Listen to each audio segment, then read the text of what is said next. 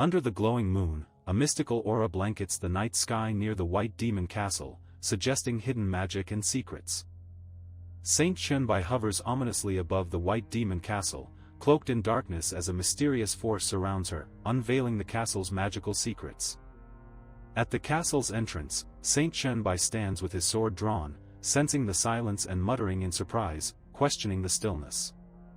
A dark-haired woman with an intense gaze extends her hand, voicing frustration over her team's mission failure, highlighting her somber mood.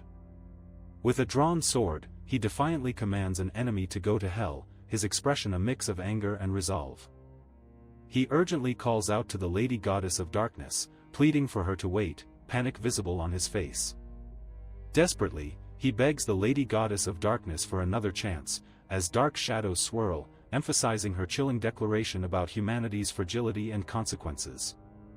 Surrounded by swirling shadows, she declares that everything shall be obliterated with the darkness, heightening the sense of impending doom. Emerging from the shadows, a menacing castle looms in the background, surrounded by twisting tendrils, creating an eerie and captivating scene. Struggling against dark energy, he grips his sword tightly, a pained expression on his face as he shouts in frustration, with shadows swirling around him. He mentions completing nearly 100 tasks for her and expresses concern about being eliminated due to one failure. Falling, he ponders if being a lowly human determines his value, surrounded by swirling energy. Floating in the water, he laughs defiantly, resisting his fate with determination. Laughter escapes him as he floats, a mix of defiance and determination, refusing to surrender. With a wicked grin, he threatens Heloise, gesturing menacingly, displaying his determination amid chaos. She stands above with a commanding presence, her long hair cascading, as he reaches out desperately, surrounded by dark energy. Submerged in darkness, he lies with a look of despair, reaching up and struggling against the depths. Holding a glowing hourglass, he whispers, "Reverse," as blue light surrounds him, indicating change. He flips the bird angrily, shouting a strong insult with an intense expression against a cold backdrop. Wide-eyed, he looks surprised and confused, sweat on his face, as a speech bubble with a question mark appears. He sat on a bunk bed, confused, wrapped in a blanket, and wondered, "I'm not dead, where am I? This is my old college dorm. How did I end up here? Wasn't I killed by her?" He thought about the decades of trials that felt real, questioning if it was all a dream, and realized the hourglass's importance. He pondered the hourglass he obtained 20 years after the Universal Will's arrival, recognizing its significance since the trial began. He marveled at the hourglass's uniqueness, noting it couldn't be destroyed. Remembering the once static sand, he saw it had moved to the top. He looked at his phone, amazed that the sand was flowing back, indicating time was reversing. He wondered about the current time. He checked his phone and noted the date, June 5, 2032, 10 days before the Universal Will's arrival and the trial's start. On June 15, the Universal Will would arrive, initiating the trial and shimmering brightly in the cosmic expanse. In a chaotic scene, people panicked as a man warned that over 90% of humanity would die, while others collapsed in despair. As darkness approached, a character ominously declared that the dead would rise as zombies and monsters, casting fear over the silent town. With shadows deepening, he cautioned that conventional weapons would fail, predicting a night of terror as monstrous figures rose, including a giant with glowing eyes. Under dim lighting, ominous weapons lie scattered, hinting at chaos as smoke swirls, increasing scene tension. Lightning flashes as a dark-cloaked character attacks, while another, exuding power, prepares to unleash innate abilities amid danger. Magical equipment from various countries and the Universal will fall to Earth, with a dazzling sword illuminated among them. A god, representing the universe's rules, discusses how divine beings, hidden in shadows, manipulate humans under the guise of protection for their benefit. Reflecting on his past life, he recalls not being strong enough. After a heavy price, he finally joined under Heloise's command. He worked diligently on tasks assigned by Heloise, determined to improve his status, while she stood confidently, exuding mystery and power. He struggled beneath, feeling despair as she stood above, revealing her power, reflecting on how a failed mission could lead to this. He wondered if this was a new type of rabies or zombies from a movie, feeling confused and apprehensive. Shock consumed him as he realized patients at Jiangcheng First Hospital were turning wild, biting others, while a body in forensic dissection suddenly awoke. Determined, he vowed to become stronger, holding his phone tightly amidst vibrant chaos, ready to overcome his limits. A decade after the trial began, a method was discovered to enhance natural abilities, suggesting a new era of power. Wearing a blue hoodie and mask, he pondered the discovery that innate abilities could be upgraded 10 days after the trial started. Reflecting on his past, he noted his original innate ability was ear-rank virus resistance, as the information displayed prominently on the screen. Walking down the corridor, he considered enhancing his innate ability by preemptively triggering the virus, while a young girl sat silently on a bench. The doctor commented on the patient's unusual symptoms, and a nurse, in a short outfit, listened, recalling similar scenes from films. The patient lay in bed, eyes wide, mouth open, pain etched on his face, as shadows moved ominously around him. Standing over the restrained character, he recognized the unmistakable traits of a zombie, a mix of dread and curiosity on his face. He prepared to inject, expressing his reliance on another to train and use his innate virus resistance ability. Believing the syringes would enhance his innate abilities, he wore a hood and mask, preparing for the task ahead. Walking through the empty dorm, he thought about how they had stayed up all night. He held the syringe with determination, aware that a wrong move could be fatal. He expressed his frustration, reflecting on years of weakness before finally making progress. He thought about his struggles, knowing an ear-rank ability wouldn't eliminate his weakness, even with future knowledge. He shouted, considering the futility of starting over weak, and wondered if death was preferable. He sat, head in hands, whispering to himself, burdened by his frustrations. He knelt, overwhelmed, as a mysterious character with purple hair appeared, exuding an enchanting presence. He knelt in the dim light, urged by a voice to continue, addressing him as Chun-Bai. She told him resistance was useless and advised embracing darkness as a fitting path for a human. He crouched, struggling to speak, with he, low, ise above him, signaling a cry for help. He declared his intent to defeat his opponent, feeling the weight of failure, questioning his potential downfall. He stood at the doorway, looking up at the sky and the distant building, pondering the future. Blood trickled down his face as he faced the doorway with a tense expression, amidst the eerie atmosphere. Their screams echoed in the night, panic overtaking them. Panic filled their eyes as one asked what was happening, while another called out to Chun-Bai. With a fierce look and blood dripping from his mouth, he stood tall, veins pronounced on his face. He silently stood at the door as three surprised friends, with a mop and awkward expressions, peeked out. He smiled with surprise and relief, asking if she had returned. One character said he would wash his face, while another watched contemplatively, curiosity apparent. He stood before the door, looking down pensively, wearing a blue jacket and black shirt, his necklace shining. Grinning in the mirror, he realized the zombie virus enhanced his ability, a mysterious mark appearing on his arm. He pondered the potential strength of his innate ability after awakening, lightly touching a mark on his neck. Chun-Bai stood confidently, gazing upward as he received congratulations for his selection as a pioneer, gaining an early awakening and the title. The universal will's voice echoed. He smiled, realizing his awakening, and eagerly commanded the title interface to open. Embracing his pioneer role, he knew early awakening provided significant advantages, including a 10% boost to experience and attributes. He smirked, excited to reveal the innate ability panel, ready to embrace new powers and advantages. Standing before the innate ability panel, he revealed his new power as Virus Monarch SSS, surrounded by dark, swirling energy. Facing a massive, dark creature labeled Virus Monarch, he possessed the ultimate virus element power, capable of absorbing and manipulating viruses. Confidently, he illustrated his limitation: only a few viruses could be absorbed, but he was determined to seek more power to enhance his abilities. At the hospital's entrance, he thought confidently it was the best place to acquire viruses, eager to enhance his abilities. He gazed up at the towering building, its modern architecture reflecting sunlight, filled with awe and curiosity. As they dashed from the hospital, a character called for help while shadows pursued them, intensifying their escape from peril. In disbelief, he shouted about the craziness of the situation as he fell, arms and legs flailing, adding urgency to the chaos. Amidst the panic, he remained calm while a man shouted warnings about zombies and the end of the world.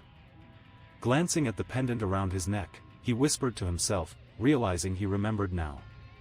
He thought about 3 mysterious incidents in Jiangcheng before the trial, gazing at the tall building with the red cross. His mind returned to the 3 incidents in Jiangcheng as he rushed towards the sealed hospital with others. With a confident smile, he stated he must be at the sealed hospital. A companion questioned him, unsure of his goal. An intimidating character with a muscular build loomed upside down, as a retreating man in blue ran away, clearly panicked. A man in blue lay helplessly on the ground, while another character with an eerie expression loomed over him, creating tension. The virus monarch confidently demonstrated his talent skill, virus absorption, absorbing power with determination to enhance his abilities. With a fierce grip, he exclaims, "Great," overpowering his opponent, who lies defeated on the ground. He stands defiantly, declaring that none of them can escape, as 2 characters lunge toward him with desperation. Meanwhile, a woman in a yellow dress screams fiercely, while 2 startled men and a terrified figure rush forward, all appearing desperate. A man frantically breaks through restroom doors on the hospital's 4th floor, observed by a terrified woman from behind.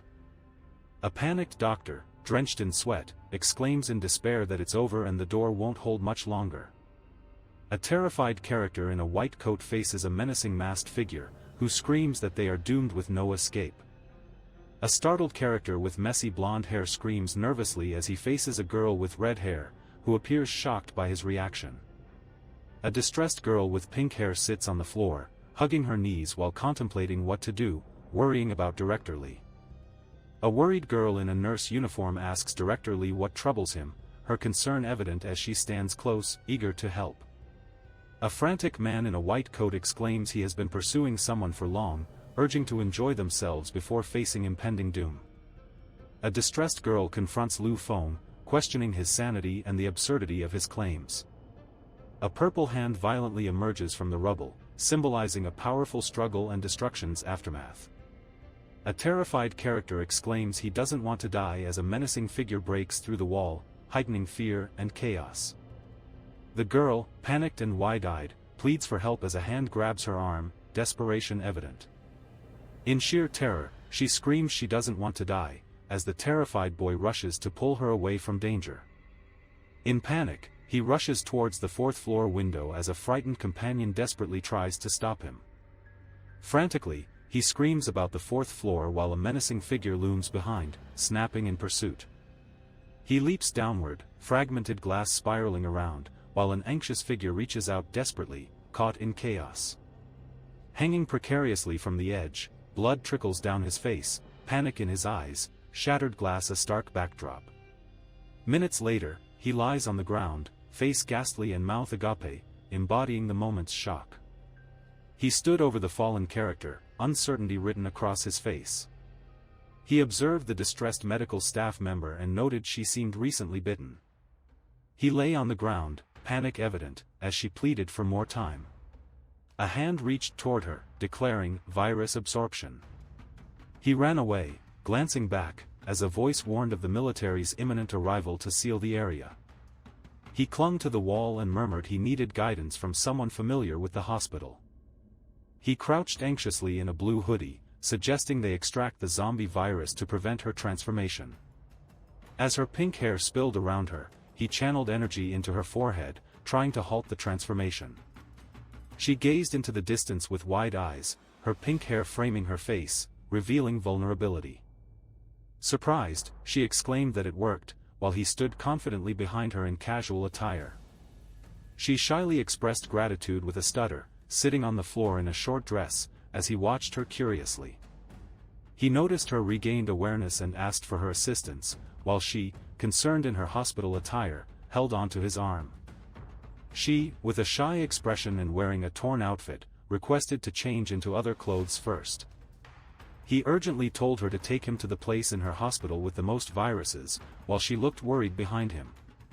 He rushed into the laboratory, where she explained it held the most viruses and all patient samples were tested there. She gestured towards the table, confidently stating that those items should suffice for their needs. He carefully poured liquid into a container while she, dressed in a disheveled shirt, nervously whispered for him to be quiet.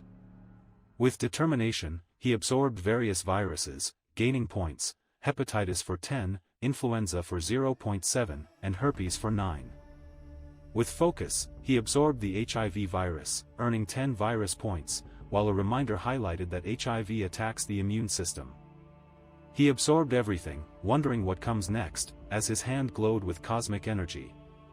Determined, he watched his glowing hand, recalling the task to enhance the zombie virus with all the viruses, ready for whatever comes next. He confidently stands surrounded by various swirling viruses, ready to face upcoming challenges. He considers enhancing his strength with the dark light virus, which boosts all attributes by 10 and increases self-healing by 200%. He stands against a backdrop of purple energy, contemplating the dark light virus, a force that thrives on devouring and evolving. He informs her that zombies are approaching, while she, terrified, calls for help with her shirt hanging loosely.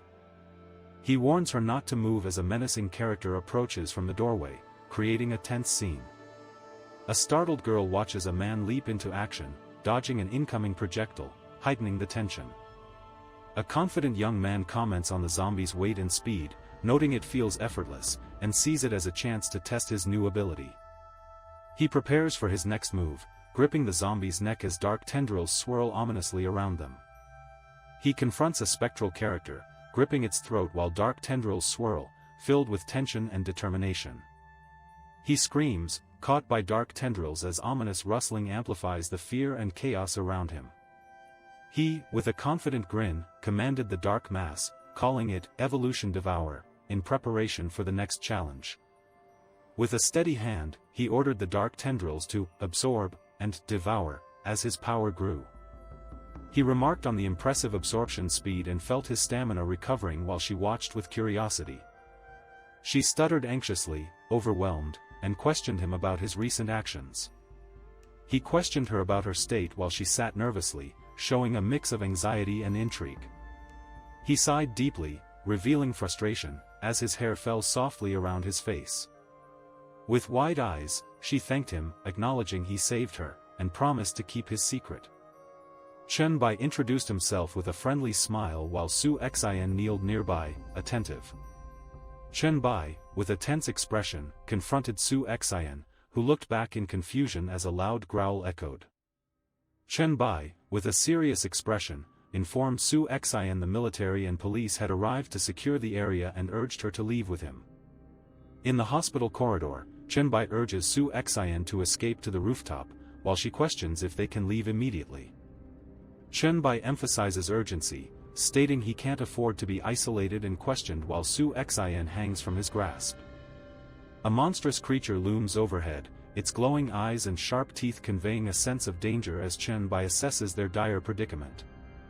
Caught in panic, Chen Bai turns as the creature lunges, its twisted form and menacing eyes heightening the need for escape. With wide eyes and sweat on her face, she stutters, acknowledging the horrifying revelation before them. With a menacing roar, the creature bursts into the room, its glowing eyes fixed on its target, ready to attack.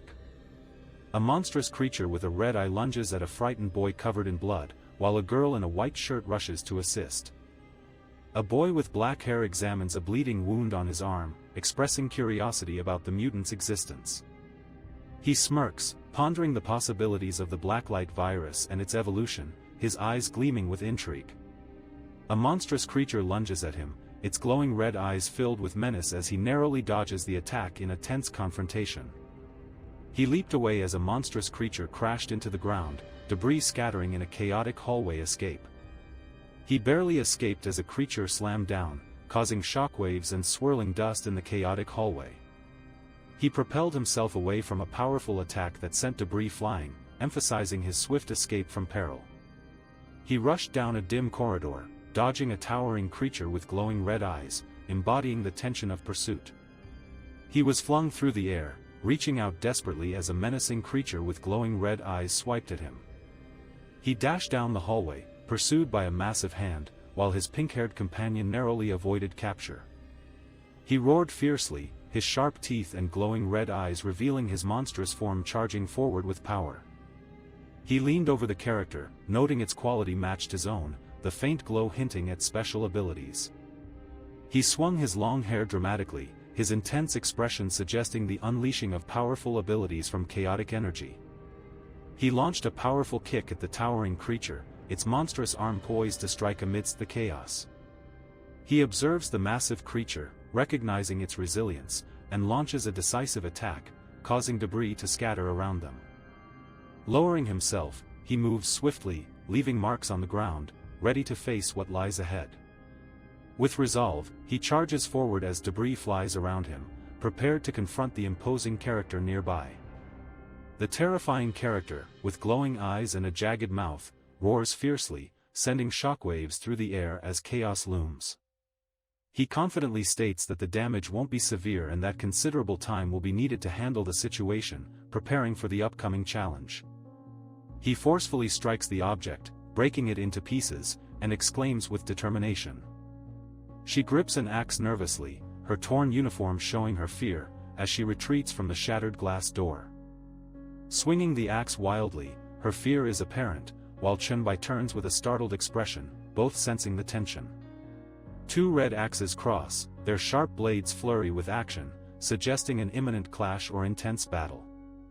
He watches as a fierce creature lunges forward, growling with glowing red eyes, the atmosphere thick with tension and anticipation. He narrowly evades a creature with glowing red eyes and sharp claws charging at him. Triumphantly, he raises a red axe as someone praises him, acknowledging, "Well done, Su Xian." Leaping forward onto the bed, he urges, "Come on. Let's finish this quickly." He lunges forward, rage evident, blood dripping from a wound, ready for battle. With a fierce grin, he wields a bloodied axe, prepared for any challenge. Masked foes attack from above, but he dodges fiercely, showcasing determination. Standing defiantly, he declares to the hulking figure, "Go to hell," preparing for a showdown. He lunges to escape as a creature with glowing eyes attacks, wielding an axe in defense. Dodging an axe thrown by the looming figure, he waits for the creature's next move. Smirking, he notices his opponent's resilience, heightening their tense confrontation. He lunged forward with determination, his red weapon ready to strike. Poised with his axe, he declared that unhealed wounds would make one wary of their death anniversary. A menacing eye glowed red from a dark, cracked surface, radiating danger. A determined character wielding an axe confronted a shadowy figure that recoiled from the attack. He screamed with fury, blood dripping from his mouth, showcasing his intense struggle. She gasped with wide eyes, clutching her shirt as panic enveloped her. Startled, she crouched as a red axe crashed onto the floor beside her. With a sinister grin, he declared that there was no choice but to die on the brink of death, while dark liquid seeped from his hands.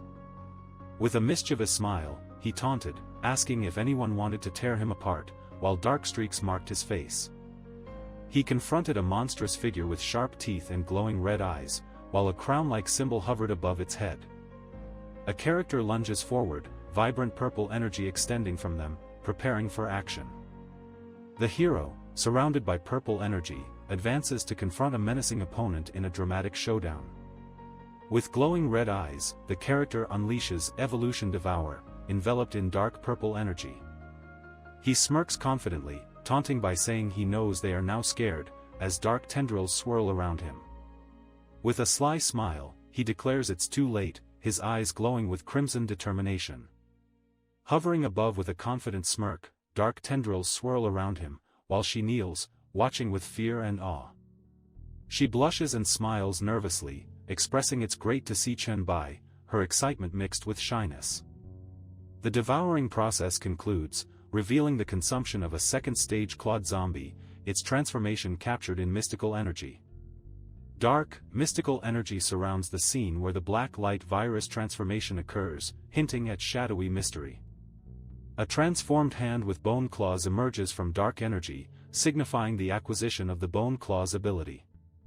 With a determined look, he channels dark energy, whispering about devouring and evolving, as purple tendrils twist around him. He confidently harnesses the black light virus, realizing it was the right choice, while dark, clawed hands loom behind him. Shadows move across the tiled floor as heavy boots stomp purposefully, indicating an impending mission. Armed soldiers approach with determination, and one shouts for anyone present to raise their hands, questioning if anyone is nearby. A young man with tousled black hair and piercing eyes gazes forward, wearing a casual outfit with a silver necklace, exuding calm determination.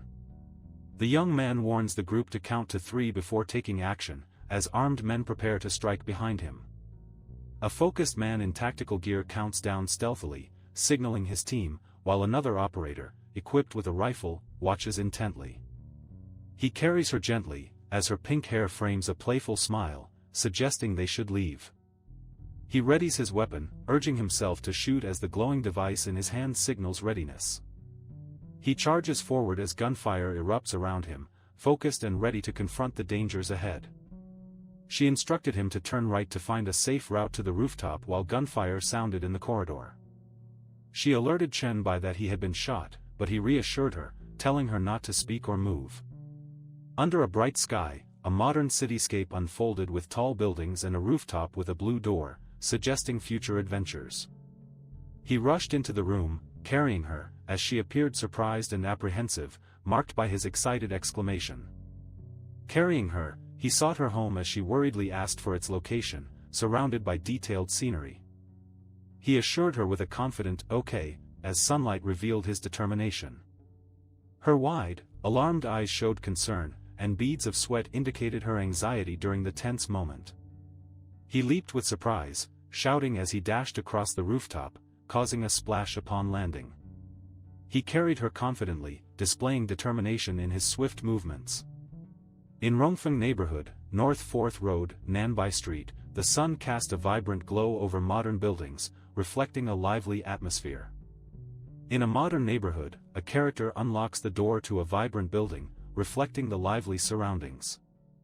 Inside, a character with pink hair offers help with a wound, noting the bullet didn't remain and is nearly healed. The character with black hair insists on assessing the situation, while the pink-haired character nervously agrees. In the sleek bathroom, the modern sink gleams, surrounded by minimalist gray containers, creating a calm ambience.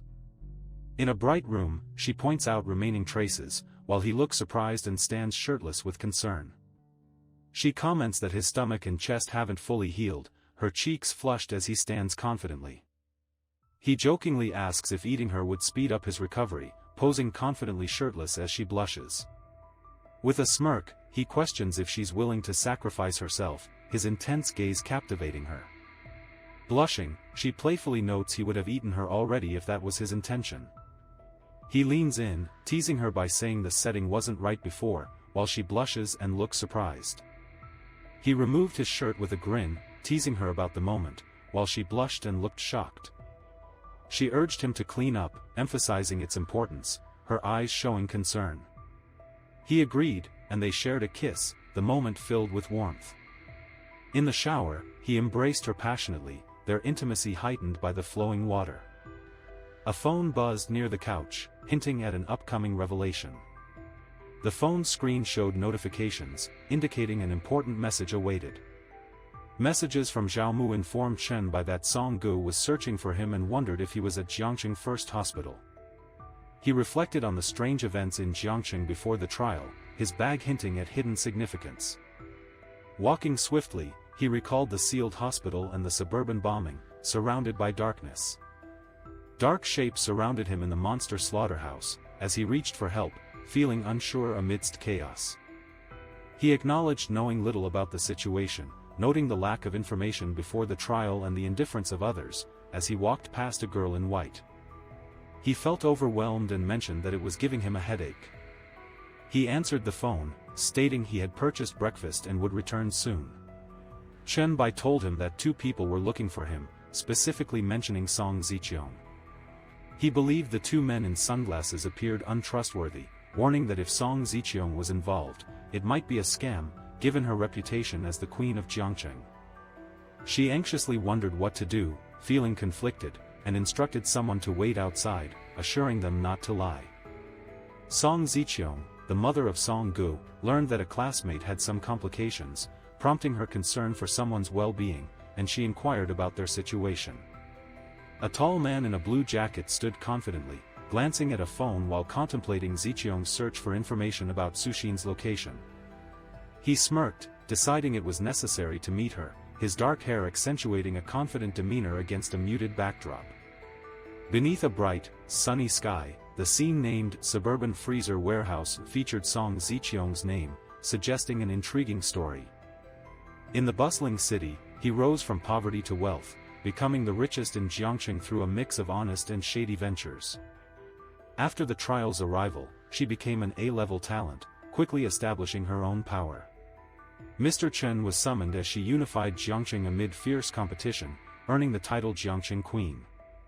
She was someone he once only admired, standing confidently above him, adorned in an elegant outfit and striking beauty.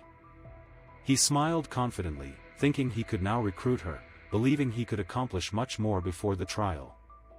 In the corridor of the Suburban Freezer Warehouse, he noticed her sharp red heels clacking against the floor as she approached.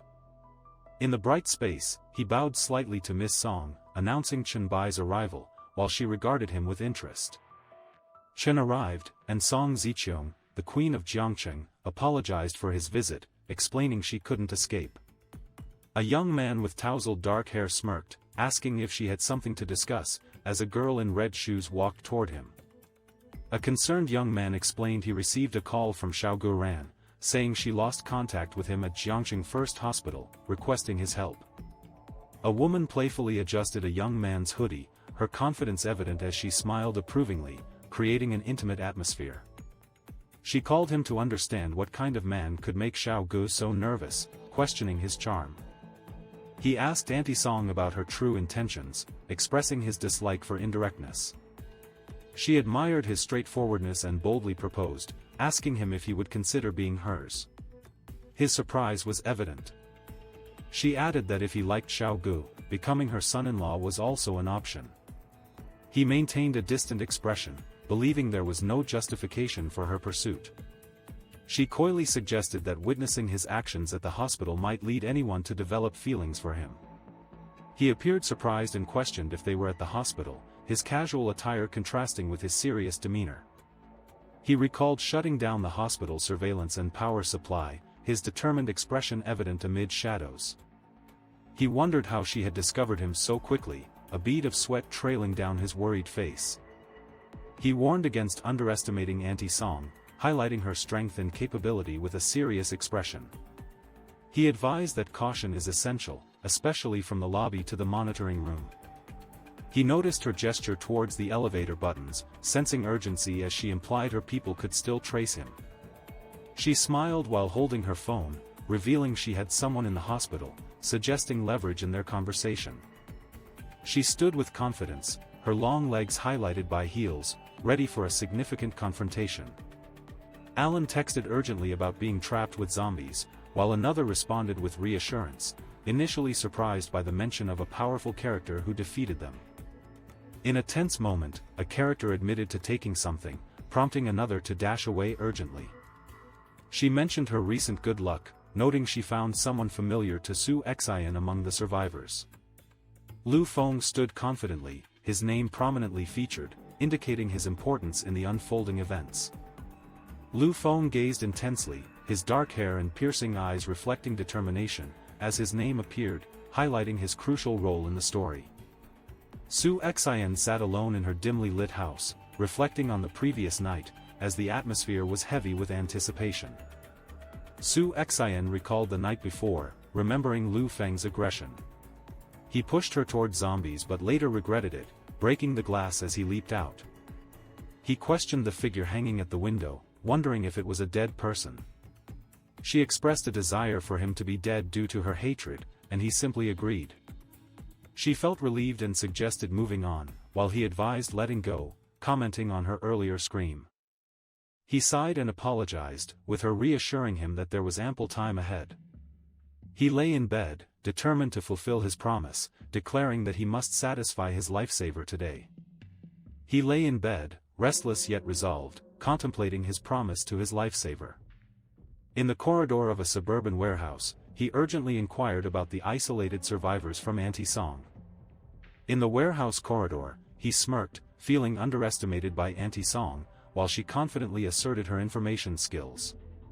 He stood with his back turned, wearing a blue hoodie, and stated she misunderstood him, knowing little about him.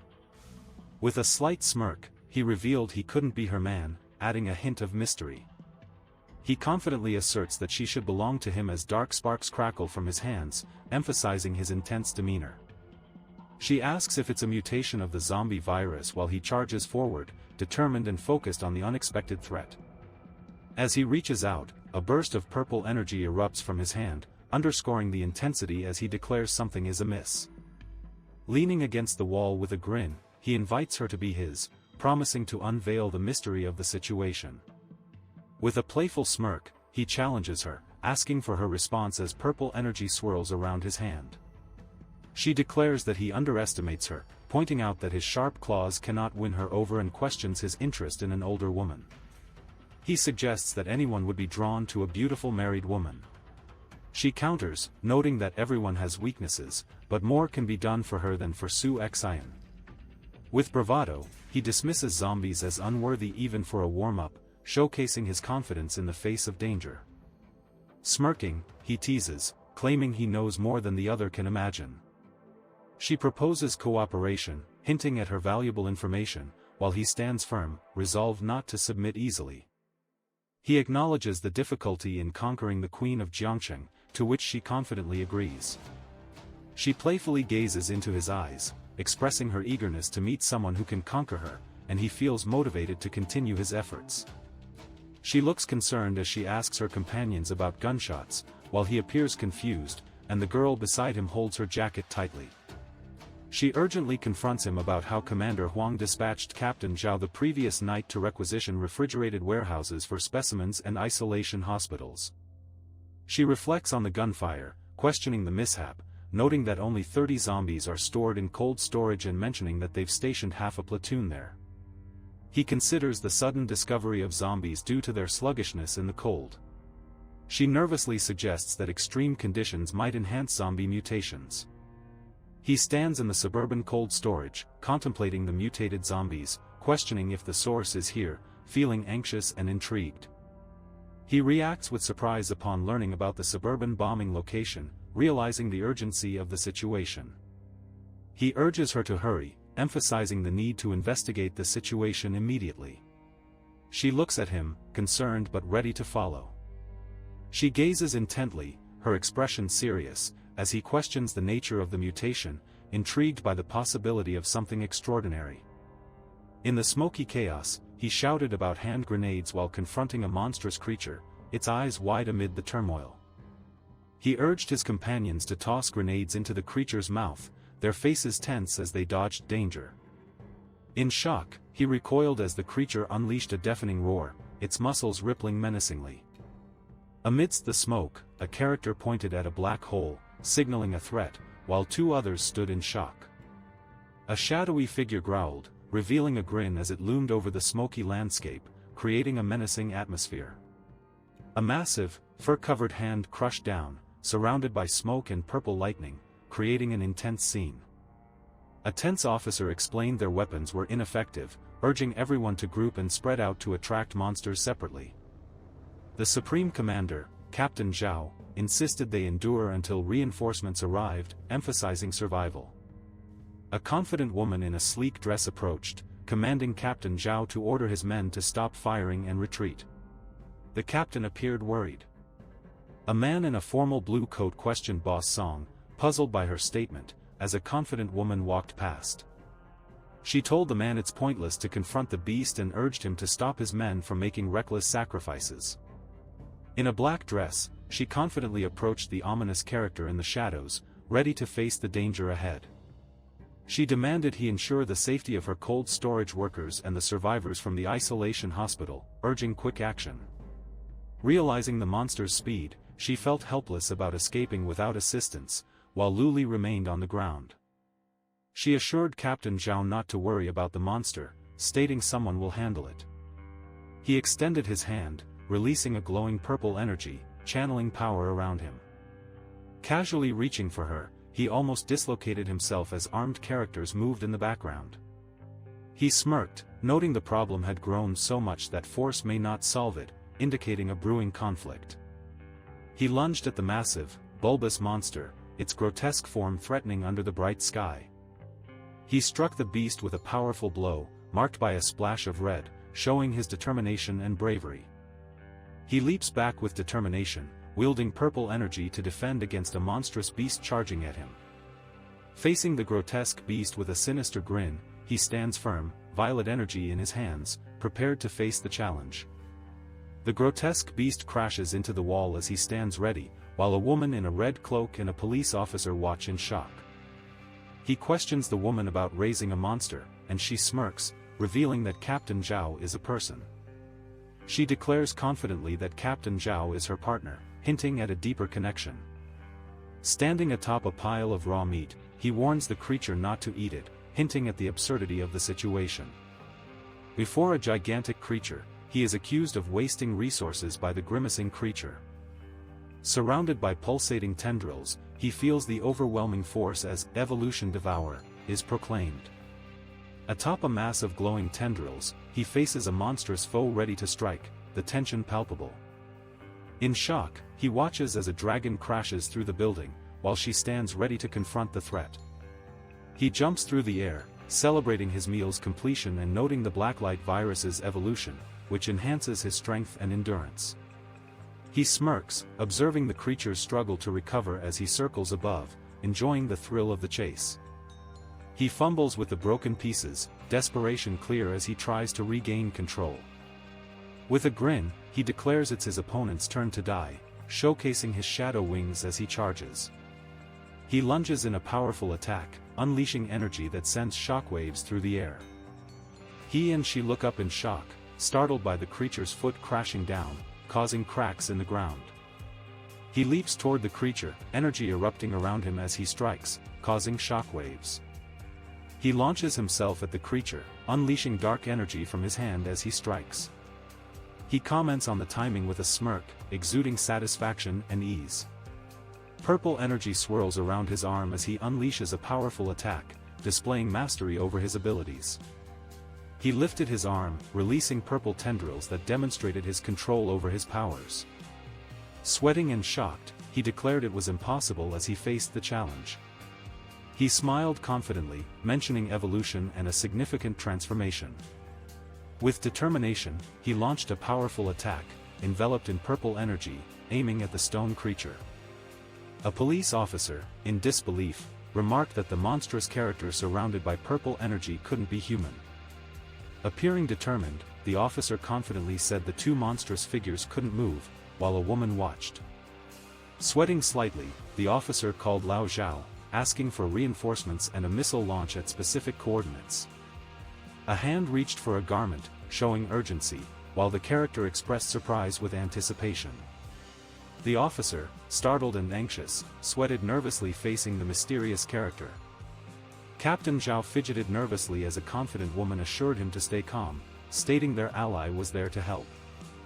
The woman advised him to avoid foolish actions, suggesting it could lead to trouble for everyone. Gun barrels appeared, indicating a tense situation was developing with an urgent undertone. He walked calmly, his black hair slightly messy, wearing a blue and white jacket as tension hinted at an upcoming conflict. Holding a device, he warned everyone about the bullets being loaded, urging alertness, while she watched with concern.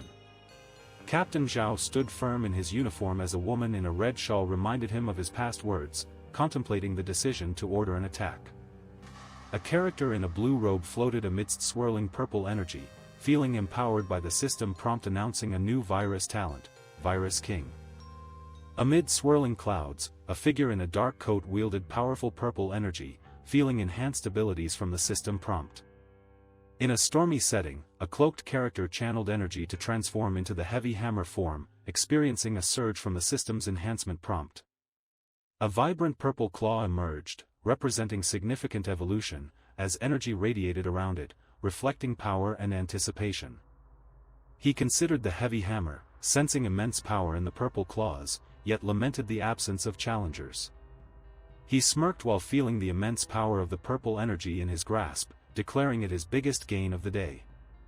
He held the Flesh Mountain core, a rare crafting material capable of creating equipment, and contemplated its potential to control a wall that could grow endlessly.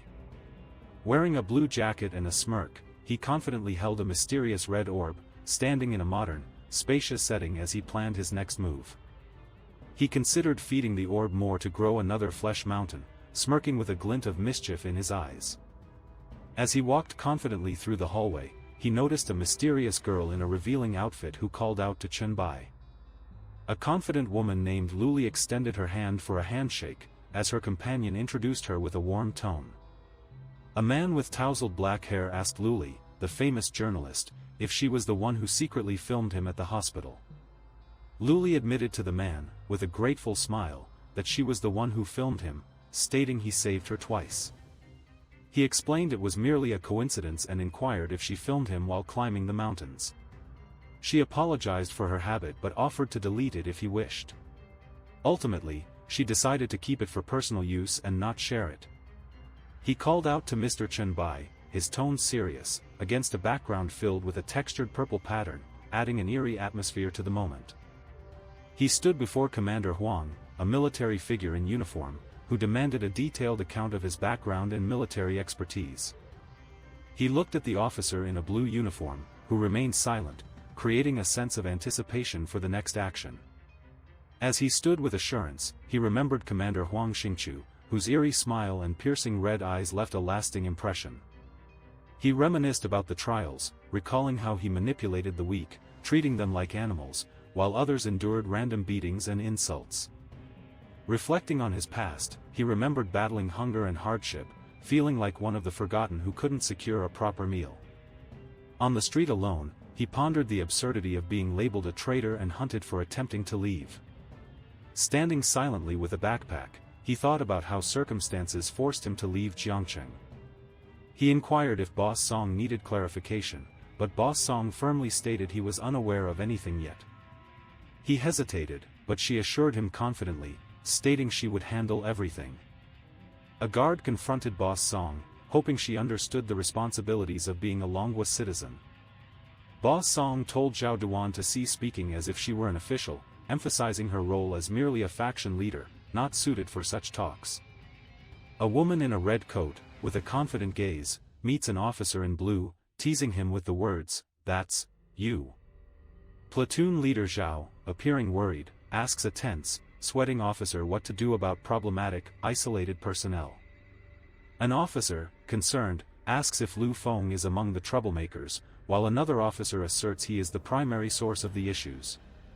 He confidently tells platoon leader Zhao of his intention to meet Lu Feng, whose name holds significance in the tense environment. An officer, with assurance, directs his men to bring someone over, marking a tense moment as another man quickly complies. Platoon leader Zhao addresses a young man, questioning if he seeks him, while the young man acknowledges his father's role as vice president of the first hospital. The young man smiles confidently, displaying charisma and a bright demeanor, ready for conversation. A young man, serious, feels a gentle touch on his shoulder, sparking curiosity and tension. The young man's torn shirt suggests a recent struggle, adding intrigue to the scene. The ominous title, Virus Injection, Zombie Virus, appears as eerie purple tendrils approach his skin. He confidently claims he is looking for someone and has a message, while the other character, puzzled, inquires about his identity. Smirking, he reveals that Su Xian mentioned something related to a zombie incident, alleging she wants him dead. The other character, surprised, asks how he knew she might be alive. Everyone recoils in shock as he warns of an impending transformation into a zombie, while another character questions if he's serious. He yells, frustrated, questioning if Su Xian is deceiving him, angry about her involvement with someone else. Gasping, he realizes the seriousness of the situation as a voice ominously states, "You are dead." He whispers in anguish. He screams, releasing a powerful attack, while another character watches, caught in the chaos. Lying on the ground, he shouts in anger as another character strikes, creating a whirlwind. He comments on the unexpected power as another character questions if he's superhuman, while purple energy swirls from his hand. Confidently smirking, he listens as a woman suggests she can offer mission information upon their return. He confidently walks beside her, introducing himself as Zigqiang or Song Jie. She asks why. He doubts the value of being her partner, and she listens intently, curious. He questions if it's still possible for others to be with her now, as she stands closely in a form-fitting dress. Confidently smirking, he suggests that the situation depends on her worth and effort. Gazing with determination and confidence, he reflects on a note that urges readers to support the website for continuity. Driving a sleek white car down a sunlit street, he sees a note promoting unity, culture, and collaboration. In the stylish car, she warmly invites Mr. Chen for dinner, adding a light-hearted tone. He instructs her not to disturb him until they reach her house, and she acknowledges. Sitting calmly in a blue jacket, he contemplates the upcoming lottery draw and potential rewards. Opening his inventory, he sees 2 skill books and thinks his luck isn't bad. He evaluates the Rampage Bloodlust skill, noting it enhances all attributes by 3 for 10 minutes but questions its worth due to the cooldown period. Rampage Bloodlust's potential benefits are assessed, with an acknowledgement of the cooldown as a limitation. Examining the muscle enhancement skill, he notes its significant increase in muscle mass and strength but worries about reduced flexibility, as experienced by previous users. Reflecting on the skill book's value, he appreciates their usefulness for building a faction or rallying people, even if not directly beneficial to him. Discussing plans for faction building, he notes the reward for defeating Meat Mountain is 6 gold coins, sufficient to create a chat group. Considering the chat group's potential, he realizes the reward will establish a strong foundation before the trial. Contemplating names for Chat Group 001, he stands with his back turned, weighing options while prompted to choose or cancel the naming. A notification confirms the creation of Chat Group 001, while Heloise commits to transforming White Emperor City into a divine kingdom. He stands confidently as she confronts him about his intentions, their gazes locked in a moment of confrontation. With a sly grin, he asserts that she will become subordinate, his determined gaze unwavering. 3 hours later, the scene shifts to Song Ziqiang's private villa, highlighting its modern design and inviting atmosphere under a clear sky. Inside, Song Ziqiang discusses the cosmic trial, explaining that over 90% of participants will transform into monsters and gifted evolvers, and she explains the risks to her companion. With a sly smile, he says that's all he can disclose, suggesting it should suffice for gaining an advantage. With a confident smirk, she tells Chenbai that it's insufficient and directly asks how she can become his partner. He expresses that ability is crucial, stating he doesn't need useless individuals, and emphasizes loyalty as absolute, like a loyal dog to its master. With a piercing gaze, she asserts that loyalty is something she can offer. She confidently proclaims her qualifications, stating that in terms of influence, money, and status in Jiangcheng, no one can match her. He softly states that after the trial, the rules and values will transform completely, stressing that current power and money will make enslavement more tempting. He announces the next auction items, revealing that the former queen and princess of Jiangcheng are included, claiming they represent pre-trial fantasies. In a dimly lit auction room, he sees 2 beautiful women suspended from above. The striking woman in red captivates the audience with her confidence and allure. She pondered the difference between being a loyal dog here and a mere plaything elsewhere, embodying determination and defiance. He smirked confidently, claiming this place allowed one to showcase strength, and declared his commitment to always remain above her.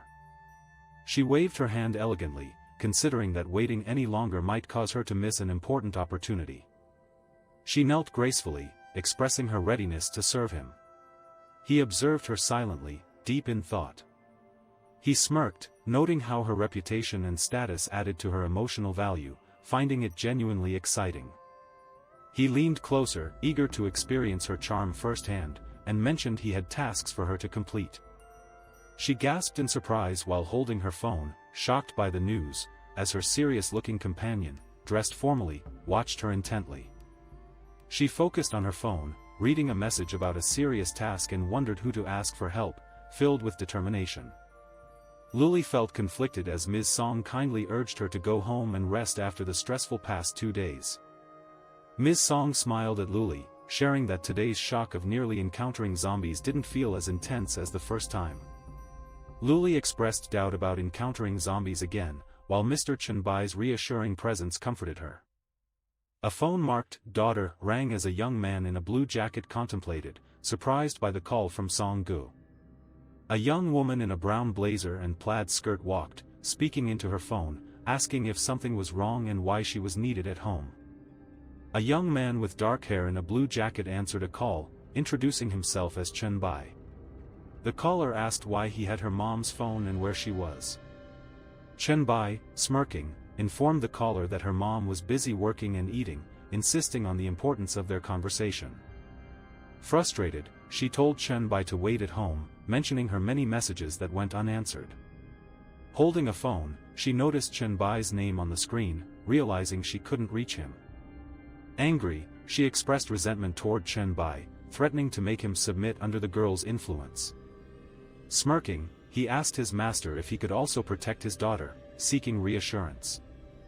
With a teasing smile, she remarked on the girl's lack of ability, suggesting her character had been spoiled, leaving an ambiguous pause. He confidently assured her that with hard work, she likely wouldn't turn into a monster during the trial. With gratitude, she thanked her master, a soft blush coloring her cheeks. A suburban secret warehouse stood silently beneath a clear sky, casting shadows on the pavement. She asked her mother if she was being misled by Chunbai, expressing disbelief at such an idea. Her mother stopped her from seeking Chunbai the night before, telling her to remain quiet and obey after leaving the car. She informed Mr. Chun about visiting all rumored places with zombies and monsters in the city, stating that only this location was found.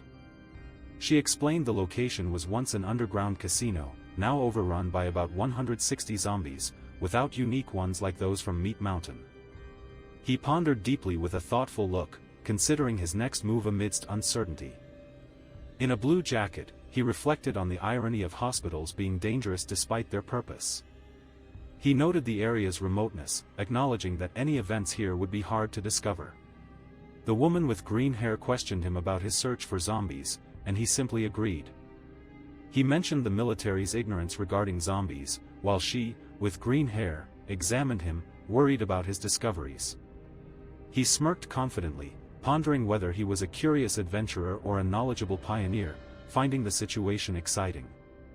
He urged someone to open the door, his confident demeanor creating an air of mystery and excitement.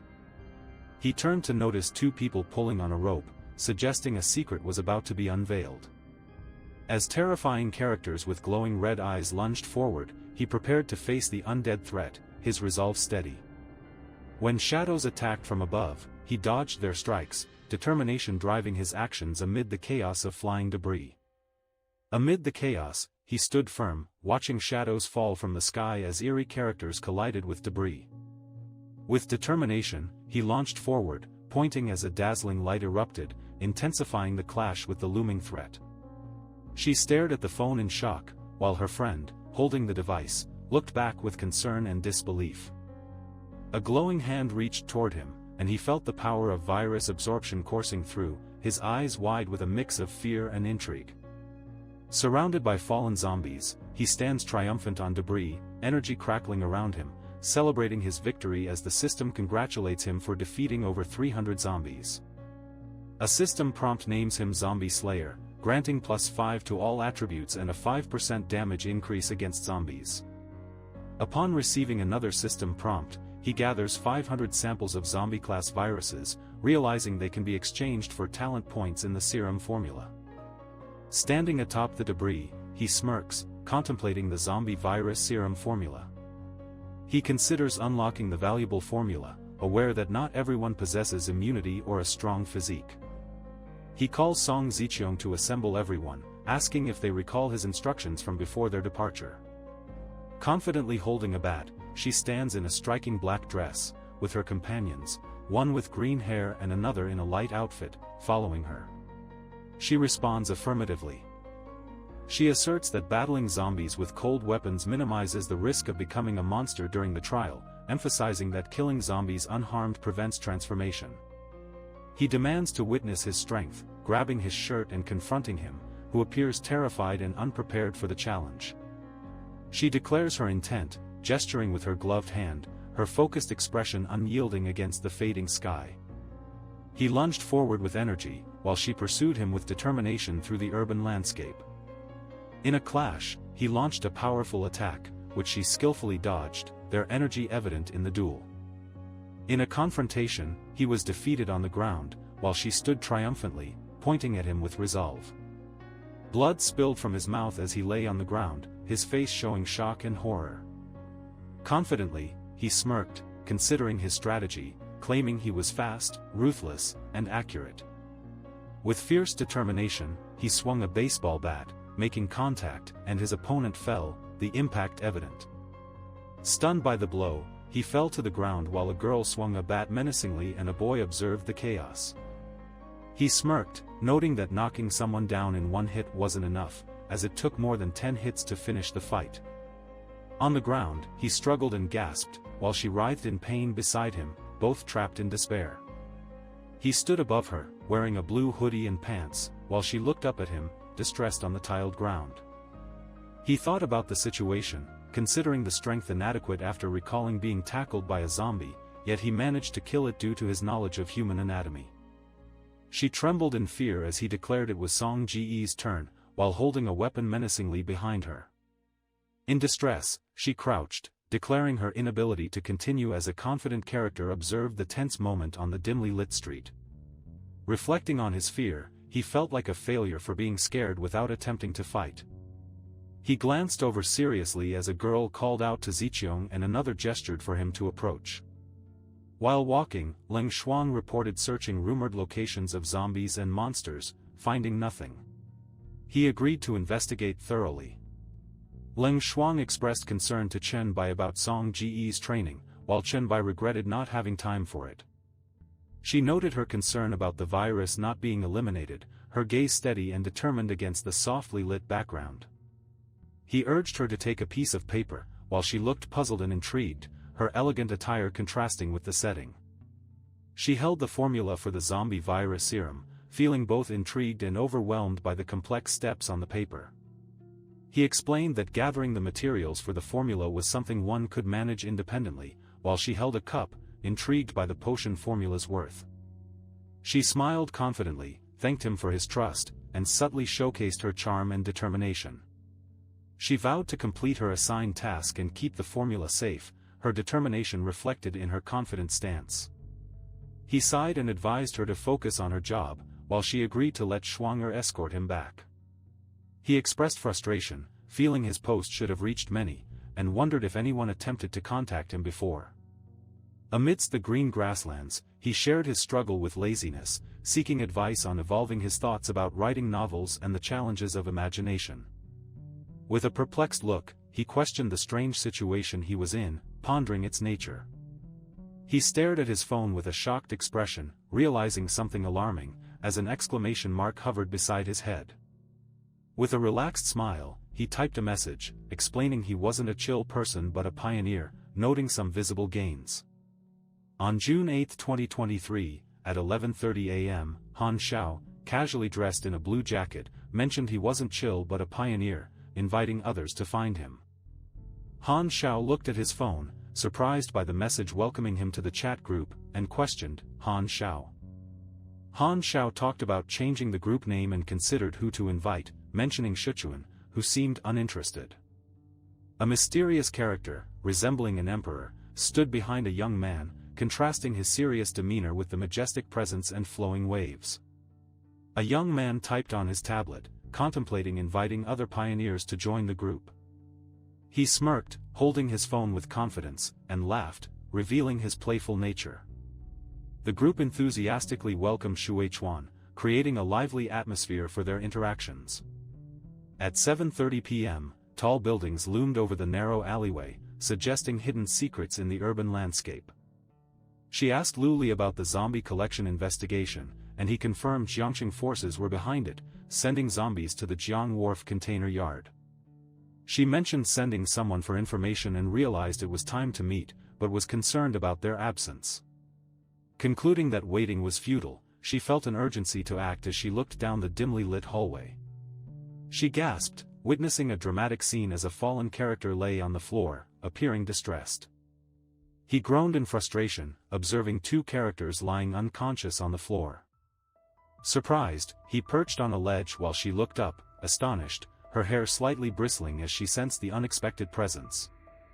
Startled, she realized she had been discovered, her expression showing fear and surprise as she processed the situation. Under a radiant sky, Song Ziqiong's mansion stood elegantly, highlighted by sunlight, blending modern architecture with serene nature.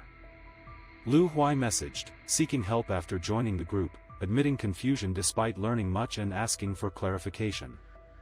A character lounged on a chair, engrossed in his phone, while an overlay explained the powers of the Yin Wood body and its potent attributes. A character considered activating his wood body, noting the high costs and his 5 spirit points, while expressing gratitude to Bai Di for guidance. She walked across the polished floor in red heels, the soft clicking sound indicating her confident presence. He sat casually in a chair, wearing a blue jacket, as she approached, concerned and curious about his rush. She revealed that Lu Li found the zombies at the Mankai container yard but was caught, and they want to negotiate. He asked if they contacted her, while she urged him to get up. She questioned if Lu Li abandoned him, concern evident as she looked at him. Master doubted being abandoned and felt uneasy, while she was determined to investigate further. She declared her intention to save Lu Li, and he expressed gratitude, saying, "Thank you, Master." At the Mankai container yard, Zone B, a man addressed Miss Lu Li with urgency. In a dimly lit room, Xing Meng walked confidently with a glass, warning someone about respecting Song Ziqiong. With a confident smile, he promised everyone would become his playthings. She sat bound to a chair, smiling slyly despite the broken glass and spilled blood. He offered her a drink, teasing her not to spill it again, and she blushed nervously. She steps on the broken wine glass, recalling no toast was made, and thinks punishment wine doesn't taste good. He slices into the meat, savoring his meal while a playful sound effect accompanies his eating. He remarks casually that the girl might not want to drink as two friends watch from the background. He furrows his brow, puzzled about when the guy sat next to him. He asks if she's hungry, mentioning he tried the steak and found it good, while she appears surprised. He smirks confidently in his stylish attire, teasingly questioning her identity, adding mystery to the scene. He gently holds her, expressing his intention to take her home as she blushes, surrounded by floating hearts. He smirks, raising a glass of red wine, teasing her about being skilled enough to get close without him noticing. He stands confidently with her sneakers tangled in cords, showing caution and intrigue as she prepares for what's next. He tells her to go ahead, noting that Ziqiong is waiting in the car outside. She replies with an "okay." He smirks, noting that Song Ziqiong seems to be under her control. He agrees with a confident smirk as the tension rises. Standing confidently in a blue hoodie and casual pants, he remarks on the intriguing situation as another character's shoe makes a noise. Turning his back in a blue hoodie, he listens to the gray-haired man in a suit question the likelihood of the Queen of Jiangqing surrendering easily, hinting at unique methods. Pouring red liquid into 2 glasses, he confidently states his desire to exchange ideas, revealing he has subdued the Queen, leaving only the commander among the 3 major forces. He invites someone to help him become the king of Jiangqing, promising them a position as a trusted confidant. He raises his glass with a confident smile and invites everyone to toast to their future as allies. With a confident smirk, he firmly rejects the offer, showing determination. Surprised and confused, he wonders what just happened as his surroundings radiate energy. Amid shattered glass, a character lies on the ground, crimson liquid pooling around, and a sharp cry of pain breaks the silence. He confidently boasted about his S-level talent, questioning if the other liked drinking punishment wine. He mentioned that the man not only collects zombies but also turns living people into zombies, suggesting that such a powerful ability should be ended early. He smirked, asserting that the other was unworthy of his help because his talent was SSS level.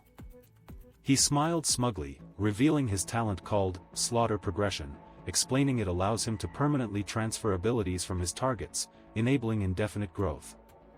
He boasted about his ability, claiming it was only S level while taunting that his opponent's SSS level might make them a god instantly. He stood confidently, stating that although it was close, he couldn't reveal his secret, hinting at unlimited growth combat talent and potential equipment. He yelled defiantly, hoping the arrogant foe would feel his ambition even after ultimate defeat, urging them not to disappoint him. With determination, he unleashed a powerful attack, purple energy erupting from his arm, causing his foe to retreat in fear. He noted the shape-shifting talent was intriguing, yet the true strength remained elusive as dark energy surrounded him. With a serious expression, he realized the skill was complex and the individual's abilities weren't fully revealed. With determination, he launched a powerful attack, warning his opponent to go to hell. Another character watched cautiously, aware of the secret skill's potential impact. He thrust his glowing fist forward, channeling energy in an explosive attack. The dramatic bang emphasized the moment's intensity. In the Mankai container yard, he dashed forward, wielding dark energy with a fierce expression. His opponent leaped overhead, adding tension to the battle. He swiftly dodged in the Mankai container yard, his bare feet barely grazing the ground as blue energy burst toward him from above, intensifying the confrontation. He skillfully evaded dark purple energy in the Mankai container yard, intensifying the clash with his opponent. Dodging dark purple energy, he focused intently on outmaneuvering his opponent, ready to counterattack with precision. He asked the kid if he was alright, teasing that he doubted the kid had much strength left, while wearing a confident smile. He challenged the kid, calling him an SSS talent and insisting he stop hiding his powers, eager to see his true capabilities. He smirked confidently, revealing that he was already utilizing his talent, even if others couldn't see it. He unleashed a powerful attack, blue energy erupting from his hands, demanding fiercely that his opponent stop lying. He gazed intently, his wide eyes expressing shock at the unfolding situation. He swung his leg fiercely, sending energy surging from his foot and causing a powerful impact in the chaotic surroundings. He smirked confidently, despite his lower strength, physique, and agility, portraying himself as invincible. He asserted that their tricks were ineffective against true power, as his hand glowed with radiant blue energy amidst the chaos of the shattered wall. He coughed violently, staring with wide eyes and a tense frame, questioning what had just happened. He stared in disbelief, eyes wide, as chaotic symbols whirled around him, mirroring his turbulent thoughts.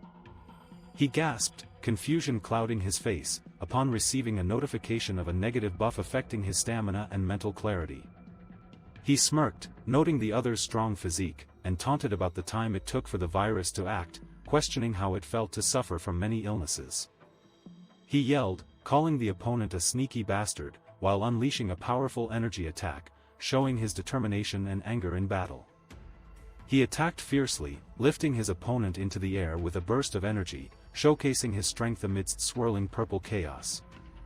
He smirked, claiming he was different, while his opponent, surrounded by purple energy, regretted not believing him.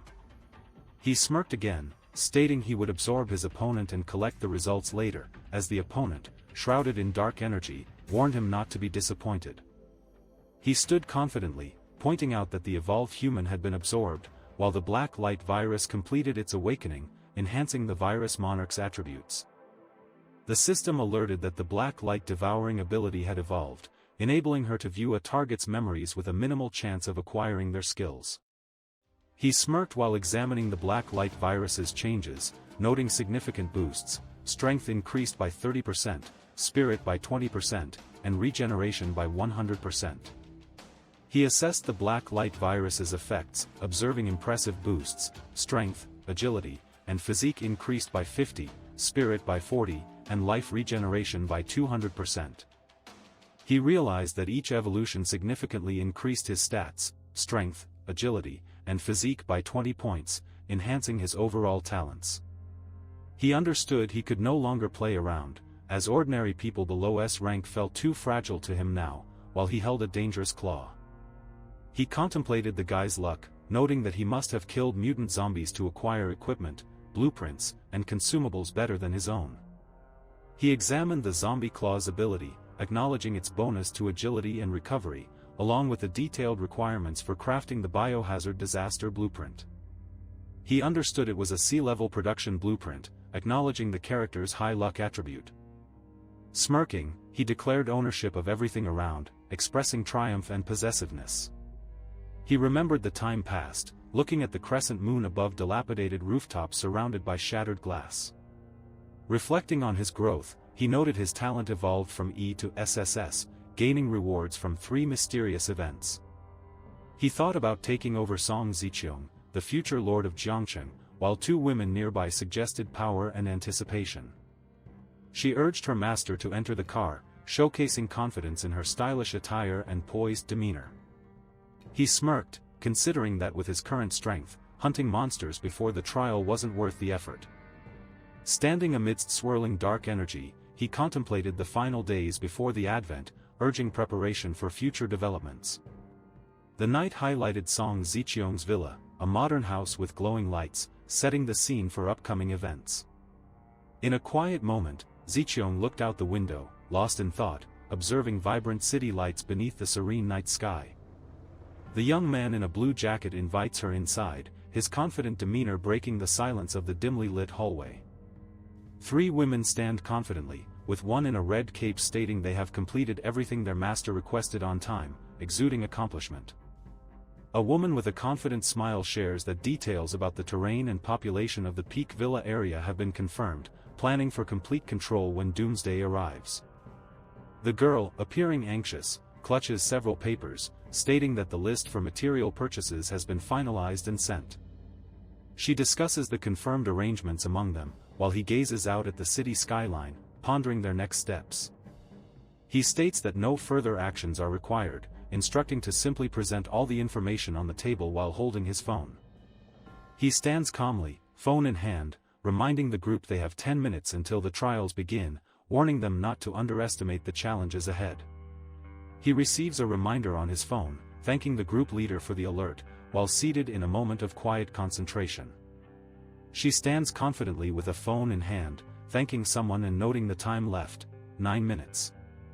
He hunches on the bench, lifting a dumbbell impatiently, thinking to himself that he can't wait any longer, only 8 minutes to go.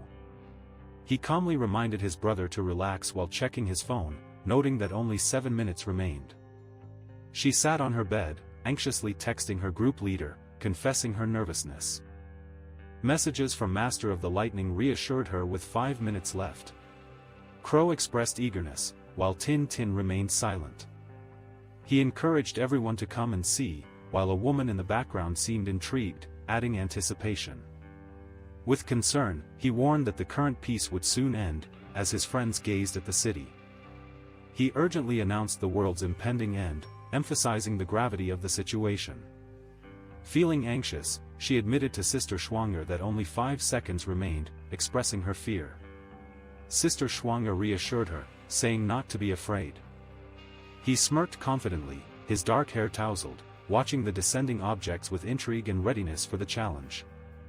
Under the eerie glow of the blood-red moon, the ruins of a shattered world loomed ominously, hinting at the advent of the final. In the dystopian aftermath, characters grappled with destruction and chaos beneath red skies and dark waters. Amidst tension, the remaining allies utilized their powers to create a protective barrier, as one character readies a powerful attack against approaching enemies. Surrounded by chilling monsters, frightened allies look on while one character, visibly terrified, confronts the dark threat, haunted by memories of past losses. As the airplane descends, cracks appear in the ground, signaling a looming disaster that becomes increasingly evident. By the window, he contemplates if this moment is a danger or an opportunity. His fate depends on his decision to evolve. Holding a glowing hourglass, he recognizes its time-binding significance, acknowledging the charged atmosphere and its power. Warning everyone to leave immediately, he stresses that the hourglass's secret must remain hidden, his determined expression reflecting urgency. With concern, he addresses the group, urging them to pay attention with a sense of urgency. Shocked, he faces three shadowy figures with unreadable expressions, their presence looming over him, creating an atmosphere of uncertainty. Standing quietly, uncertainty flickers in his eyes as he wears a blue jacket and necklace, contemplating the surrounding silence. He looks up at the airplane frozen mid-air above the building, his expression showing shock and confusion at the impossible sight. He looked bewildered and questioned whether time had truly stopped. A mysterious hourglass pendant emitted magical light, surrounded by ethereal particles, suggesting its otherworldly power. Under a starry sky, he stood alone, lost in thought as he gazed upward, illuminated by swirling lights. Surrounded by vibrant lights, he unleashed powerful energy, determined to control the magic around him. He unlocked the hourglass of time, pondering revisiting past moments while considering a 6-month cooldown period. Surprised by the options, he contemplated choosing between status save or read in that pivotal moment. He weighed his choices, considering status save to mark his condition or status read for saved memories, pondering soul binding. Reflecting on his life-saving skill, he smirked, noting its impressive 1-hour cooldown. She wondered if he summoned them while he stood confidently in a hoodie. He instructed her to confirm the villa's safety, warning of danger at night and advising everyone to clear the area by daylight. She affirmed her point confidently, holding a stack of papers, while her nervous friend watched and a stylish woman in a dress exuded charisma. The cityscape showed destruction, with buildings on fire and smoke rising, marking the scene for the following day. Descending the grand staircase of Song Zicheong Villa, he surveyed the chaotic scene of fallen characters, sensing lingering tension. With striking amethyst eyes, she lunged forward, wielding a glowing purple spear, while he stood confidently, observing her determination. Amethyst pupils could transform objects into amethyst or illuminate them for offense or defense, with power increasing based on mental strength. She activated the insight crystal, enabling her to see the target's attributes, noting its effects varied with mental strength. He observed the details of the zombie's attributes, strength, agility, and weaknesses, realizing the threat as it lunged toward him. He dodged swiftly as energy crackled around him, recognizing the storm of power beneath his feet, while vivid purple trails cut through the air.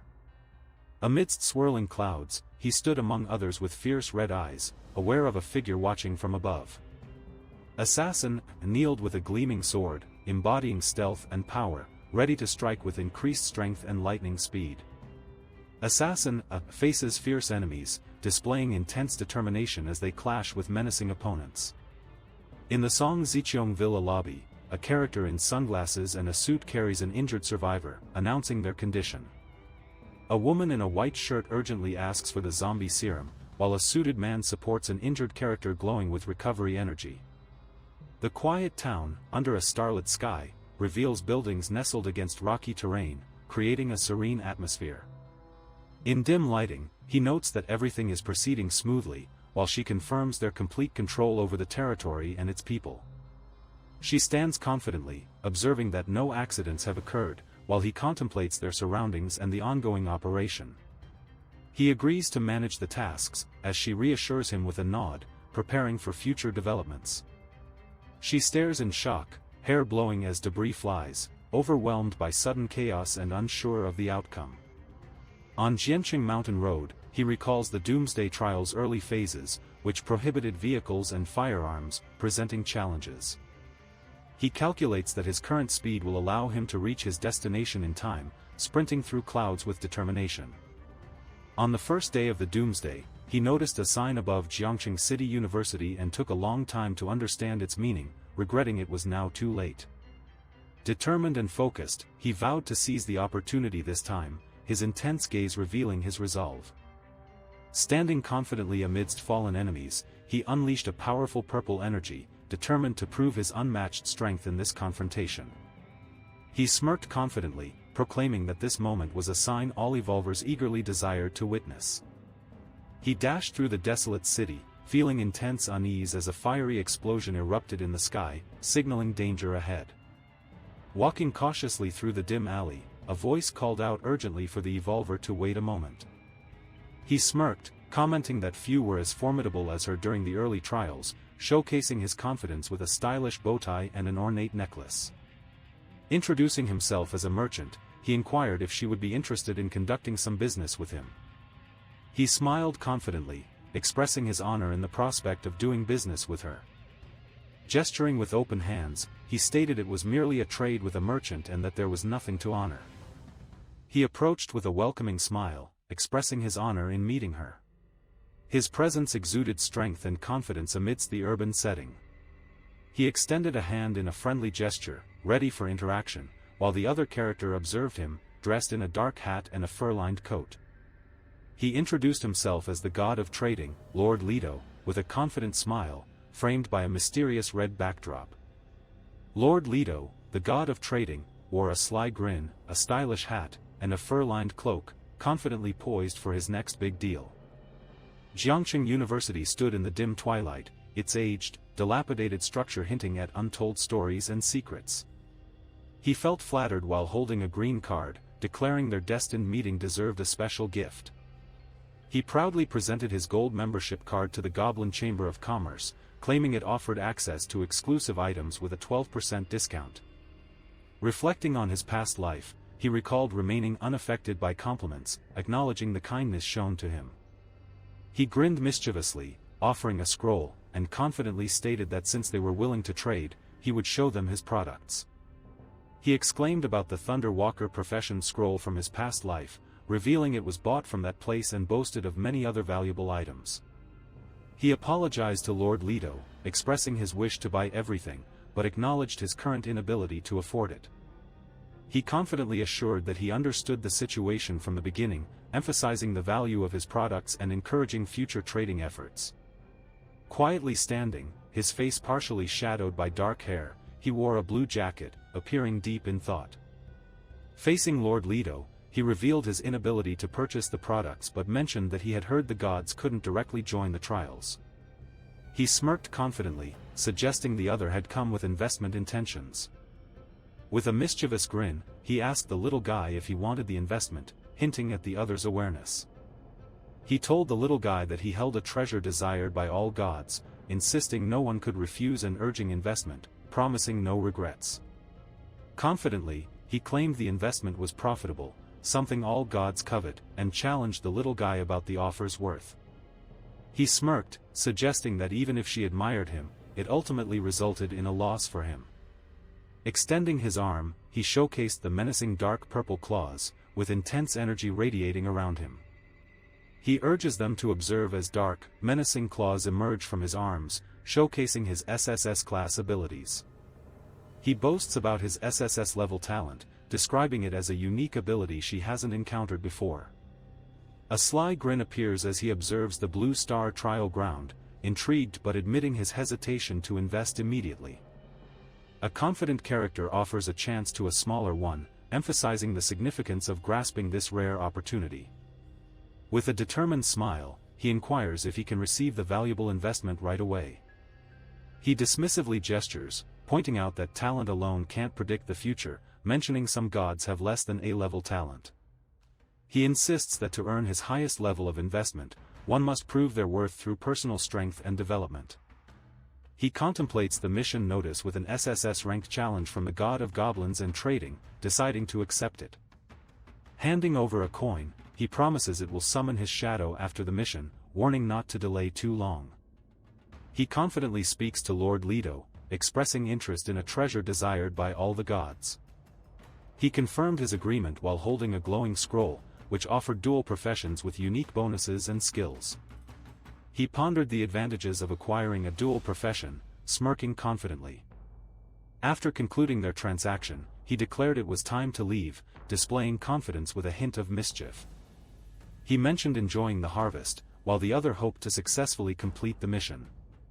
He stood before a floating mission panel, considering his investment in the greatest goblin and god of trade and the need to provide solid proof. Determined, he faced the mission panel, contemplating the challenge of finding a special copy at Jiangxing University to defeat a creature for Leto.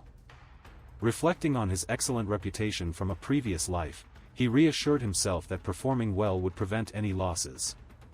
Under the bright lights, he thought about how the city reminded him of his past, wondering if it signaled future events. Determined, he contemplated where to begin his search, ready to tackle upcoming challenges. Jiangcheng University's gymnasium was in chaos, with scattered furniture and debris suggesting a recent struggle or hasty escape. In the gymnasium of Jiangcheng University, a few characters gather while others lie on the floor, indicating a moment of confrontation. The main character lies on the floor as two girls reach out, showing concern and urgency amidst the tension. He instructs everyone to remove their clothes, while a girl stands nearby, observing the situation. He threatens harm if they don't comply, as a girl in shorts and a shirt watches fearfully. He shouts angrily, calling another a white pig bastard, and a boy in a white shirt lunges at him determinedly. With a grin, he tells the other he'll allow him to die but won't make it easy. She places a hand on Tom's arm, expressing concern that he's pushing the limits too far. He angrily tells her to leave, and she responds with a kick, her bruised face reflecting their conflict. A clock shows 4:31 as debris flies, indicating a significant moment of destruction or conflict. The text suggests support for the website spidrscns.xyz. In a smoky room, a character in blue prepares to strike a ball as onlookers watch with concern and anticipation. A worried character stands at the forefront, dirty and bruised, while friends glance at him with concern. He glances over his shoulder, confronting his worried friend, and asks if he succeeded, with determination. He affirms his success with a smile and teasingly questions his friend about any concerns. Dashing forward, he shouts, "All right," while his startled friend watches in disbelief. He yells at his opponent to go to hell, unleashing a powerful attack with purple energy. A character with a wide grin chases another who looks determined, creating tension in their sprint. With wide eyes and dirt on her face, she looks shocked and bewildered, amid chaos. With determination, he searches for medical assistance, while his friend lingers uncertainly. In the Jiangcheng University gymnasium, students relax while discussing their varied backgrounds, from civil engineering to foreign languages. He recalls seeing her in a medical facility as she falls back, surprised by the sudden gesture. He warned her against harming him, while she pleaded her innocence, claiming she hadn't hurt anyone.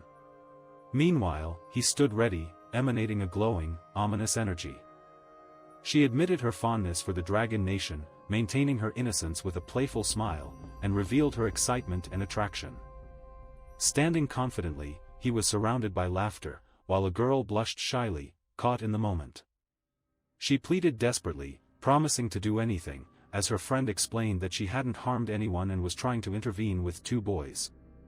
He smirked slightly, his intense gaze meeting hers, conveying understanding and intrigue. He asserted confidently that she would stay, instructing others to leave, his expression firm and resolute. He instructed her to follow the zombies' corpses to Jiangcheng Dongshan, assuring her that people there would help her settle in. She hesitated about leaving, concerned about the school being overrun with zombies, while he confirmed that Dongshan Villa was far from their location. He assured that he had cleared most zombies along the way, noting their gifted abilities as evolvers, and reassured them of minimal danger. He warned that avoiding the zombies now would lead to being overwhelmed by increasing numbers of zombies and monsters, resulting in certain death. A girl with wide eyes appears anxious, sensing danger with a worried group behind her amidst shadows. A girl in a green top confidently tells a boy in a blue hoodie they're leaving. He nods in understanding. A boy in a blue hoodie questions why he wasn't allowed to accompany them, and a girl beside him walks away curiously. A girl with curly hair gasps, surprised with wide eyes at something unexpected. She mentions that students in the Dragon Kingdom like foreign girls, teasing a boy about their bond, while he advises against her using violence, likening her to a wild horse.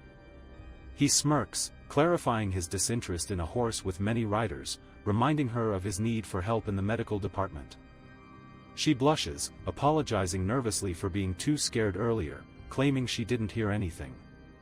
She warns Chen not to insult her, showing frustration as she turns away, her long hair flowing. She insists she hasn't been with anyone, feeling the need to assert this. He smirks, confidently saying, "All right." His dark hair frames his face as the light fades. He walked beside her, casually dressed, while she, appearing tired and barefoot, asked for a break.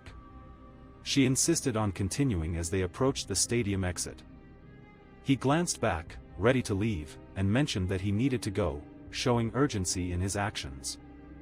Startled, she exclaimed about her shirt being torn as he moved forward, a surprised look on his face, unaware of the situation. He stood before the impressive medical department research building, its sleek design complementing the sky and trees. He observed the medical department research building, while she sat nearby, displaying a mix of concern and curiosity. She reprimanded Chen for being pushy, explaining she accidentally tangled her foot in her shirt, while he gestured with waves crashing in the background. He asked if that was the research building, and she confirmed there's a research room for professors on the third floor with samples of bacteria and viruses.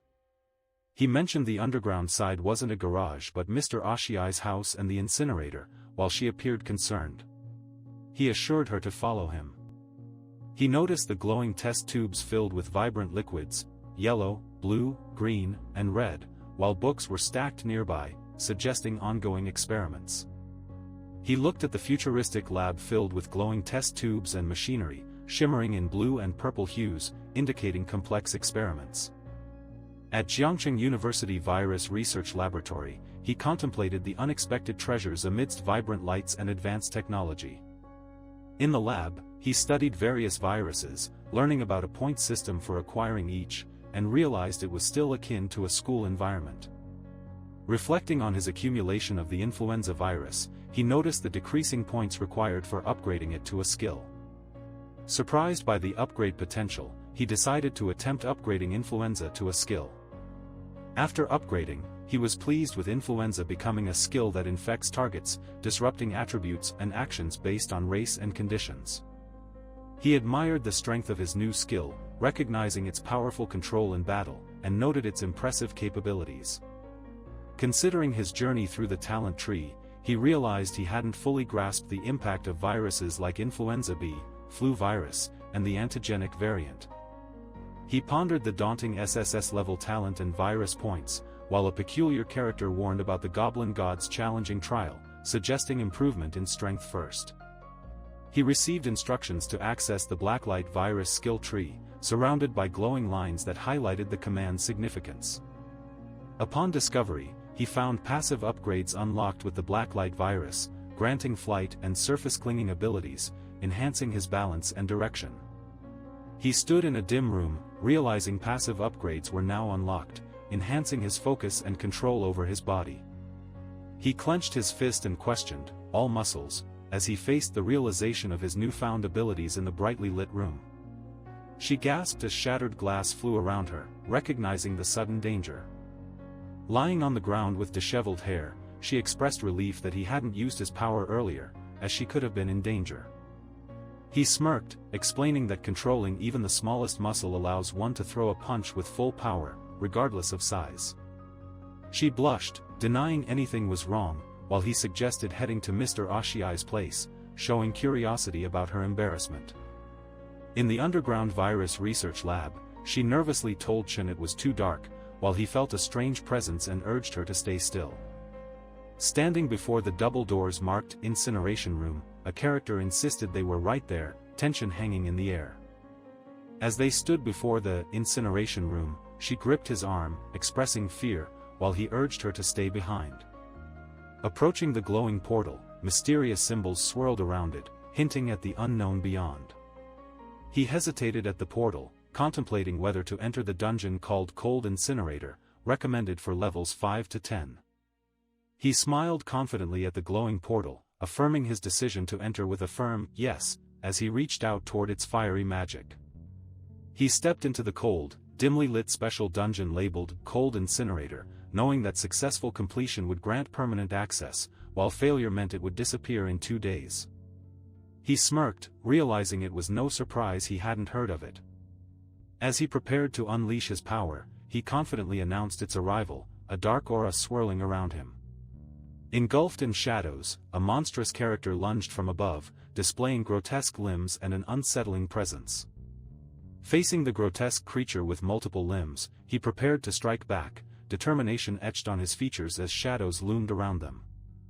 He delivered a powerful blow to a resurrected body, witnessing vibrant energy burst forth as he gained 400 experience points. He stared at the illuminated, resurrected body hovering above him, vibrant energy swirling around it, anticipating what would happen next. He watched as vibrant blue energy spiraled upwards, enveloping the resurrected figure, anticipating the outcome of this extraordinary event. He smirked, evaluating their careful approach. His expression suggested uncertainty about the situation. He leapt forward, his boot hitting the ground forcefully, critiquing the opponent's speed and noting their thrust was too slow. Smirking, he told his opponent to go to hell. A shadowy character lurked behind, increasing the tension. He lunged forward, releasing purple energy. The figure below seemed defeated, heightening the chaos. He defeated the Splicer Infant Spider, a level 7 creature, gaining 1000 experience points and glowing with purple energy. Excited about the dungeon filled with experience points, he urged others to join him quickly. Dark energy overwhelmed him as he faced shadowy figures in white, preparing for a confrontation in the eerie room. Smirking, he declared the more the merrier, embracing the challenge as his energy electrified the atmosphere. He eagerly anticipated gaining experience, noting the rewards of 401,000 points, energizing his quest. He anticipated gaining experience, seeing options for 401,000 points flash around him as he unleashed a powerful attack. He stands before a glowing screen, noting his level up to level 4 and acquisition of 2 free attribute points. Confidently, he speaks, inviting the other to come out since no one else is around, offering help with a sly smile. A sudden disturbance catches his attention, his eyes widening at the unexpected explosion of dust and debris. A chill runs through him as he questions the ominous presence and its dangerous aura amidst the swirling dust. Recognizing the threat, he decides to eliminate the creature before it transforms, emerging from a mysterious entrance. He gasps as a dark creature lunges from a box, its attack filled with fury, while he readies himself to counter its unpredictable terror. Dark, swirling energy is unleashed as he reveals the evolved flu virus within him, determination evident on his face. A massive figure with glowing red eyes and a gaping maw appears, releasing a terrifying dark energy that envelopes the surroundings. The glow surrounds the figure as they realize their skill is ineffective against the target, heightening the tension. Flames burst forth as the character launches a fierce attack, colliding with an unseen target and creating a dazzling explosion. He smirked confidently amid a swirling purple mist, showing slight annoyance as he prepared for his next move. A massive red creature called Biomaniac loomed menacingly, baring its sharp teeth and powerful limbs, preparing to attack with unsettling energy. Feeling dread, he stared in terror as the monstrous Biomaniac lunged with a sinister grin, ready to strike. With fierce determination, he charged forward, unleashing a powerful attack while vibrant colors clashed in chaos around them. He delivered a devastating blow while his opponent, glowing with power, regenerated rapidly, illustrating the battle's intensity. He remarked he hadn't fought at full strength since his rebirth, thinking a few more days would leave him feeling rusty. With determination, he stated he would use the other person to regain some strength, a resolute look on his face. He questioned if this ability represented infinite regeneration as he kicked the glowing character, highlighting its rapid healing. A magical glow shimmered from the hourglass as it spun rapidly, signaling a status update. Confidently, he declared his desire to test someone's immortality, while magical energy swirled around him, and a glowing hourglass hovered in the background. He questioned if the healing process would ever end as a dark, swirling entity loomed before him, emitting ominous energy. He confidently declared that he hadn't played enough yet, glancing at the grotesque creature defeated on the ground, surrounded by a sinister glow. He observed the helpless creature, understanding it could no longer recover. He smirked, expressing excitement and determination, stating that it was enjoyable but now nearly time to conclude everything. He stood confidently, blood pooling beneath him, realizing he had defeated the Biomaniac, gaining experience and feeling the thrill of leveling up with free attribute points. He discovered he could leave the dungeon once cleared and learned the cooled incinerator had a permanent status with a 3-day cooldown. He considered uploading the clearance process as a paid video guide, realizing he would receive the payment. He smiled confidently, suggesting the option to hide one's face, ID, and name while setting the viewing price for the upload. In Song Ziqiong's villa at Dongshan Villa area, she healed a companion with a gentle touch, symbolizing care. In a dim room, a woman in a black dress questioned another, who looked puzzled, about a glowing green light radiating from her hand. In a chat group announcement, it is revealed that the player, Evolver White, has uploaded a clearance video for the Nightmare level Mystery Dungeon Cooled Incinerator, available for 1 copper coin. A character in a blue jacket stands ready, facing a monstrous creature, prepared for the upcoming clash despite uncertainty. One woman, determined, suggests they watch, while another listens closely, caught in the moment with a hint of anxiety. A mysterious woman in a green jacket hovers as fragmented images appear, revealing a man ready for confrontation, adding tension. A worried girl with pink hair watches as a determined boy in a blue shirt charges forward to face an unseen challenge. She comments on the incredible speed, feeling overwhelmed, while the scene blurs, reflecting her astonishment at the event. He remarks excitedly on the fierce fight, gesturing toward the intense scene with enthusiasm. He realizes the monster's recovery is superior to Bai's, feeling uneasy as he considers the battle's outcome. With a smile, she announces Bai's full recovery, her excitement evident as the screen shows glimpses of upcoming battles. Inside the cooled incinerator dungeon, a character struggles against the daunting environment, with Absorb ominously looming around him. A character consumes a special complex mutant, gaining 300 black light virus evolution points, signifying a notable enhancement in abilities. He reflects on the black light virus, understanding it provides 300 evolution points, but evolution is tied to his innate talent. Despite this restriction, confidence remains. He observes the evolved blacklight virus, recognizing an increase in recovery speed by 300% and the activation of a new skill, Cell Regeneration, Grade A. He discovers Cell Regeneration, a passive skill requiring stamina, enabling rapid regeneration of severed limbs, and anticipates the potential of this new ability. He smirks, ready to unveil what the nightmare-level boss has dropped, eager for the upcoming discoveries. He looks at the glowing items scattered before him, anticipation rising as he considers the treasures awaiting him. He stands in a high-tech lab, examining a glowing biodemon professional scroll, eager to unlock new powers despite the risk of mutation.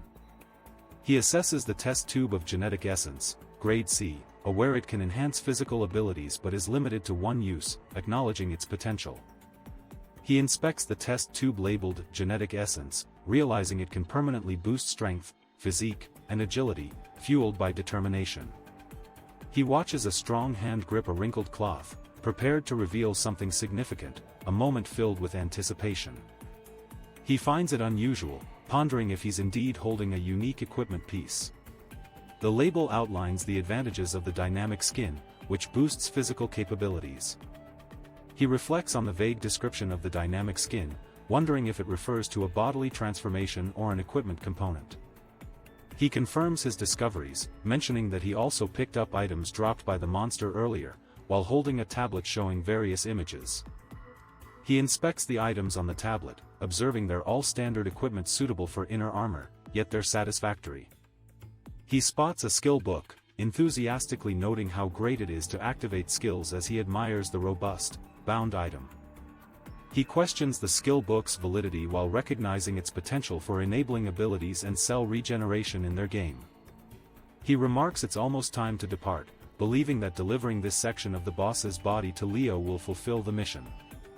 He smirks, thinking the other character didn't expect him to finish the task so swiftly, as the other character approaches with confidence. He stands in a room, observing a sign about goblins and the god of trade, contemplating its meaning with curiosity. He reaches out to a floating prompt asking, "Do you want to leave the dungeon?" with the options, yes and no, feeling uneasy and thinking, no, something's amiss. Leto seriously contemplates his purpose, realizing he is more than just a wandering trader. He believes there must be a reason for his presence. Reflecting on the day's unexpected rewards, Leto feels satisfied. Meanwhile, a mysterious cloaked character watches, hoping he completes the test. Leto understands the mysterious character's real goal was to guide him to a special dungeon, revealing a deeper intention behind the trials. He ponders the strange situation, uncertain if the divine avatar's purpose is linked to the dungeon or if he is missing a vital clue. Standing confidently, Leto gazes curiously at the sword beside him, sensing an enigmatic connection to it. Positioned at the edge of a deep shaft, he considers what he hasn't yet encountered in the dungeon, the interior of the incinerator. Leto examines the iron sheets, noting the fire outlets meant for incinerating bodies. He thinks the walls, smeared with oil and grease, hold nothing special. He questions if the object is within the pipe and decides he must investigate further, concerned he might overlook something crucial. With a splash, Leto's foot hits the surface, sending water splattering as he jumps, ready to plunge into the depths below. Observing the pipe's length, Leto notes it surpasses the room's height as he prepares for his next move. He gazes upwards, surprised by something unusual that captures his attention. Standing with his back to the viewer, he feels frustrated, questioning if it's truly a dead end. Lying back casually in a blue hoodie, he ponders if the situation truly offers nothing. Wide-eyed, he watches as an eerie yellow character suddenly appears, startling him. He remains silent, his face showing tension, as a bright light bursts behind him, highlighting his surprise and determination. A glowing mask emerges amidst swirling clouds, captivating him with its mysterious powers and unknown origins. He examines a mysterious glowing item with a question mark, deducing it could be an SSS-class fragment or related to a god. Confidently, he holds a mysterious mask, reflecting on Leto's intentions and determined to keep it. At Jiangxing University, Chen stealthily navigates through the underground incinerator, preparing for an unknown encounter. Excitedly, she rushes toward Chen, wearing a bra and short towel, praising his video and teasingly commenting on his strength. She asks him about copper coins, recounting how others fought zombies while she faced a last-ditch attack. He admits uncertainty regarding his gold coins and points out that watching the video cost only 1 copper coin, so many should be watching. He realizes his coin collection is lacking and states he needs 1,000 coins to unlock the storage. He explains the storage is protected by the universe's will, keeping items hidden. He decides to wait before continuing his mission. At Jiangxing University's medical faculty, Bai and a companion discuss avoiding Dongshan Villa at night due to dangers, opting to find a safe place to stay. Near the university, a character mentions several high-class hotels, suggesting they won't be busy and should be safer. With confidence, he tells the others he is ready to follow their lead. At the Love Couple Hotel near Jiangxing University, she frowns, expressing her dislike for the room while he watches her reaction. At the hotel, he apologizes, mistakenly thinking she picked the venue, but she is unimpressed by the ambience. Smirking, he shows interest in seeing something but says he isn't fond of her current outfit. She stated she would find someone else if things didn't work out, while he listened, both intrigued and a bit unsettled. She teased him about lacking spirit, showcasing her charm, while he watched, captivated under the lights. She knelt, mischievously indicating he wasn't well behaved and advised him to change, her confidence evident. She suggested he choose a more exciting outfit, reminding him playfully of his student status, as hearts surrounded her. She coyly asked his opinion on her outfit, while he sat on the bed, surprised by her question. He smirked, assuring her she wouldn't misbehave and would be his pet for the night, urging her closer. The evening sky illuminated a love hotel near Jiangxing University, inviting passers-by with its warm glow. Morning light entered the room as he suggested activating the storage function, while she lay amused beside him. The storage space opened, and he noted a mask was ready for the next mission. He expertly flicked a projectile towards a star-shaped symbol, which glowed with intense energy. He smirked defiantly, preparing to summon the god of goblin and trade as a bright symbol illuminated the background. The bright sign reads, Love Hotel near Jiangxing University, illuminating the bustling street, hinting at romantic escapades in nearby buildings. Reflecting on a saying from his past life, he muses about trading with Leto, emphasizing the crucial role of emotions in transactions. He remarks that having enough value in Leto's eyes is key, his intense gaze revealing deep thoughts. A man in a dark coat confidently approaches, asking if the little one has completed their training to enhance abilities. Confidently, he presents proof, revealing a part of a creature's body from the dungeon needed for the task. Standing confidently, he reveals a small creature writhing on the ground, hinting at a task to unfold. Observing a decrepit creature on the ground, he remarks that it seems to have been dead for some time. Wearing a cape and hat, he asks why the other man didn't call him immediately after completing the task last night. With a piercing gaze, he confronts the other man, questioning his deep desire for the scroll. He admitted his struggle, unable to understand, with frustration evident under his calm exterior.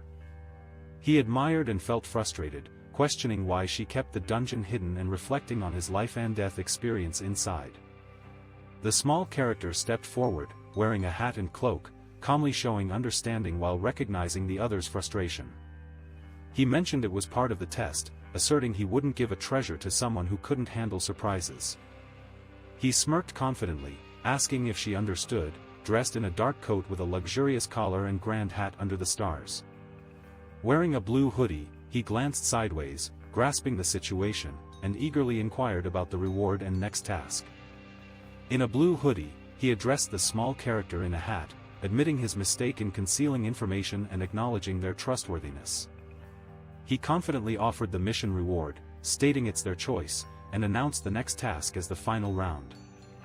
He expressed gratitude for Lord Leto's understanding and generosity, smiling confidently while gesturing invitingly in the vibrant setting.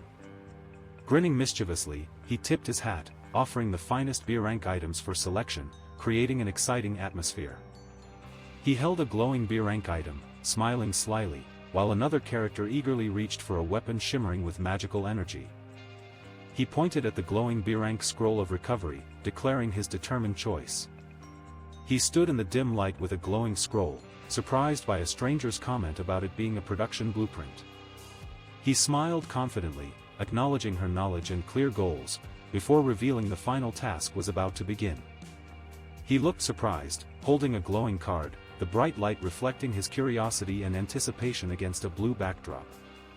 A task notification appeared, stating that the god of goblins and trade, Leto, issued an ultimate investment challenge, asking if 2 SSS-level profession scrolls would be obtained. Concerned, he contemplated 2 SSS-level profession scrolls while a character in a hat expressed difficulty to Lord Leto. He looked tense, beads of sweat on his forehead, emphasizing that even gods aren't born with SSS-level professions. He smirked knowingly, recalling his initial profession was A-level, but there was a hint of mystery in his expression. He smiled slyly, declaring it's his greatest treasure, deserving the finest place, otherwise, he'd struggle to let it go. He accepts begrudgingly, aware he has no other choice, while determination gleams beneath his tousled black hair. In the Dongshan Villa area, a massive creature roars as a young man dangles helplessly, tension rising under the moonlit sky. The colossal mutant rat looms amidst the wreckage, its strength and agility overshadowing others.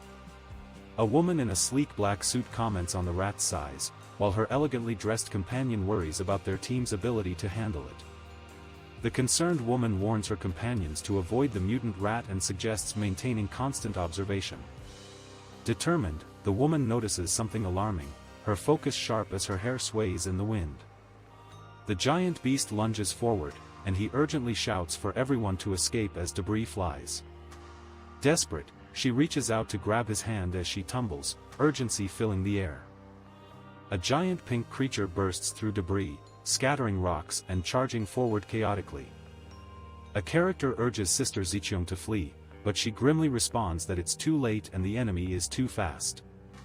A massive creature with glowing red eyes lunges forward, its mouth open in a snarl as it appears in the night sky. 2 characters stand on a ledge, looking down, ready for action. One holds a bow, prepared to release a powerful shot. A fierce creature roars as a swirling portal forms above, lit by an eerie light, indicating danger. He delivers a powerful kick, striking the creature, while intense energy radiates from the impact, creating a dramatic scene. With excitement, she calls out to Bai-chan, her expression brightening as she speaks. Standing atop a giant creature, he thinks about returning to the past, while two characters gaze at him with mixed emotions beneath a crescent moon. He instructs Shuang to gather the men and clean the battlefield, ensuring compensation for the fallen, and urges Song Ziqiong to return and explain the situation. At Song Ziqiong's villa, a woman recounts that after clearing out zombies, they encountered mutant rats, with casualties over 100. He sits on the couch, receiving a paper, while she praises his earlier efforts, advising him to rest before investigating mutant rats. She smiles, expressing gratitude for his concern but warns that resting may not be wise for everyone, suggesting someone to care for him. She invited Lingyu to enter, her tone hinting at the moment's significance. The door opened slightly, suggesting hesitation as something important awaited beyond. Jin Lingyu smiled warmly, showing her playful side, while her friend discussed law studies and a willingness to help others. The atmosphere felt inviting. He gestured casually for Qin Lingyu to stay while others took a break, his demeanor adding to the comfort. She playfully suggested that if he needed help, he should ask, standing confidently in her stylish outfit. He mentioned her sharp tongue in her profession, inviting him to experience it firsthand, her gaze both challenging and playful. She smiled enticingly, her playful demeanor matched by her confidence, as she responded with enthusiasm, agreeing readily. He sat confidently on a throne surrounded by dark energy and skulls, exuding a powerful aura. She thanked him for the reward while he reclined on the couch, looking relaxed. She complimented his technique, expressing satisfaction. She called him to come closer as he stood shirtless by the window, overlooking the city skyline, ready to respond. He began explaining the rulemaking requirements with a confident smile, standing shirtless against a backdrop of warm colors. She pleaded with him to understand her posture, while he stood confidently, shirtless, surprised by her reaction. Blushing slightly, she apologized for not hearing him, explaining her B-level skill, focus, enhances concentration but blocks outside information. He explained he brought her there to show all three areas of Dongshan, as she turned to him, glancing back at the view. He gestured towards the magnificent villas, their gleaming windows illuminating the night sky. Looking down at the high-end residential areas on the hillside and lower mountain neighborhoods, he listened as she requested different rules for various areas. Confidently, he stated he could handle the situation and asked if she had further requests. Curious about his abilities, she issued a simple request. Smirking, he suggested a challenge by inquiring how far she could be stimulated. She blushed, meeting his intense gaze, as he advised her to focus on her feelings. Hesitantly, she responded, "Oh, okay." Turning to the window, she nervously affirmed she's ready, while he watched from the shadows, captivated by her determination. She exclaimed in delight as the bright sky and fluffy clouds surrounded her, capturing the joy of the moment. The next morning, at the Dongshan sewerage outlet, he shared his discovery of architectural drawings and traces of mutant rats, warning about a lair of the creatures. He confidently stated he could clean the place alone but preferred training strong, trustworthy individuals to protect everyone in his absence, emphasizing his decision to gather them there. He invited them to become the backbone of their villa area and asked if they were all ready. He stood confidently, addressing the group. Several characters responded, stating they were ready to follow him. He smirked, urging others to get up and insisted they call him Brother Bai instead of Master. Others enthusiastically replied, acknowledging him as Brother Bai, creating camaraderie and respect among his peers. He stepped into the water, causing splashes as leaves floated around him. He stood in the shallow water, reaching toward the gate with determination, the damp walls reflecting both unease and courage. He stood confidently with a fierce look, prepared for the challenge ahead, ready to take on the mission titled Sewer Hosts. He asked if they had received a mission while reaching for a mysterious object, surrounded by strange occurrences and a calm sky. Standing in shallow water, he confirmed they had received the same information, amidst the serene setting contrasting their urgent conversation. The mission involved eliminating mutant rats and the Rat King while investigating their mutation, and a determined woman informed Brother Bai about their shared task. In the dimly lit sewer, he led the group, expressing relief about its unexpected cleanliness, while others followed, holding torches to illuminate the path. He cautioned her to be careful, noting rustling sounds from the dark tunnel ahead. Menacing creatures emerged from the water, their fierce expressions and sharp claws creating tension, ready to attack. He stood in the water, channeling dark energy from his hands, focused and determined, as he realized numerous foes were approaching. He stepped through the water, determined and agile, as the sound of his footsteps echoed softly around him. Amidst chaos, he fought fiercely against a swarm of monstrous creatures, unleashing a powerful attack that shattered the ground. She warned everyone to be cautious of those not dead while leaping through crashing waves, sword in hand, ready to confront the lurking threat. He picked up rat skin equipment as she moved through the stream, confidently holding a stick. He watched from the shore with uncertainty. Standing in the water, she commented on the cleared sections of the pipeline. He sat at the edge, considering her observations. He pointed out limited options with some nervousness, while she assured him she could manage with only one. He reminded her to use her scouting skills first. She confidently replied she would, as shadows loomed in the dark tunnel. With fierce focus, she activated the insight crystal, her eyes showing determination and power. Wide-eyed and slightly panicked, she exclaimed a level 7 boss was approaching, revealing her alarm. Confronting a ferocious cat with glowing eyes, he felt uneasy, noting its strength was 30, agility 40, and physique unknown. As he soared through the air, she warned him to be cautious, concern clear in her expression. She gasped softly, eyes wide, processing the unexpected situation, uncertainty on her face. A fierce creature with glowing red eyes lunged at him, massive claws ready to strike, as he prepared to counter the attack. He received a notification about the plague boots, grade E, noting their agility bonuses and poison protection, meant to intimidate and harm enemies. Triumphantly, he stood over the defeated foe, holding a glowing device, wondering if it was equipment. The Rat King could drop a complete gear set. A luminous burst surrounded the bold word equip, indicating the activation of a powerful ability, enhancing his gear for future challenges. Crouching down, he considered the lower-grade gear in his hand, realizing that collecting all pieces could significantly enhance their strength. Smiling confidently, he noted the Plague Rat King was dead, with only the task of investigating the mutation's cause remaining. He questioned the absence of more rats after they passed through 5 pipes, while another insisted he stop. He absorbed various plagues, gaining virus points, spore plague, bone spur plague, rotting plague, and mutant dark green spore plague, each increasing his power in a mysterious way. He discussed how absorbing viruses and germs in the sewers was normal but warned that new viruses from the trials could be dangerous to evolvers.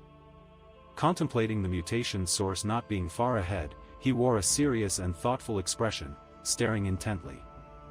He warned Song Ziqiong against proceeding further and urged her to return immediately, while others absorbed the tense atmosphere. He walks cautiously, observing each step causes the virus points to accelerate, creating tension. He wonders about the growth rate, curious to discover its value when he finds the source. He walks through the tunnel, noticing the water, thinking it might be near the source. He says the place feels like heaven, surrounded by swirling clouds and a green atmosphere. He stands in a surreal environment, awed, as an ethereal character emits green light, blending with the swirling clouds. In a vividly colored realm, swirling patterns and lights converge around a dark void, creating mystery and anticipation. He smirks, questioning if it's a corpse and wonders if this is the source of the mutation and plague virus. He stands confidently in swirling mist, discussing the plague virus concentration, while a long-haired character hints at danger. He reveals a scroll as the source of dark power, surrounded by eerie green mist. As he grips the green scroll tightly, a ghostly hand emerges, urging him to pull it out, creating tension. Holding the glowing scroll, he wonders why it lacks properties or instructions. The High Priest's message in the scroll speaks of sacrifices, love, and the immortality of names, suggesting a destined purpose. Confidently, he declares that absorbing all the viruses will lead to a major breakthrough in his strength, while holding a glowing bottle. In shock, he exclaims and reaches out, surprised by the glowing object reacting to him. Amidst swirling colors, he looks up in awe and fear at an ominous character floating above, surrounded by purple and green light. Completing the mission, sewer host granted him 2,000 experience and the wall of flesh reward in a swirling, eerie setting.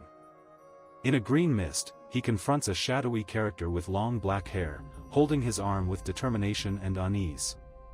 Examining the glowing mark on his palm, he realizes it's the seal of plague, indicating a nearby threat. He discovers he isn't corrupted by the plague but has obtained the seal of plague, meeting the new mission, Plague Cult, with SSS difficulty. Standing with sweat dripping, he grapples with the weight of the SSS level mission assigned to him. He faced a significant challenge with the Plague Cult's SSS level mission, which required him to locate a plague bringer and join the true god of prophecy. Inside a dim room, he confronted a mysterious portal and contemplated a mission tied to divine authority. He smirked, considering that becoming the god of plague would enable him to face Heloise directly, and was determined to find the plague bringer. Approaching the swirling portal, he was surprised to see the words, "A dungeon is generating," appear. He extended his hand toward the vibrant portal, captivated by its colors, as the atmosphere shifted. Standing before the portal, he was intrigued by its hues, as a notification announced the Hell difficulty dungeon, Plague Sewer, was generating, with a countdown starting. Confidently smiling, he noted the dungeon would take a month to generate, planning to return then for its high-level challenges. A glowing portal appeared, and a character informed him of a dungeon in the Dongshan sewer area, suggesting normal difficulty for levels 1 to 10, with 3 daily entries allowed. Standing in water, another character confidently advised that levels 1 to 10 were ideal for leveling up. The dark-haired character greeted a returnee, explaining she had sent someone to level up in the dungeon and emphasized the urgency with 3 daily entries as time was limited. 20 minutes later, the scene shifts, suggesting urgency in the ongoing adventure and creating anticipation for upcoming events. In a dim area near a swirling portal, a character explains that the sewer dungeon is small, recommending groups of 4 to 8, as a crowd listens. In a tense setting, a confident character addresses his group, emphasizing collaboration, while a woman enthusiastically agrees, referring to him as "Brother Bye." In a relaxed scene, a character with spiky black hair gestures, encouraging the team to join the chat group and hoping for their participation. In a dynamic scene, Bai, with elegant features and a striking outfit, declines an invitation to join the White Emperor Palace chat group, exclaiming surprise. He explained casually that the numbering only indicates the order of evolution, advising not to be surprised. She confronted Chen Bai, frustrated about not receiving a chat group invitation, her expression intense and questioning. He smirked, replying that he hadn't invited her, his expression confident and teasing as shadows framed his face. He declared confidently that this was his harem, welcoming only admirable people, while she remarked on the irony of not receiving an invitation. She saw her friend defending herself with an umbrella, looking on in surprise at the unexpected strength behind her friend's demeanor. She insisted he shouldn't underestimate others, asserting her maturity with confidence, standing firm with a determined and defiant expression. He suggested she should gather her equipment for the dungeon, eager to see her improvement.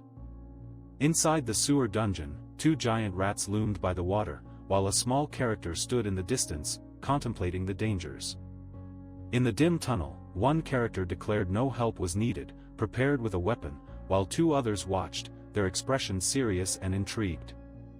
He expressed uncertainty about their talents while she listened intently, wearing a formal shirt, with evident curiosity. She demonstrated her talent for illusion, creating phantom blades, stating it played a minor role in combat. She showcased her C-ranked natural aptitude, enhancing her experience and proficiency by 50%, battling menacing creatures with skillful strikes. He explained it was a growth accelerator, noting it's less effective in combat compared to her phantom, while she quietly agreed. She confidently claimed to have killed 3 herself, noting these rats were more powerful than zombies, standing amidst the waters. He remarked that her effort to join his harem wasn't bad, while she decided to make an exception for him. She stutters, expressing her desire to prove herself and join his harem. She respects his decision and states she won't send an invitation, while he seems puzzled by her casual stance in the water. He suggests joining her playfully, but she notices his hesitance and decides not to send the invitation. She struggles to express her feelings about him, speaking with a flustered expression. He playfully teases her about wanting to join, and she insists she introduced him as Chin Lingyu, not her mom. He slyly urges her to accept the invitation for her mother's sake, while she listens, hesitating and curious. She feels excited with a bright smile, having received the invitation to join the White Emperor Palace as Evolver number 10261521, Song-gu. She confidently declares her mission to slay monsters, while he notes her tsundere nature, and she reassures him about returning to the villa after the dungeon. She teasingly vows to make her call him Daddy, while he smirks, acknowledging her decisiveness. She playfully reminds him to be decisive, reflecting on how much the world has changed for someone like Song-gu, who has never known suffering. She shares that having someone like him is crucial to her, noting his significant impact on her life. Relaxing in a luxurious hotel bath, she feels at ease and appreciates the group's advice, which affords her this lifestyle. An alert in the digital world notifies that Bai's team has completed the first clearance of the Dongshan sewer dungeon and released a video for 10 copper coins. Surprised, she comments on the group leader's success in another dungeon, while watching the video of their achievement. Expressing excitement, she notes how extraordinary it is, having never experienced a dungeon, while he worries about spending 10 coppers and potential financial ruin. With tension, the mysterious woman gestures, and he stands protectively beside her, displaying concern and curiosity. Sitting on the bed wrapped in a towel, she questions the number of women around, appearing puzzled. He observes, noting the girl's skills but lack of combat readiness. Eager for action, he desires to move directly to the fighting. Assessing the scene, he realizes the monsters are high-level. Despite Bai's guidance, the girls struggle, leading the leader to act. He feels tension rising as he notices the boss approaching, recognizing its formidable strength. He considers the situation, acknowledging the boss's strength, while his companion expresses concern about not locating a dungeon and doubts the Eastern opponent's superiority. He dismisses the possibility, but his companion fears their current enemy's strength, highlighting that he defeated the boss in one blow, displaying his power. A character, reclining with a calm demeanor, reflects on a challenging level 10 boss, mentioning the group's strong leader and the fighting techniques shared with the girls. Reclining on the bed, she desires to be in the group leader's city, envious of the girls' proximity to the leader. In the study room of Song Zicheong Villa, he comments on the low-grade equipment they collected, while she prepares to discuss trade rules and requests further instructions. She reaches for a glowing red item on the table, suggesting she has something special to reveal. He stands confidently, explaining the significance of the glowing items on the table, while she appears intrigued and slightly surprised. She holds a glowing red crystal, captivated by its potential, realizing it forms a powerful barrier that can expand by consuming flesh and blood. He explains that returning to the marked city will take 10 seconds, emphasizing that the material's quality can save her life. They believe this plan will make them rulers of Jiangcheng. She confidently states she can enhance her body to assume any appearance, illuminating her surroundings with a golden glow as she reveals a shimmering cloth. She questions why this feels less significant than the previous two, standing in golden light and holding a shimmering cloth, captivating him. She playfully asks how he can doubt her ownership, suggesting his satisfaction with the equipment is what truly matters. He admits he knows nothing about women's clothing, while she hints at wanting to surprise him, suggesting there's more to their playful rivalry. She smiles, assuring him she promised to have Song-gu call him Daddy, and that she's going to dress her up now. Under a starlit sky, the modern house stands quietly, its glass walls reflecting the evening glow, creating a serene atmosphere.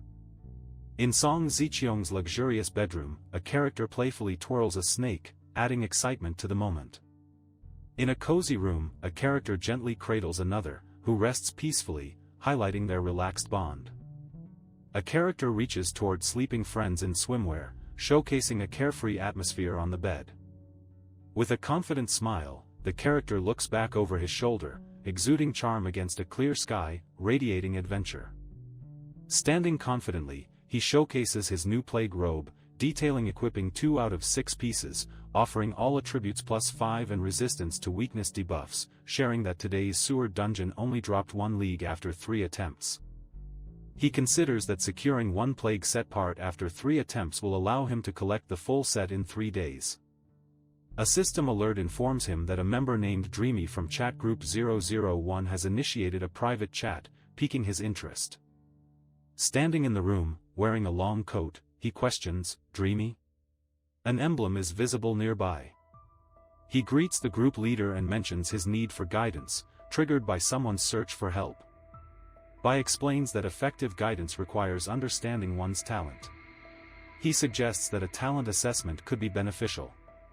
Bai tells her that revealing talent details isn't necessary, he only needs her attributes to assist. She listens attentively.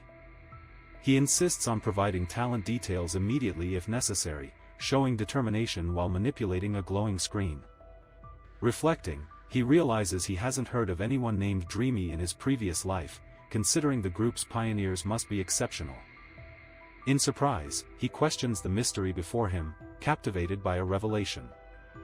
As she looks upward, her hair illuminated, a mysterious character hovers above, surrounded by colorful dream points labeled Dream Butterfly. He stood, contemplating his newfound SSS-level infinite growth talent and its potential link to his previous life, where she had died.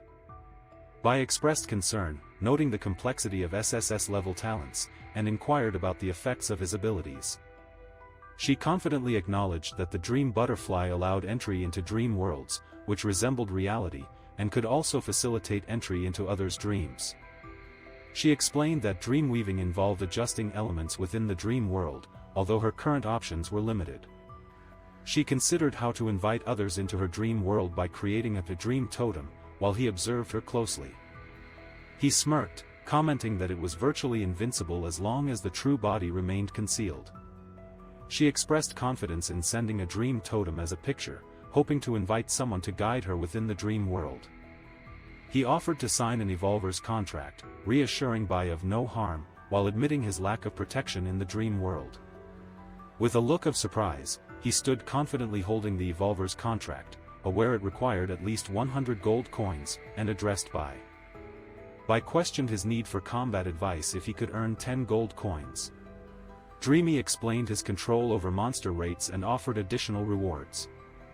Dreamy possesses a skill called Spiritual Perception and introduces a city-building item, claiming its superiority over a loyal ally's offering.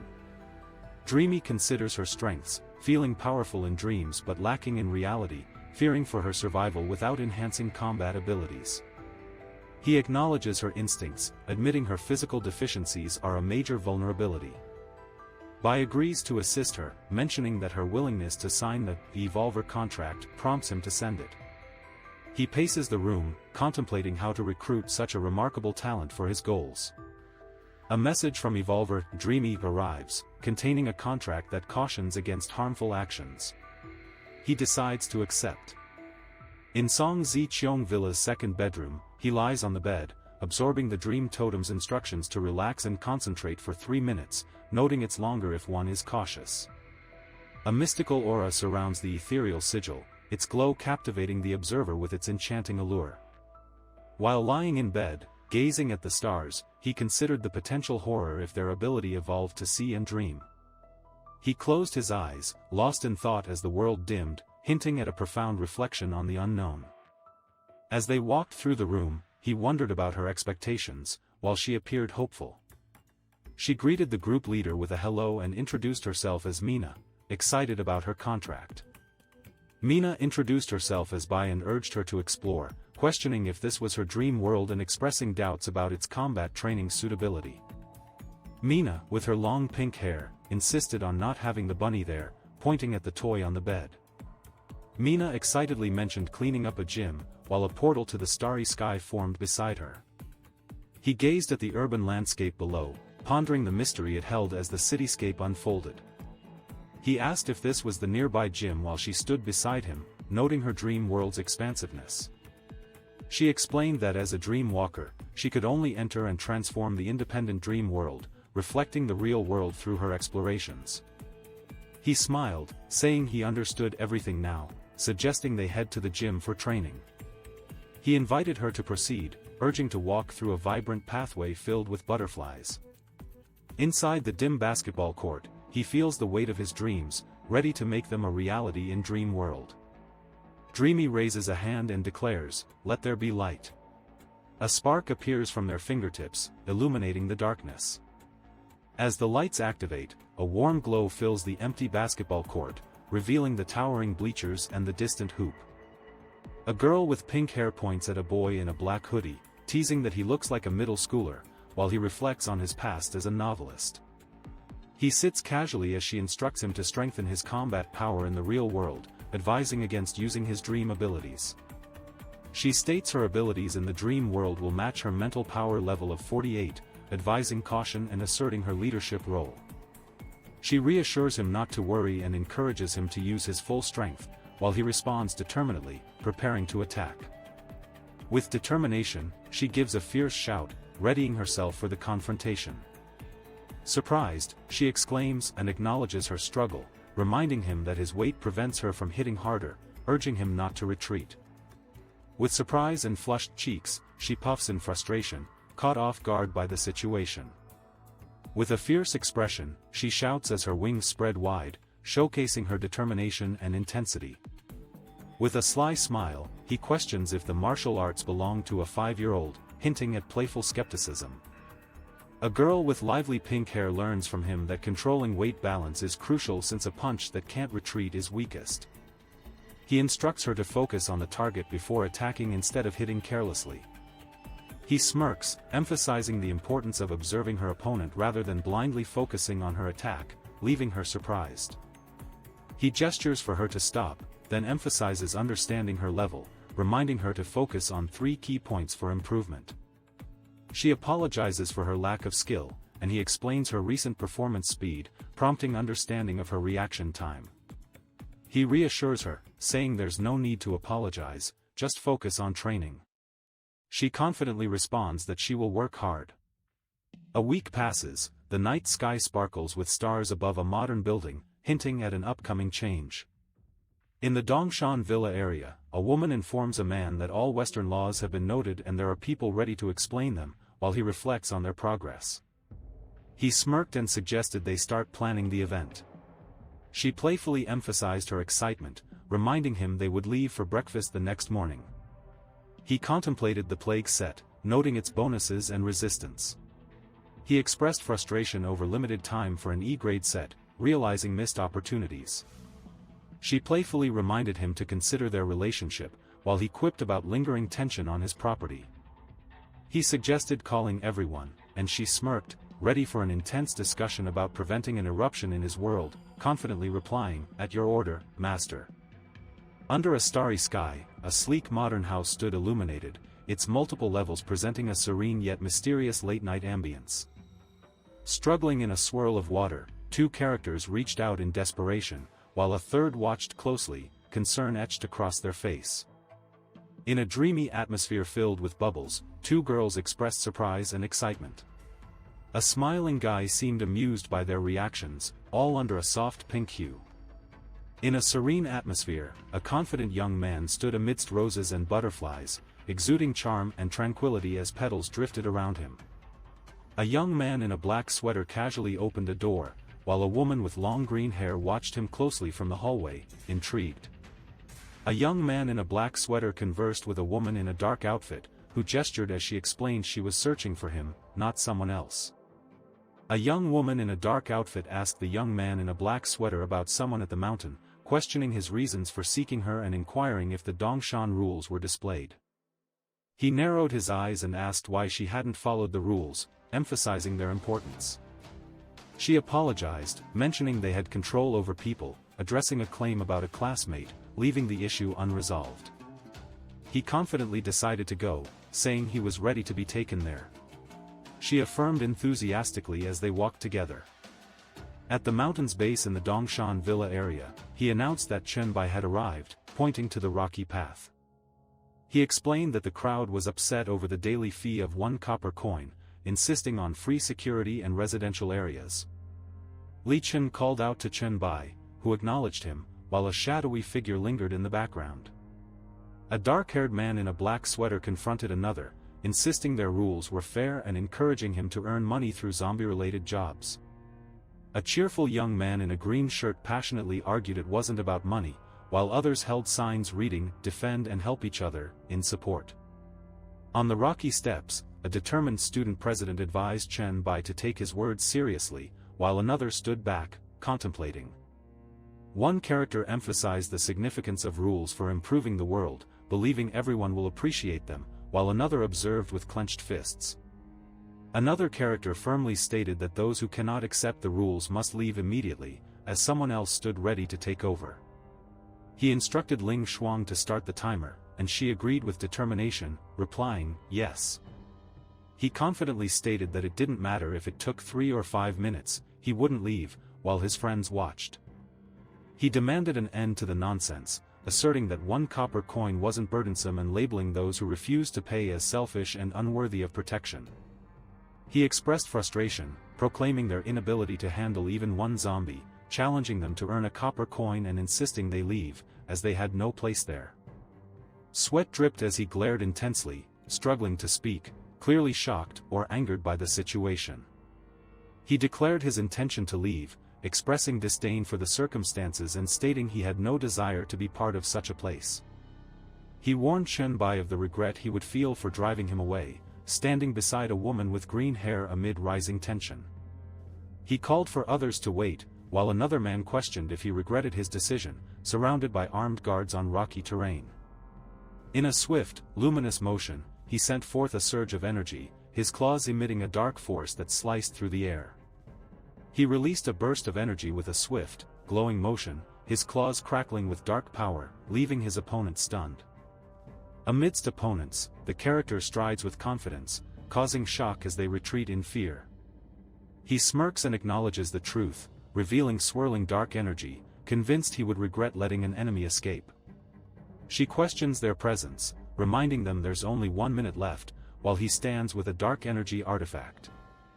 Kneeling, he pleads for another chance, promising to adhere to the rules and accept any punishment for his actions.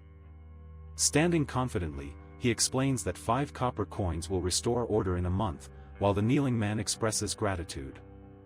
She conveyed determination, expressing readiness for action, while he assured her they could handle the situation and emphasized the opportunity ahead. Carrying a message from Dreamy, he steps forward confidently, standing tall against an uneasy sky. He spoke of his struggle to enhance abilities, noting his strong mental strength but lack of attack skills, while she encouraged patience and offered support for his training. He offered to pick her up, and she expressed excitement at the invitation. He reflected on a previous mission in Wuchang, considering the importance of his current mission for gathering materials and information. He smiled confidently and suggested they go to Wuchang first, standing with his dark hair tousled by the breeze. In a Jiangqing hotel, Zaihe inquired about their food supply, and Ping revealed it would last only 3 days. Jiang Luoping vented frustration, blaming a special zombie for their troubles, noting it had killed 5 of his men easily and had sharp senses. A massive, red-armored character emerged from the shadows, determined to reach the top floor, and warned of a significant creature at the back door. Sun Jiha expressed fear, stating they were likely to die, while his companion showed concern. Standing in the room, Sun Jiha noticed his companion pointing out something exciting as they walked in. Sun Jiha questioned what he saw outside, noting he could only see a shadow, while his companion wondered if it was a new type of zombie. Concerned about the danger outside, Sun Jiha listened as his companion reassured him, believing the shadow was just a human, and helped close the curtains. Sun Jiha questioned how such human abilities were possible, while his companion insisted on the reality of what he saw, creating tension. Wei Shiwei asserted she would not forget her abilities, and her companion listened attentively, highlighting their tense interaction. Zaiwang Yizu warned her companion as someone approached, adding urgency to the urban scene. A prominent character in spiked armor turned in surprise, signaling an unexpected event. Kneeling with a confident smile, he mentioned having a weapon blueprint for the tyrant's bones, viewing the tyrant as an added bonus. He considered using his giant hammer, assessing the threat to the tyrant's bones. He declared it was time to behead their opponent, wielding a dark power against the urban skyline. Leaping through the air, he wore a confident smirk, high above the city streets. Struggling to see, he asked Wei about the situation outside, while another warned them of the danger. He urged them to fight, and she pointed out that the man's hand had turned into claws, emphasizing the threat. She announces the monster's death and mentions he seems to be absorbing it. She expresses surprise at seeing his face clearly, creating a moment of clarity in the tense setting. He stands over the defeated creature, with a pulsating purple orb glowing ominously, casting shadows that enhance the scene's intensity. After defeating an elite zombie, he celebrates earning 2,000 experience points, absorbing a Stage 3 tyrant zombie, and gaining new abilities and exclusive points. Absorbing the blacklight virus, he gains a new ability called Muscle Strengthening, which envelopes him in dark purple energy, increasing his power significantly. As the blacklight virus transforms, it forms a shield, coating him in vibrant dark purple energy. He learns that muscle strengthening can enhance any part of the body without altering his shape. The shield's defense is twice as strong, emphasizing its power. She gasps, urgently calling out, "Chen-bai," while he looks surprised by her sudden outburst. Startled, he asks who is there, as shadows surround him, reflecting his intense expression. A bright morning lights up a modern building, and a character peeks through a small window, showing curiosity in a calm setting. He stood, perplexed, looking at towering structures veiled in mist, wondering about the secrets within the dense foliage. A girl called out, "Chen-bai." Chen-bai, as he stood with questions swirling around him, his face showing confusion. He read an invitation to explore new series online, standing in front of a tall building with confusion on his face. Wei Shiwei asked how Chen-bai could be sure about the stranger, while Chen-bai worried it might be a disguised monster. A girl observed from behind a box. Chen-bai introduced himself, mentioning he received a call from someone nearby, and asked if anyone was inside, sounding curious and cautious. Wei Shiwei called out to Chen-bai, announcing her presence, while a surprised character hurried up behind her, capturing the moment. A surprised look appeared on his face as she revealed she was Song's best friend. He expressed curiosity about her. She eagerly asked Chen-bai if he knew about Song Ji's situation, expressing concern for her well-being. In a Jiangqing hotel, a character explained they set up a settlement in the Dongshan Villa area, noting hundreds lived there, and mentioned Song Ziqian's help. She asked if he was serious, her smile playful, while he appeared intrigued, absorbing her words with curiosity. She appeared surprised, questioning if he had indeed established a settlement with so many people. He mentioned the Queen of Jiangqing was aiding in its management. Confidently, he sat with one leg crossed and reassured her she would understand everything upon arrival, insisting he wouldn't lie about something so easily verifiable. Chen-bai was taken aback when Qi Zheng entered, appearing casual yet alert, ready for their conversation. Zhao Mu playfully remarked he heard someone calling Lin Qi Zheng's name as Li Feng, and Lin Qi Zheng entered, adding to the lively atmosphere. He asked curiously why they were there, his expression showing surprise upon entering the room. That day, he gathered a group of students to support Wei Xiaohua at her shop while she worked part-time, standing at the center surrounded by friends with a bottle in hand. He asked if she was free, but another character noted she was likely busy. He inquired about the number of Jiang University students present, and another suggested visiting the settlement in the Dongshan Villa area. One character explained that the settlement required each person to contribute 1 copper coin daily, while another asked if he could manage that responsibility. The massive, armored character responded affirmatively, exuding confidence amidst the swirling clouds, as if embracing the power within. He smiled and proposed that they could earn gold coins, noting the monster blocking their path, but warned the road to the settlement remained perilous and invited them to join. He mentioned other tasks but reassured them that he only encountered the tyrant while traveling from Dongshan. They concluded their luck was poor regarding the monster. Confidently, he displayed glowing cards in his hands, ready to reveal their power, showcasing an intriguing blend of strategy.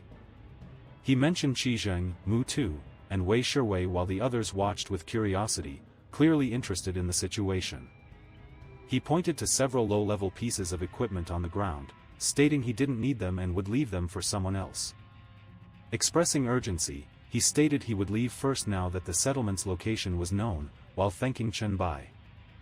Waving goodbye to Chen-bai, he urged him to stay safe, while the others watched with concern, their expressions showing worry and unity. He leaped from a rooftop, soaring through the air with determination, as ominous clouds swirled above, indicating an approaching storm. Dreamy sent a request for a private chat, creating anticipation in the mysterious digital atmosphere. Dreamy expressed concerns about King Han in the group, suggesting his new ability might be the solution, while standing confidently atop a rooftop. He demanded an update on the situation, asking what was occurring as events unfolded in an enigmatic setting. He asked with curiosity, inquiring whether this was King Han and if Han Shao was involved, reflecting deeply. He expressed his concern about the settlement, asking Jiang if it provided safety with more evolved individuals, highlighting its importance. He emphasized the necessity for thorough preparation, mentioning they almost had to cross all of Jiangcheng to reach Dongshan. He paused thoughtfully, raising a finger, and called out as he had a sudden realization. Surprised, she asked about Chen-bai's return, while two guys in the background appeared puzzled, and another quietly observed the conversation. She inquired if anything was amiss, while he explained he needed a temporary room to address some issues, leaning through the curtains. He proposed they come to Qizheng in his room, smiling warmly as another boy listened intently. He expressed a need for solitude while another boy reassured him, offering the bedroom, as a girl watched silently, unsure. She called out, surprised, urging Chen-bai to wait a moment, her expression conveying urgency and concern. She leaned forward to ask Chen-bai about Song Ji's evolution number, expressing her desire to add Song Gu as a friend while Chen-bai held an object. She requested Chen-bai's number to add him and Zhao Mu as friends, and he responded with a smile. He maintained a serious expression while the number 001 floated nearby, signifying an important communication moment. He looked uncertainly at the other person as they shared a tense moment, captured by a blank dialogue bubble above them. He laughed, noting their evolution, while the other's humor remained cold, contrasting with the vibrant background. With curiosity, he questioned Qizheng about an uncertain matter, and Qizheng reassured him that the answer would come once someone was added. Evolver number 001 accepted his friend request, marking the start of a new journey into unknown realms of friendship. Qizheng stood in shock, while his friend urged him to hurry, a mysterious portal hovering nearby. 10 minutes later, as Chen-bai lounged comfortably, his friend remarked on Chen-bai's impressive ID number, while another friend was focused on her phone. Chen-bai relaxed on the couch as his friend explained the order of evolution, noting Chen-bai was the first to evolve. As his friend lounged on the couch, he remembered Chen-bai's message in the dormitory group chat. The discussion was about the school's decision to reschedule the fitness test to mid-June, which seemed illogical since they had only been exercising for a week. He paused, shocked, realizing Chen-bai knew about the doomsday event. His mouth opened in disbelief as he questioned if it was true. He smirked, suggesting it might be a coincidence, but noted they benefited from exercising together. He remarked on how they gained from Chen-bai's information, with another agreeing enthusiastically. She teased Wei about his flushed face while admiring her reflection in her phone, caught up in the moment. She walked away, saying it was nothing and returned to her room, reminding them not to forget Chen-bao's instructions about avoiding his room. She whispered Chen-bao softly, standing by the door with a playful expression, her outfit revealing yet confident, waiting for a response. Song Gu texted Wei Shui, surprised he knew his number, recalling how Chen-bai shared information. Wei responded, teasing about their upcoming meeting and jokingly calling him Daddy. She held her face in surprise, questioning how things had turned out differently than expected. She blushed, recalling the names Chen-bai and Song Gu, realizing their connection, and her heart raced at the thought of everyone being together. She confidently told Brother Jiang that the situation was complex, as a puzzled character listened nearby. She asserted to two men that Chen-bai was deceiving them, citing the many inconsistencies in his story. One man agreed, noting it felt insincere. Song Ziqiong assisted him with the settlement, but he remarked it seemed like bragging, as a worried character observed from behind. She appeared pensive and surprised, her expression uncertain, as silence suggested an unresolved issue. In dream space, a mystical setting in the magic city at Han Zhao's house, the atmosphere was charged with energy. Han Zhao, with butterfly wings, greeted everyone in dream space, explaining he had been busy in reality and arrived late. With a slight smile, he realized he was the last one there, as pink petals drifted around him. He observed the group lounging in the living room, each with relaxed and curious expressions, lost in their thoughts. Han Zhao introduced himself cheerfully, saying he was Ba Yi's brother and teasing that he was more handsome than expected. Han Zhao smirked, playfully responding to a girl's compliment, both sharing a light-hearted moment in the cozy setting. Crow introduced himself to the group leader, mentioning Dreamy suggested bringing another friend and confidently stating his talent as an S-level fear incarnator. Crow admitted uncertainty, acknowledging his S-rank mental control is the weakest among them, as his friends watched curiously. He remarked on the difference between talent and luck, suggesting the situation would have been different 2 days prior, while his friends listened. She explained Dreamy wouldn't be helpful, as he could only take them to the dream world from her location. She revealed that gathering everyone at her house using her dream totem as the core is impressive. She learned this the previous day, while the group discussed it casually, with various expressions among them. He laughed, claiming his luck had always been good, smiling brightly. He smiled, urging the group to maintain the 4 of them in the dream world and asked for a quick explanation. He mentioned his exclusive dungeon mission, offering to send a screenshot and suggested they talk as it's not nearby. He found an old medical record among his father's belongings, raising questions about his aunt's mysterious illness and its link to the Red Star Mental Hospital. He stood in a dim corridor, observing the wall marked with Red Star Mental Hospital and the number 16, with a mix of dread and curiosity. He pointed at the Red Star Mental Hospital sign and explained its transformation into a dungeon. He gestured towards the portal, recalling his brief, overwhelming experience inside, which led him to leave. He expressed frustration about leveling up, asserting there was no chance of improvement after abandoning the first team, reflecting on the endless struggle. He looked at his nearby companion, asking if he wanted to lead the team into the dungeon at the Red Star Mental Hospital. He turned slightly, a confident smile on his face as he affirmed, yes, with a colorful sky sparkling behind him. Inside the Red Star Mental Hospital dungeon in dream space, a group approached, silhouetted against the glowing building, in a tense yet vibrant atmosphere.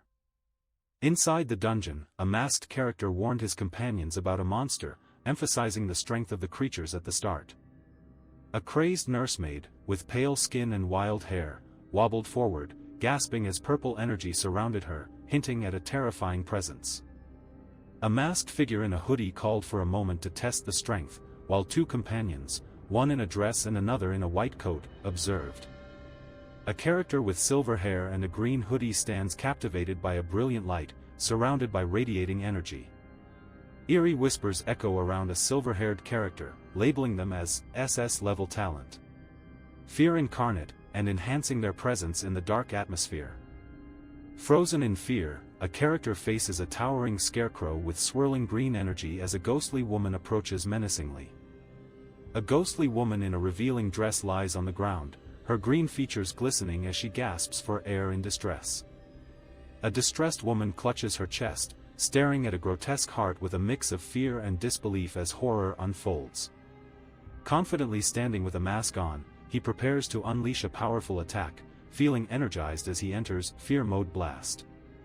She convulses in panic as a fiery explosion erupts from her body, leaving chaos in its wake.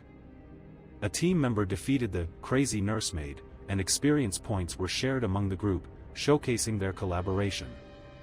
She remarked he looked like a villain boss, while he admired a powerful talent, and another character offered a simple, good response. A character introduced Sonic Blast, D, active, a psionic attack causing mental damage and attracting nearby monsters with its echoing sound. He announced that everyone was fortunate and revealed a skill card that dropped from the monster, holding a glowing blue card. He informed Han Xiao and Meng Meng of their mental talents and suggested they choose an item. Meng Meng, however, insisted she didn't need it, citing similar skills. With a playful smile, he stated he wouldn't hold back, and she expressed gratitude while accepting the item from him. She stood confidently, surrounded by energy, proudly displaying her newly acquired skill, Sonic Blast. Dreamy prepared to use her skill, and her companion informed her that its sound could attract nearby monsters, increasing its range. Concerned about attracting monsters, Dreamy asked about the skill's function. Her calm companion reassured her, promising everything would be fine. Determined, she activated Sonic Blast, unleashing a powerful energy wave, surrounded by swirling pink light. In a haze of pink energy, characters appeared suspended in motion, each with varied expressions, heightening the moment's tension against the building backdrop. Amidst the swirling pink energy, characters were captured mid-motion, their expressions reflecting tension as they navigated the chaotic scene around the ominous building. With a sly smile, he remarked on the impressive effect of attracting monsters, exuding confidence against the vivid background. He noted the abundance of monsters in the dungeon, emphasizing the surrounding chaos and danger. He advised everyone to maintain focus and avoid distractions, glancing at the monsters in the dark alley. She inquired if they would be safe from the lurking monsters, glancing at the shadows in the alley. She assured her companions there was nothing to fear despite the encroaching shadows. He confidently announced it was the perfect opportunity to test his upgraded skills. Relieved, he learned about the group leader and excitedly declared it was time to act. With renewed energy, he launched into action, determined to confront his enemies amid the chaos. He confidently stated that darkness was the source of fear as ominous tendrils surrounded him. Shocked, he observed ghostly figures with twisted faces and felt an urge to strangle them. He braced against the explosion's heat as chaos erupted around him. She exclaimed in shock, noticing the chaos around her while running with her stunned companions. Feeling exhilarated, she declared excitement for firing a weapon and expressed eagerness to try again. Amazed by the concept of creating things in dreams, he speculated about the rocket launcher and confidently mentioned that Ms. Dreamy could build Gundam in the future. Adjusting his mask, he revealed sharp eyes and a mysterious aura, preparing for what lay ahead. Wondering why the group leader hadn't acted, he noted his dark aura intensifying, readying for confrontation with the spectral figures. Acknowledging his power limit, he realized the skill was slow to activate, anticipating difficulty in powering up during the battle. With a smirk, he responded confidently with, "All right," signaling readiness for the upcoming challenge. Unleashing his power, he fiercely attacked, conjuring fully charged earth spikes that erupted dramatically around him. In shock, he reacted as his friends launched into the air, eyes wide at the exploding spikes. Astonished, he realized the White Emperor had killed everyone with a single skill, while his friend pondered their master's strength.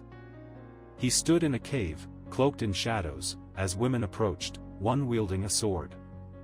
Realizing two opponents were still alive, he confidently declared his intent to handle them with a determined gesture. He urged them to stop, recognizing the remaining adversaries as mere distractions meant to mislead him. Catching the adversaries with his bare hands, he noticed her silent expression hinting at a deeper understanding. He observed the evolution of his black light ability, realizing he could glimpse his target's memories, though mastering their skills remained unlikely. Determined to read and absorb the target's memories, he revealed his struggles with the ability since acquiring it on Doomsday's Eve. He gasped at his injured hand, expressing surprise and confusion about the situation.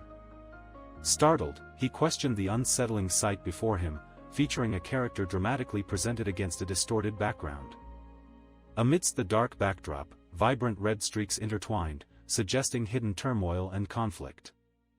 In a tense moment, one character shouted, "Don't come here," while the other insisted, "Please, don't come." The atmosphere was charged with fear. A sinister character questions another's mental strength, revealing plans to offer a woman as a sacrifice next month. A nurse expresses her sorrow to Nurse Wang, stating many struggle to accept what happened to Nurse Kong, admitting she also liked her. The nurse reflects on the tragedy, whispering about the number 16 and mourning the loss of a kind person. He wonders how she suddenly lost her mind, repeating the number 16 while reflecting on the past. In a tense moment, he recalls the demonic formation as she urges him to remember, linking his current situation to past events. He reflects on exceeding the dungeon limit, mentioning he only skimmed posts in the evolutionary forum without much attention afterward. He suggests finding clues for an exclusive mission, reminding everyone to be careful and not to spread out. The group listens intently. He confidently states that there are likely very strong monsters nearby, his expression calm but serious. Half an hour later, the sky darkens as the hospital looms, its large windows reflecting the eerie atmosphere. As they descend the stairs, she expresses frustration, noting all the monsters in the building have been lured out, while he reassures her there are still clues to find. He mentions the frequent appearance of the number 16 in their environment, as she gazes at him curiously. He wishes to comprehend why the dungeon boss remains inactive, while another speculates the boss might be too intimidated by Brother Bai to show himself. A young man in a dim corridor faces another who accuses him of arrogance, as shadows swirl around them. In the same corridor, a young man with a disturbing smile demands to know who is present, as the dark atmosphere grows heavier. In an unusual scene, a dark character with menacing power moves forward, accompanied by determined allies, as a monstrous claw appears in the distance. The director of Red Star Mental Hospital, with a terrifying presence, asserts his authority, revealing a monstrous form that radiates power and fear. With a malevolent smile, he proclaims himself the messenger of Solomon, the 16th of the 72 pillars, representing the god of demons and the sleepless. She, surprised and afraid, stammers about a demon, while another inquires if he is the messenger of the demon god, his aura cloaked in darkness. He warns that feigned calmness is useless, revealing the girl's impending sacrifice for his master's purpose, leading to a grim outcome. She turns away, and he, with a twisted smile and glasses, assures her he can save her from death. She advised him to bear a child for his master, while he remained composed, slightly turned away. He smirked, stating he was just a lowly demon transformed from a human, and she accused him of arrogance. He confidently displayed his power with a swirling dark aura, commanding silence. He commented on humans' ignorance of the sky's height, standing with confidence among characters in a bright hallway. Walking confidently, his muscular form reminiscent of a demon, he invited someone to follow with a sly promise of revelations. He pleaded for strength, his glasses framing determined eyes as darkness surrounded him. A muscular character stood defiantly, arms raised, as a massive monster's mouth loomed behind, showcasing their combined strength. In a tense setting, the muscular figure stood triumphantly, while two allies held hands, bracing against a menacing visage. Feeling overwhelmed, he clutched his head, questioning the source of the dreadful sensation. Overcome by darkness, he knelt in despair as a menacing shadow loomed, threatening to consume them both. She called for her master, holding her head as shadows circled ominously. He reflected on the type of demon he despised, noting their ability to create mental strain despite his own strength. He sprinted with determination, eager to finish swiftly, as dark energy illuminated the corridor in purple shades. Dark energy surged around him, empowering his strike against the looming character shrouded in purple shadows. The monstrous character acknowledged the young man's efforts, noting it was impressive, while the boy appeared surprised yet intrigued. The shadowy character lunged forward, surrounded by swirling crimson energy, signaling an impending clash. A shadowy character with dark wings paused, embodying silence amidst swirling energy, hinting at unresolved tension. A monstrous character with glowing eyes taunted with a grin, noting the surprising strength in another's resistance. A menacing character with a spiked back declared no one could escape his flames, while chaos engulfed others in the distance. The character stated that prolonging the confrontation would lead to death through mental oppression, as chaos swirled around. The threatening character insists there's no escape, urging the victim to struggle and cry as it savors the forthcoming demise. He chuckles confidently, with lightning crackling ominously behind him, indicating the power he possesses. Relief washes over him as the mental pressure disappears, while his companions question why Han Shao didn't employ his skills earlier. He laughs, uncertain about the situation, but believes they can withstand the mental strain. He considers releasing some psychic energy. He calls out, unsure if it's Han Shao, while another discovers the truth about the Han family's masterful lineage. He warns against underestimating the power of his mental obsession, claiming his black flames could still reduce anyone to ashes. He questions if she isn't the master's loyal follower and wonders why he still desires to kill his master's descendants, cautioning him to be careful or face dire consequences. He declares she is merely a family member planning to betray the master, hinting at a reward for her elimination, urging her to become ashes in his darkness. As flames erupt from his body, he boasts of his fiery power with intensity, embodying fierce and chaotic energy. They race through the corridor, determined to prevent him from unleashing his fiery breath, while a mysterious character looms in the background. He sneezed violently, flames flaring up around him as he stood, displaying his muscular body and sharp features. The old demon turned when he heard footsteps and questioned if it was a new trick, as students approached with worried expressions. With a confident smile, he commented that the effects took longer than anticipated and noted the impressive build of low-level demons. In a dimly lit room, he asked someone, "What did you do?" while others observed, curious and tense. He explained it was a skill that caused enemies to sneeze and mentioned he had recently upgraded it, glancing at the horned creature. He disclosed that his skill was named influenza, lung infection, capable of evolving and varying in duration based on the opponent's build. He stood ominously, stating that in the first phase, all attributes would gradually decline, causing disease debuffs and affecting charged spells with inaccuracy or failure. He stood, shocked and firm against the monster, who coughed and questioned in disbelief how he could become ill. As he walked down the corridor, the monster coughed, questioning how he could ascend to a higher being despite his current condition, while the sign detailed the second phase debuffs. The monster struggled to breathe, overtaken by a coughing fit, as he pondered the penalty of the third phase, the loss of the ability to breathe. He realized the method was effective, understanding that even demons needed to breathe, and felt satisfied with the significant virus points he had spent. He had defeated Hell Apostle Zhao Chonglin, the level 122 boss, and earned 30,000 experience points for his contribution to the battle. He gazed at the fallen creature. He stood confidently, surrounded by two curious yet anxious characters, maintaining silence, which created a tense atmosphere. He asked what everyone was doing, while two anxious characters and a pink-haired one looked at him, puzzled. He mentioned concerns about a virus, while a worried pink-haired girl and another character anxiously discussed their fears of catching a cold. He assured the pink-haired girl that she wouldn't be targeted unless he aimed for her, while others observed with varied expressions. He commented on the power of his skills, while others showed surprise, and the discussion shifted to weaker demons and those who could survive without breathing. He mentioned receiving updates on the dungeon clearance and the release of strategy videos, asking about his friend's mission. He expressed surprise that the mission wasn't finished yet, confidently noting the clue was still hidden in the dungeon and urged a quick search. He smirked, revealing his plan to post a dungeon clearing video, teasingly asking if she wanted to show her face and gain fame. He encouraged the group to conceal their identities, expressing eagerness to clear the dungeon and urging them to hurry for the next mission and tasks. A character with a hidden face announced the dungeon strategy video was available for 5 copper coins. A woman in a black dress confidently sat on a couch, displaying a video on a holographic screen, while another character thoughtfully observed in the background. In a cozy setting, a man watched a surprising video on a holographic screen, while a woman in a red dress reacted with astonishment beside him. In a dimly lit room, a young man with long hair concentrated on a holographic display, light reflecting off his toned arm. In a hotel room on the 15th floor in Jiangcheng, a girl recalled hidden claws while a young man watched a video featuring Chen Bai.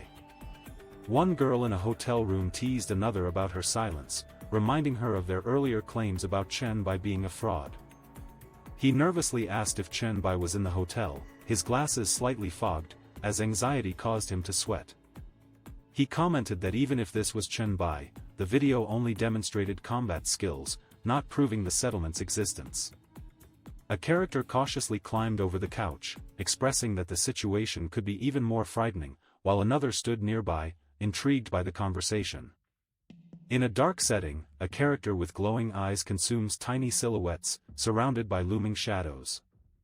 Chen Bai questions if he manipulates others for survival and wonders about the source of his strength. Li Feng confronts the group about his strained relationship with Chen Bai and expresses frustration with Jiang Luoping. A confident woman wearing red urges someone to check a video she sent. Against a massive red wall, two figures climb with determination, struggling as machinery looms nearby. In a tense room, Sherwei reacts to monstrous images, while a friend nervously suggests watching together. In a bright room, a man with glasses expresses disbelief about something shocking, while his friend is equally startled by an unsettling image. In Jiangcheng's villa area, she describes a wall of flesh-consuming corpses, asking if Sherwei is scared. In a crowded market, she reminds him of his lavish settlement wishes and mentions recording videos to cover the mountain. She informs them that entering the mountain's foot costs 1 copper coin per day and warns that causing trouble could be fatal. She mentions the mountainside houses many relatives and plans to expand leisure and entertainment areas. She says her house is at the mountain's peak and highlights its safety, noting its exclusivity. She considers moving soon and teases Chen Bai about his slow approach, calling him a big pervert. She jokes about Chen Bai's pace, talking about working on her physique and hinting at their mutual attraction. Zhuang Yixue humorously asks if he inquired about Chen Bai's romantic history, while the other girl dismisses its relevance. She regrets not reviewing it herself before sharing with others, expressing this with a sigh. Reassured, she confirms there are no problems, while a guy unexpectedly praises Chen Bai's strength. One guy is surprised by Chen Bai's strength, and another advises Sherwei against claiming Chen Bai as his woman. She questions when she expressed a desire to be his woman, showing confusion and defiance. She remarks on his flirtatious nature and many women, while he insists she would like him. He blushed and insisted he was different, expressing he only wanted her. He panicked, blushing, and urgently asked her to stop and not come closer, raising his hand. She told Jiang Luoping that his desires and their quantity were irrelevant to her, rejecting him even before doomsday. She reiterated to Jiang Luoping that she had no feelings for him and didn't like him, reinforcing her rejection. In the Red Star Mental Hospital dungeon on the Magic City's 4th floor, characters stood in shock as one approached a fallen figure. In surprise, he exclaimed, "Huh," showing confusion against a vibrant purple background. He stood tensely, considering whether to absorb or expel the blood factor, as the creature wriggled beside him. After devouring a special species, he gained 500 exclusive evolution points for the Blacklight virus and acquired the A-level skill, Hellfire. He held a test tube of crimson liquid, realizing the blood factors had been expelled and transformed into a usable item. He read about the A-level potion, noting it contained condensed demon's blood essential for acquiring the weak demon's bloodline. He questioned whether the object before him was the blood factor while holding a small vial, his gaze fixed on the shimmering purple backdrop. A smirk appeared on his face when he realized that expelling the item created a unique object, contrary to his initial belief that it would disappear. In the dimly lit hallway, the characters stood as one inquired about any valuable items the boss might have dropped. Another character watched with curiosity. With enthusiasm, he announced that the find wasn't merely good but exceptional, revealing it to be the Hell Messenger Professional Scroll, A-level, along with the Black Flame Skill Book, also A-level. She adjusted her glasses playfully and showcased an armor design for D-level equipment, displaying her enthusiasm for the project. She examined the blueprint for an S-rank shepherd's horn, detailing its rare materials, including dark crystals and pure-blood demon's horns, igniting her ambition. Seriousness marked his expression as he pondered the existence of pure-blood demon's horns, revealing his knowledge of their location. He chose to keep the blueprint and decided the job scroll would go to Han, a pure-blood demon. The skill was given to Dreamy, while Crow's contribution meant the equipment belonged to him. He expressed gratitude to Brother Bai for the fair distribution, as the third character observed silently, shrouded in intrigue. Xiao Han thanked everyone for their help, expressing hope for finding clues for his mission. Xiao Han eagerly prepared to share his thoughts with his friends, who watched with interest. A hallway dimly lit led to an office of authority, marked by a sign that read, Director's Office. In the Director's Office of Dream Space Magic City Red Star Mental Hospital, characters discussed the possibility of uncovering clues and speculated about a hidden room.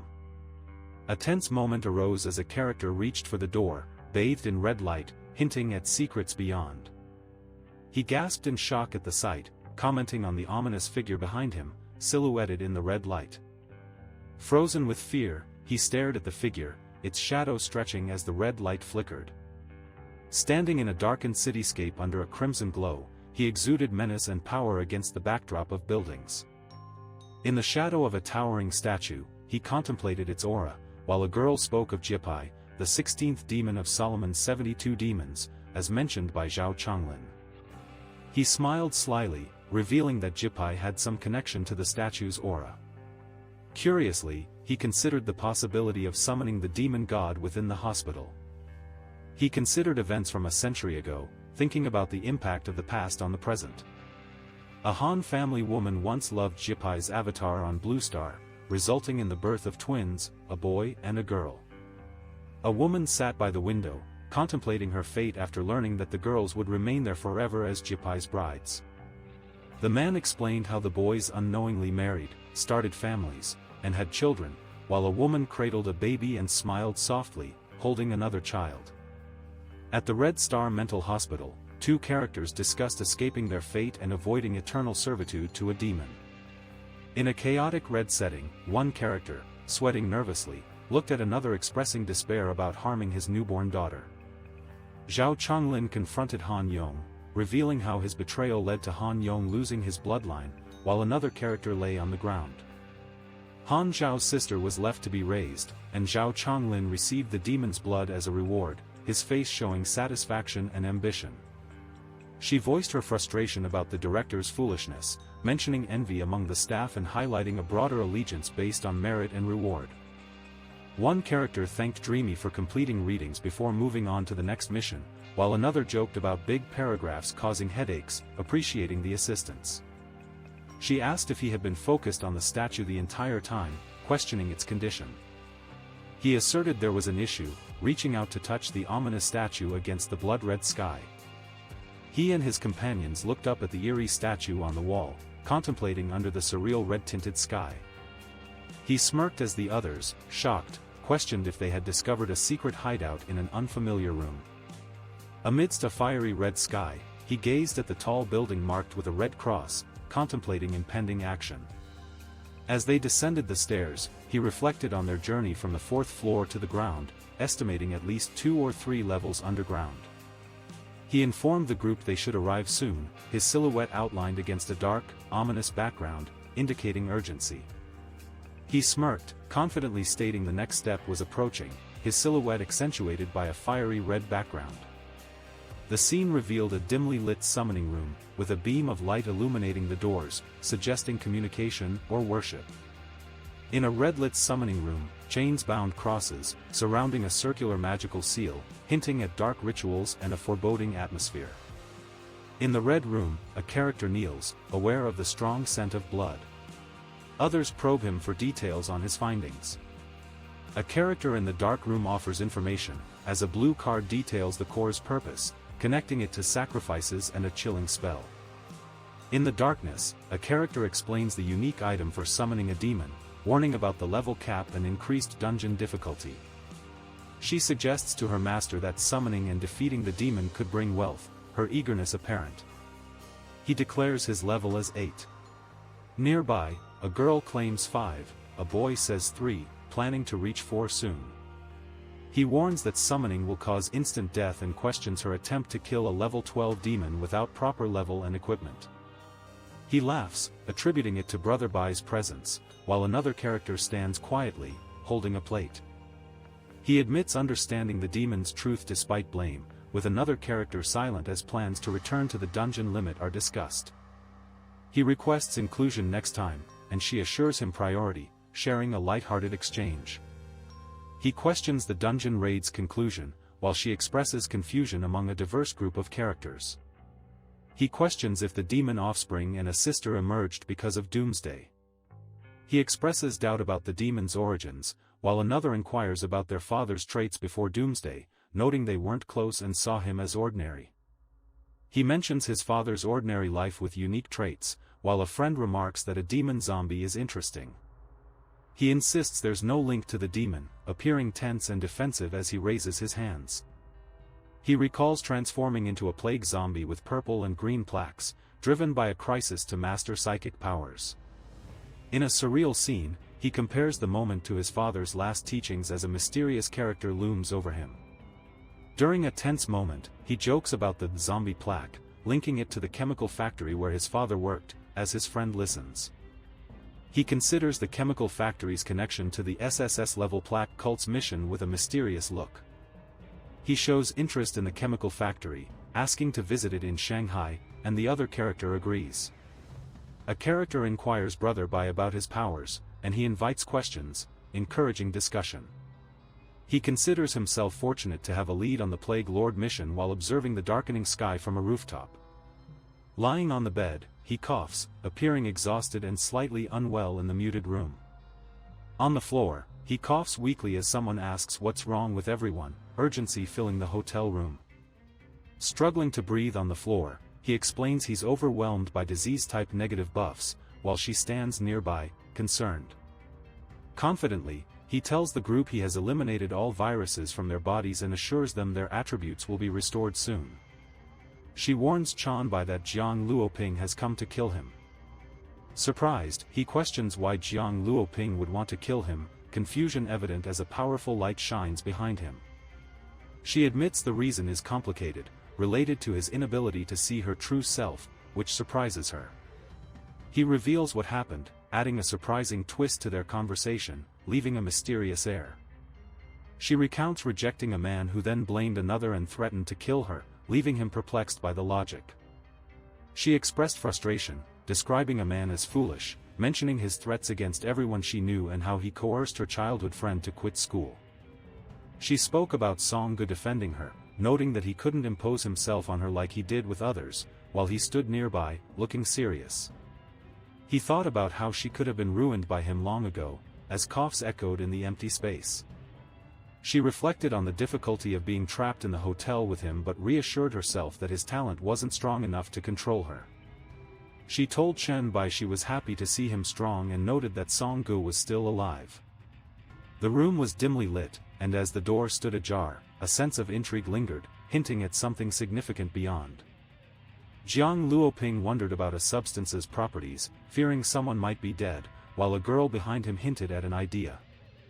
A girl questioned his actions, revealing her anger towards a certain guy and expressing her desire to take action against him. He huffed anxiously, facing the door as she knocked, her expression fierce. He felt threatened by her chilling words, "Die with open eyes." He stared wide-eyed, a tear rolling down his cheek as realization struck him, his inner turmoil reflected in his eye. He teased her about how a single kiss could irritate someone, but she argued, expressing her frustration that it was her first kiss. He moved gracefully between the trees, his motions smooth and agile, creating a sense of excitement in the lush forest. He navigated the Wuchang forest with stealth and concentration. He started a voice chat, curious about the current events. In Song Ziqiong's study, she received a report about their men retrieving Sherwei by the river, responding with approval and satisfaction. While seated, rumors about a leader with extraordinary abilities before the doomsday filled her thoughts. With a curious expression, she asked if the rumors about the leader's extraordinary abilities were true. Standing on a tree branch, he looked at a photo and confirmed it was the chat group, reminding her to promote the post before the doomsday. She inquired if experts could assist them in the future and then mentioned the evolution forums discussing the chat group. He assured her not to worry about the current situation, promising to review popular posts later as he ran through the forest. He spoke about a post made before the trial's end, questioning if the White Emperor knew its nature. Experts analyzed Bai's video, suspecting group members, and he suggested that monsters before the trial might indicate evolvers, while a chat group owner warned that chat group number 001 might have existed before the trial. He decided it was time to make chat group number 001 renowned, with determination evident in his gaze. He moved purposefully through the verdant landscape, tablet in hand, focused on bringing prominence to chat group number 001 and fostering a distinct community. He carefully traversed the foreboding, blood-red forest, where twisted trees seemed to warn of imminent peril. He advanced through the unsettling, crimson woods, where warped trees displayed skeletal remains, heightening the atmosphere of lurking threat. He discovered a hidden village with a strong belief in demons, enveloped in a mysterious, purple haze. He located the area, recalling his previous life where he had accepted an S-ranked demon hunter quest in this secretive place. He encountered 3 formidable tasks: preventing villagers from summoning a demon, eliminating infected villagers, and defeating the summoned demons, each offering greater rewards and challenges. Chenichiang boldly stated they would venture into the realm, prepare a fair roll, and promised gold as compensation for any failed rolls. In the past, he believed he could earn gold coins by trusting Brother Chang, and now he reflects on joining the team in this enigmatic setting. He hadn't foreseen Brother Chang's betrayal. His error summoned demons, forcing him to retreat, realizing their true aim was to sacrifice lives against the demons. He learns the only way to survive is by weakening his enemies to a level where they are no longer a threat. Meanwhile, ruthless forces continue to kill those trying to flee the battlefield. He realizes Brother Chang recruited nearly 100 people, all lone rangers and small teams, struggling to survive nearby, as no effective resistance could be organized in time.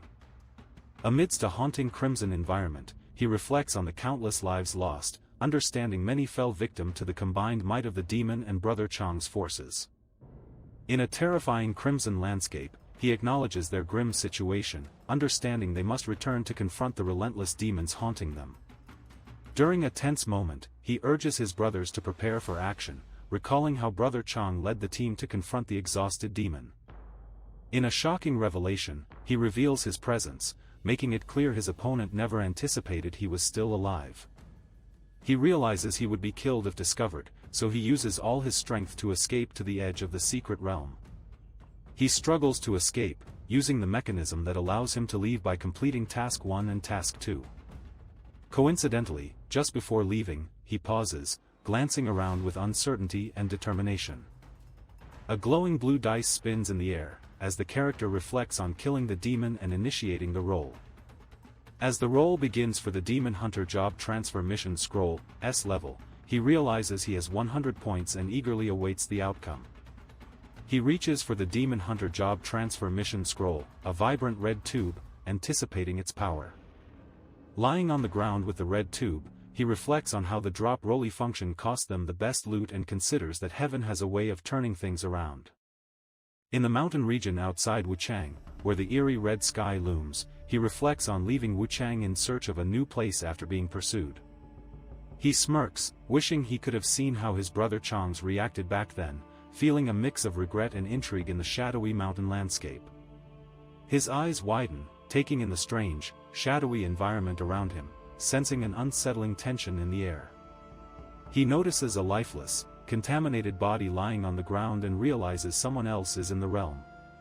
He reflects on a past life when Shinigang had killed the demon. He smirks while pondering that he shouldn't worry about others arriving first, yet wonders who could have uncovered this secret realm so soon. In Wuchang's mountainous area, he wields a weapon against a fallen foe, contemplating the mysterious secrets of Central Square while menacing figures lurk in the shadows. He smiled, agreeing that completing Task 2 would grant them freedom. They resolved to return, ready to confront the boss next time. He warned Brother Chang about someone approaching, while another character seemed to retreat in concern. He faced 5 men, each armed, as a character leaped from above, casting a shadow against the crimson backdrop. He asked his companions if they were leaving in the dimly lit setting. He inquired if he could take the lead, while another assured him to proceed as others stood by. He revealed it was Brother Chang and expressed surprise at the early discovery of the secret realm. He cautioned others about the level 11 demon boss, while another thanked him and said goodbye. The massive demon taunted the brave character, questioning his readiness to face death. He smirked, reflecting on how long it had been since he faced a weak demon, stating that he always dealt with low-level demons in groups. A demon sneered, targeting a human with deadly intent, shouting that he was just a mere human. He stood confidently, recalling his past as a demon hunter who had killed countless demons. He confidently declared his knowledge of every move and weakness of demons. With a menacing grin, he claimed to understand precisely how his opponent's muscles moved as blood dripped from his dark, claw-like hand. Standing with glowing, purple hands, he prepared to confront his opponent, tension filling the atmosphere. He charged forward, a monstrous character cloaked in red energy, teeth bared, ready to unleash a devastating attack. Defeating a level 11 boss, Orlando, an inferior demon warrior, he earned 13,500 experience. Completing Task 3, he gained 5,000 experience points and a low-level demon blood potion, grade C.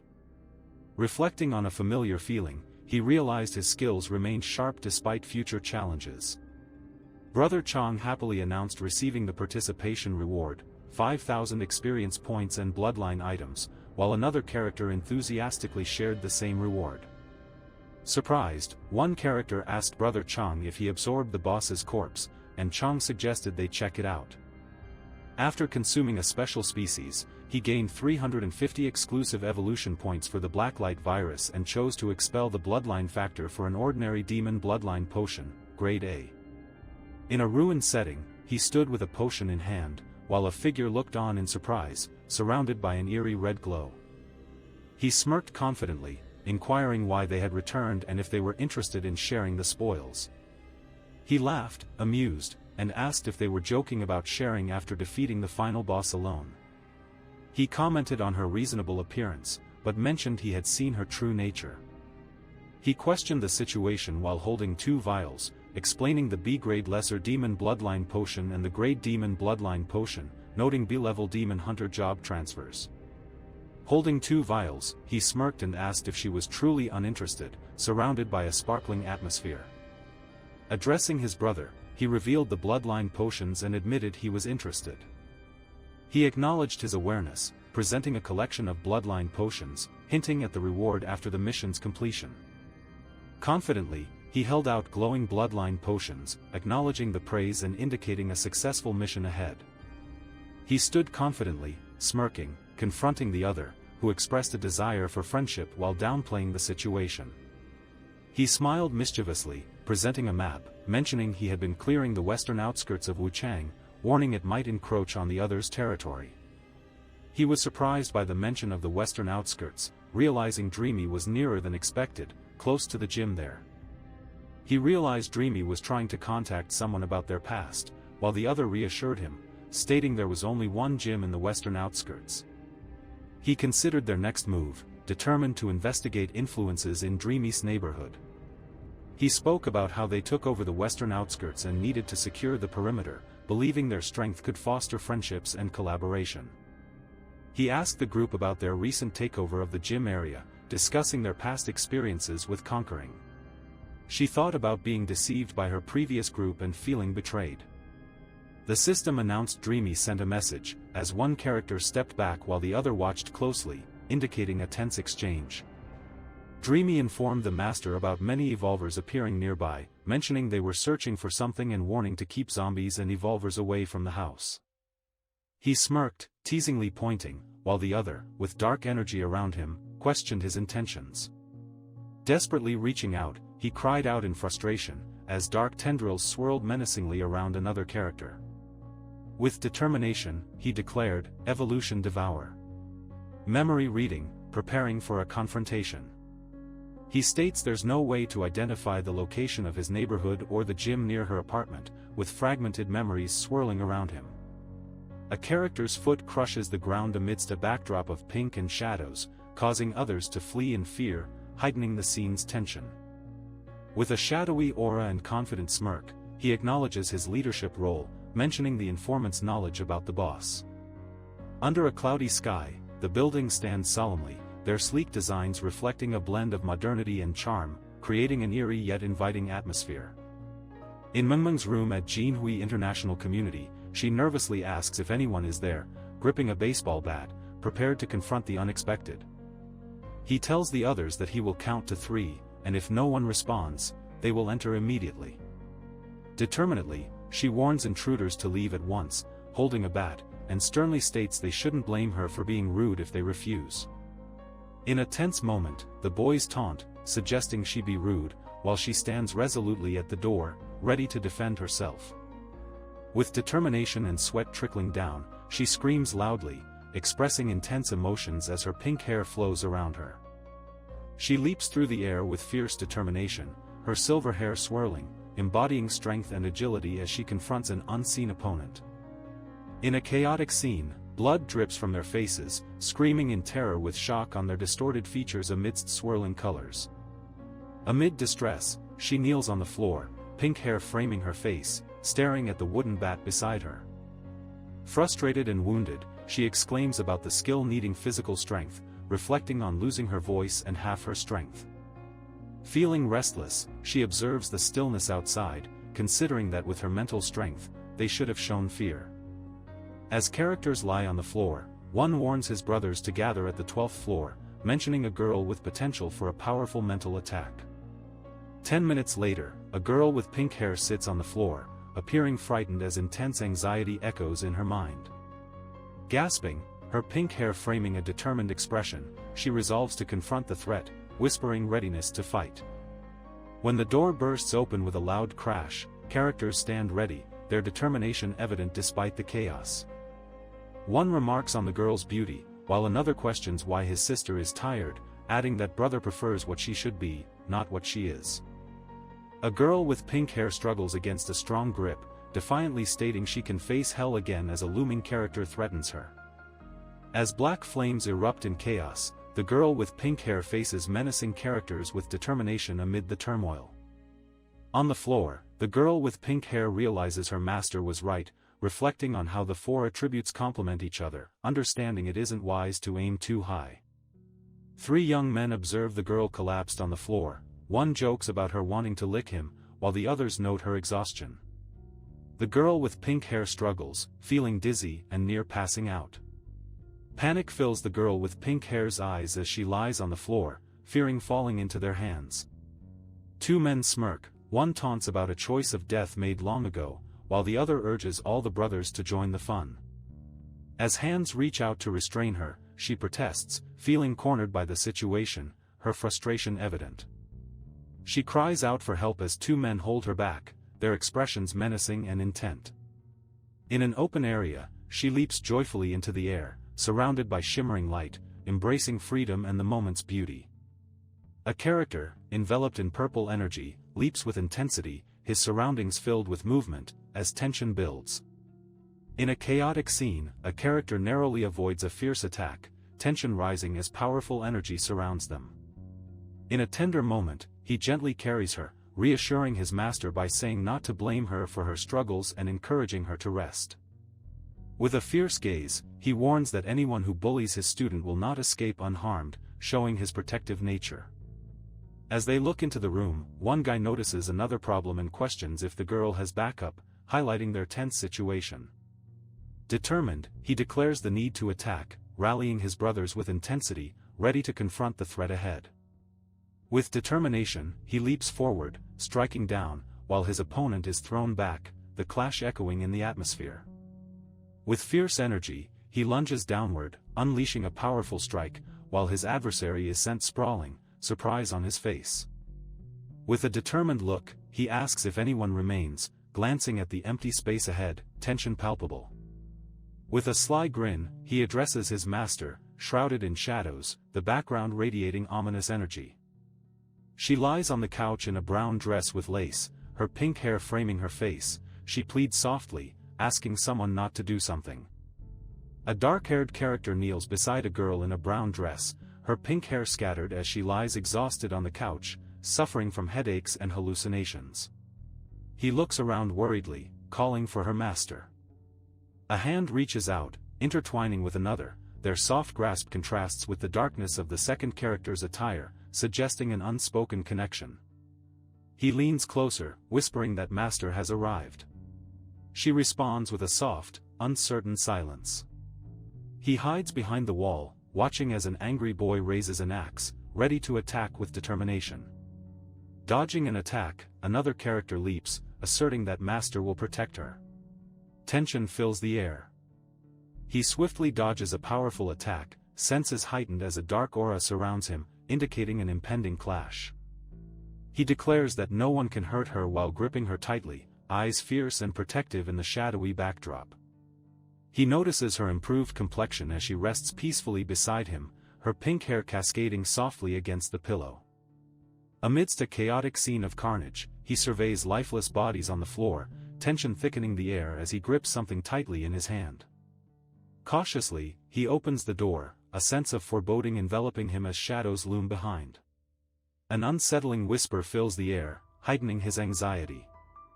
He opened the door with hesitation, revealing a dark room, and introduced himself as Master Dai, seeking recognition. Holding a pink item, he smirked and acknowledged someone's arrival, suggesting that Chen Hejiang's forces had been entirely defeated. With a serious expression, he knelt and informed Mr. Bai about his success in eliminating Chen Yijian's subordinates, confirming their demise. He confidently smirked and questioned if the only survivors were his own loyal subordinates, hinting at a strategic plan. In shock, he stood with wide eyes, observing a scene where a character was cradling a playful cat, unaware of his presence. Desperately, he pleaded, expressing distrust in others and reliance only on his family, revealing his A-level talent, true vision, which Chen Yijian had forced him to reveal. With pain, he reflected that if his talent were average, he wouldn't witness the chaos and loss around him, with friends defeated in the aftermath. He acknowledged her talent, reminded her of his previous caution about the boss, and invited her to accompany him to Jiangqing City. Hesitating, he struggled to find words, his intense stare revealing uncertainty. Gently smiling, he reassured her that it was fine if she preferred not to follow, expressing his belief in not using power to control others. He reassures Zhang Long that her decision will be respected as she rests against him, her pink hair flowing around her. He admits he wants to, but hesitates briefly, showing anxiety through hand gestures. He kneels and expresses his concern for the enslaved individuals in Chenichiang's settlement, similar to his family. He suggests bringing more people, acknowledging the difficulty of transporting them directly to Jiangqing City, and proposes a plan to stabilize the situation first. He holds a test tube with red liquid, appearing puzzled and questioning what to extract. He offers a potion, claiming it will boost her strength, and mentions sending a friend request to discuss the situation later. He smiles while handing over the potion, expressing gratitude with a cheerful, "Thank you." He breathes heavily, lying on a soft surface, as silent moments pass, filled with an unspoken struggle. He sits on the couch, looking tired and thoughtful, while a pink-haired girl sleeps beside him. Open storage hovers nearby. He gazes intensely, reflecting on the situation and pondering the changes after taking the potion out for Zhang. He stands with his back turned, observing a glowing panel with a shocked face, contemplating the enigma before him. He recalls his past while pondering a mysterious item, remembering when items were hidden in a secret realm and noting the demon blood remained unchanged. He thinks about the mysterious item surrounded by glowing tools, recalling items kept in the secret realm, untouched by demon blood. He suggests rearranging the items, demonstrating confidence with his hands, as the cupboard light casts a shadow. He holds a jar labeled Demon Blood Potion, warning that its eyes are always watching, surrounded by eerie artifacts glowing under purple light. He smiles, seeing the jar's mouth opening, pondering if it wants to consume the potions inside. He smirks, considering the inferior bloodline potions useless to him, thinking about feeding them to the jar to see the outcome. He holds several pink vials, reflecting on how even Lido desires this treasure, considering feeding it to the mask to unlock new features. He stares wide-eyed as vibrant pink vials approach him, thinking about the mask's command to consume them all. He grins widely with an exaggerated expression, embodying delight against a soft pink background filled with bubbles. He questioned the disappearance of the bloodline potions, contemplating the benefits of consuming high-level treasures. He watched in shock as a golden character shouted while a purple orb flew toward him. He wondered if the strange object consumed similar resources and asked if he must handle the consequences of its consumption. He observed the orb in shock, realizing it was an extraordinary demon blood essence with specific strength and agility requirements. He considered obtaining pure demon blood and a secret realm, envisioning endless high-grade demon essence. He hurried to assist Dreamy, mentioning he hadn't reviewed the job transfer mission scroll yet. A red scroll labeled Demon Hunter Job Transfer Mission Scroll glowed, signaling its importance. It turned into a Demon Hunter Job Transfer scroll after defeating a pure blood demon. The mission requirements indicated entering the first layer of the abyss and killing 100 fallen demons. Determined, the character expressed their intention to proceed quickly. In Dreamy's bedroom at the Jinhu International Community, she lay beside him, and he urged her to put her phone away, mindful of the abyss's dangerous opportunities. With her eyes slowly opening, she stirred, displaying determination and curiosity beneath her pink hair. She sat with her pink hair covering her face, rubbing her hands and feeling uncertain. She looked at the dark-haired character beside her and asked, "Master?" She cried out in fear for him, but he reassured her that everything was under control and threats had been handled. She told him she felt weak in the real world and wanted to double her training, while he planned exercises for her improvement. She expressed frustration about needing more experience to level up and mentioned defeating most nearby monsters in her dream world. She shared feelings of inadequacy, unable to rush or find a dungeon. He asked about her current feelings and suggested returning to Jiangcheng when she was ready, noting many dungeons to explore. She declared she felt great and wanted to leave for Jiangcheng immediately, showing determination as she sat up. He urged her to wait, gently grabbing her arm, the atmosphere filled with anticipation and unresolved feelings. He held her tightly, her pink hair swirling around them, as she squealed in surprise, fearing he might leave before their next meeting. He held her securely as they were suspended high above the ground. She asked him to grip tightly and not to open her eyes. He fell from the building, and she gasped, realizing he was falling. A whoosh sound filled the air. He leaped from the branch, creating a trail of motion as the lush greenery around concealed his descent into the depths below. In the mountains outside Wuchang, two characters approached a secret village, stepping lightly on the uneven terrain with the grass rustling softly beneath them. He entered a hidden village that believed in demons, surrounded by a mysterious atmosphere, with a skeleton observing curiously. While exploring, he commented on the village's mystery and their belief in secret realms, as she followed with curiosity. He warned that for the evolvers, the risk of entering a new secret realm was extremely high, as dark shadows loomed ominously. She promised to remember her master knew everything and asked if she should attract the monsters next, smiling confidently. He cautioned her that this wasn't a dream world and every skill was essential, suggesting it was safer near the entrance and asked her to wait there. She stood still, her pink hair swaying, observing the rushing water and contemplating the silent chaos surrounding her. The mission has changed focus from killing demons to targeting demon followers and dark priests, with concerns about the scarcity of bloodline potions. He decided to attack first, telling his ally to kill the boss first, as they approached the dark energy. In a hidden village's central square, a character in dark robes stood firmly as someone declared an intruder. Amidst growing tension, a character crouched on a rugged stone's edge, ready to leap while others watched with curiosity, the word "step" ominously present. The masked character, with a wicked grin, ordered the intruder to become a sacrifice to the demon god, his purple cloak moving in the dark. In a dark setting, a hooded character gasped as a sudden swoosh disrupted the tense atmosphere, indicating an unseen threat. A character with wild purple hair and terrified eyes was engulfed by dark tendrils, screaming in panic, creating an atmosphere of doom. A character in dark clothing and wild hair prepared to absorb an attack, surrounded by enemies with weapons, as tension escalated. A character in dark clothing channeled energy, surrounded by enemies with glowing blades, creating an intense conflict atmosphere. Defeating dungeon boss Dark Priest Qian Hai at level 15 yields 45,000 experience. A special bloodline factor allows this entity to absorb it, affecting the Blacklight virus and its body.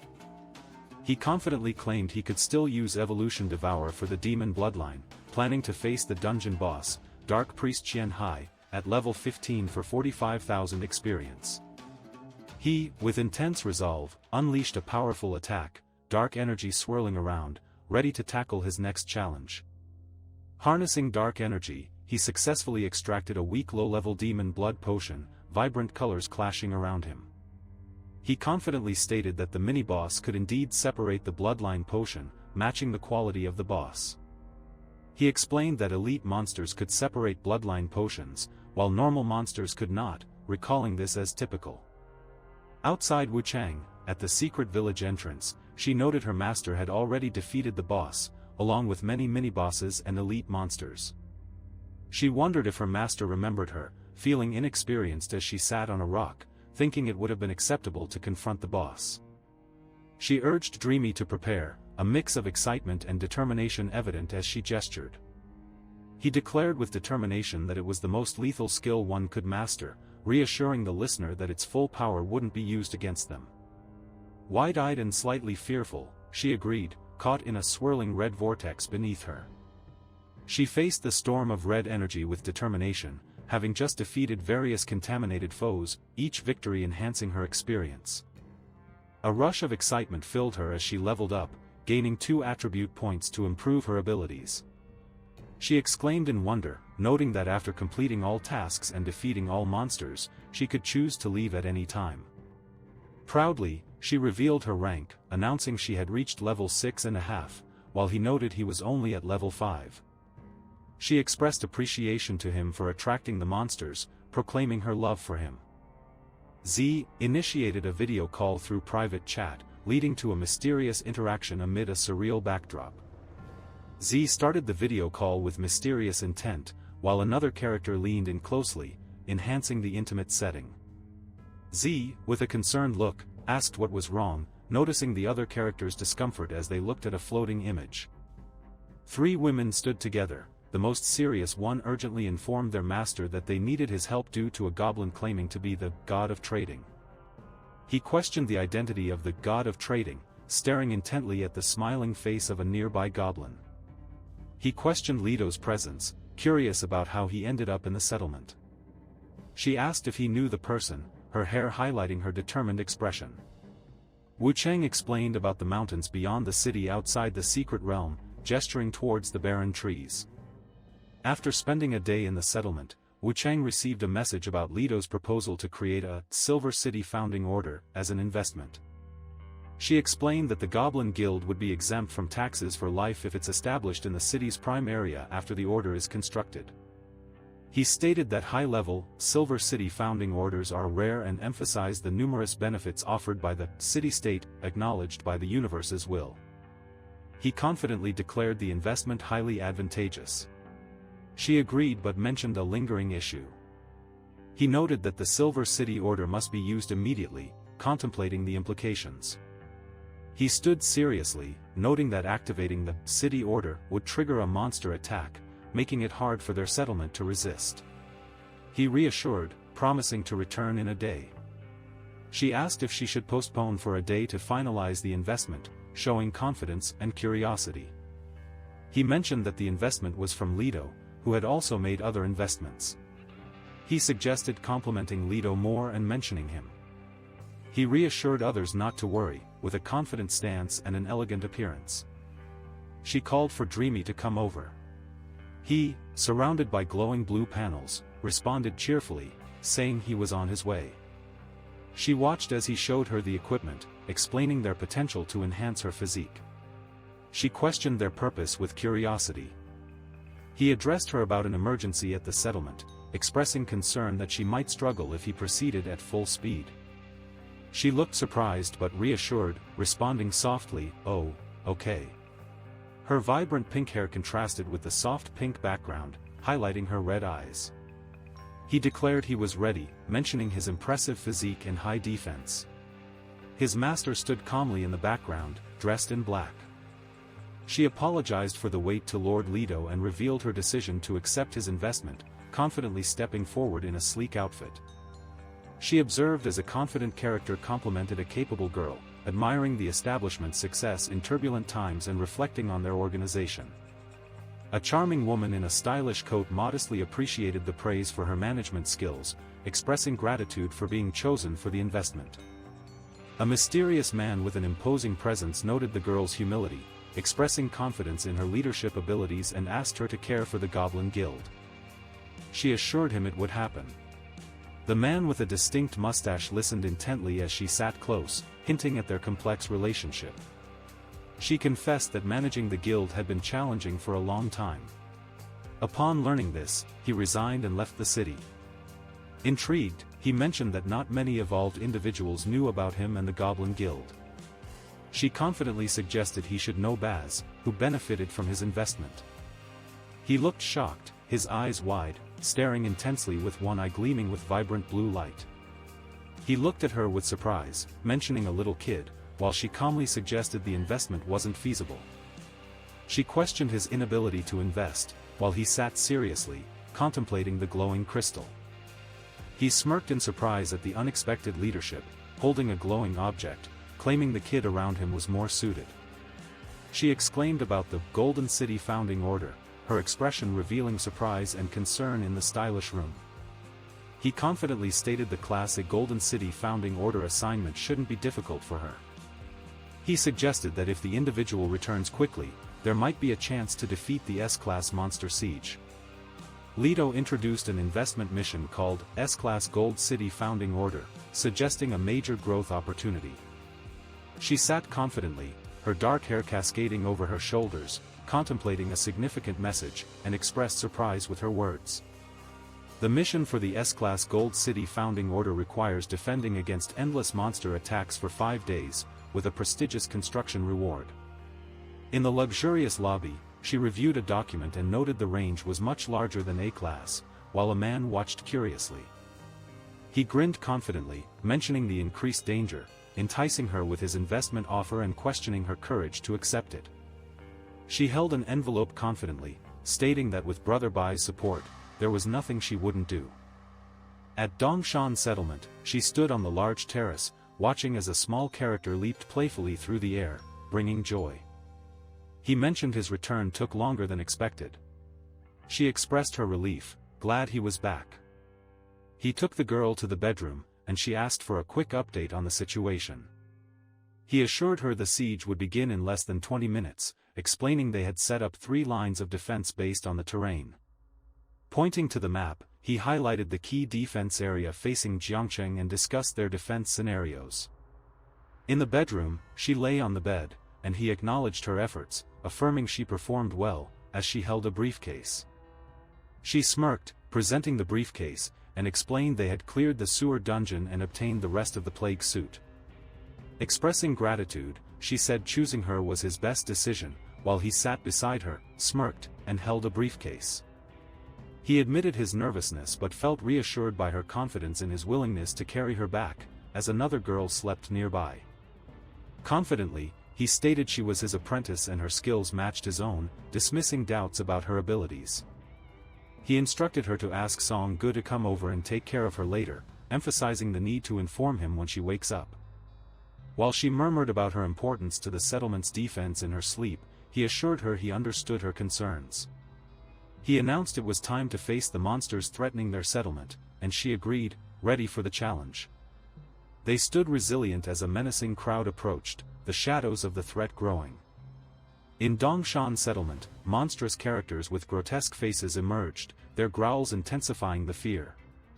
He considered whether this was the siege for the S-Class City Founding Order, his expression serious. Standing confidently, he remembered founding White Emperor City as a B-class and compared the number of monsters.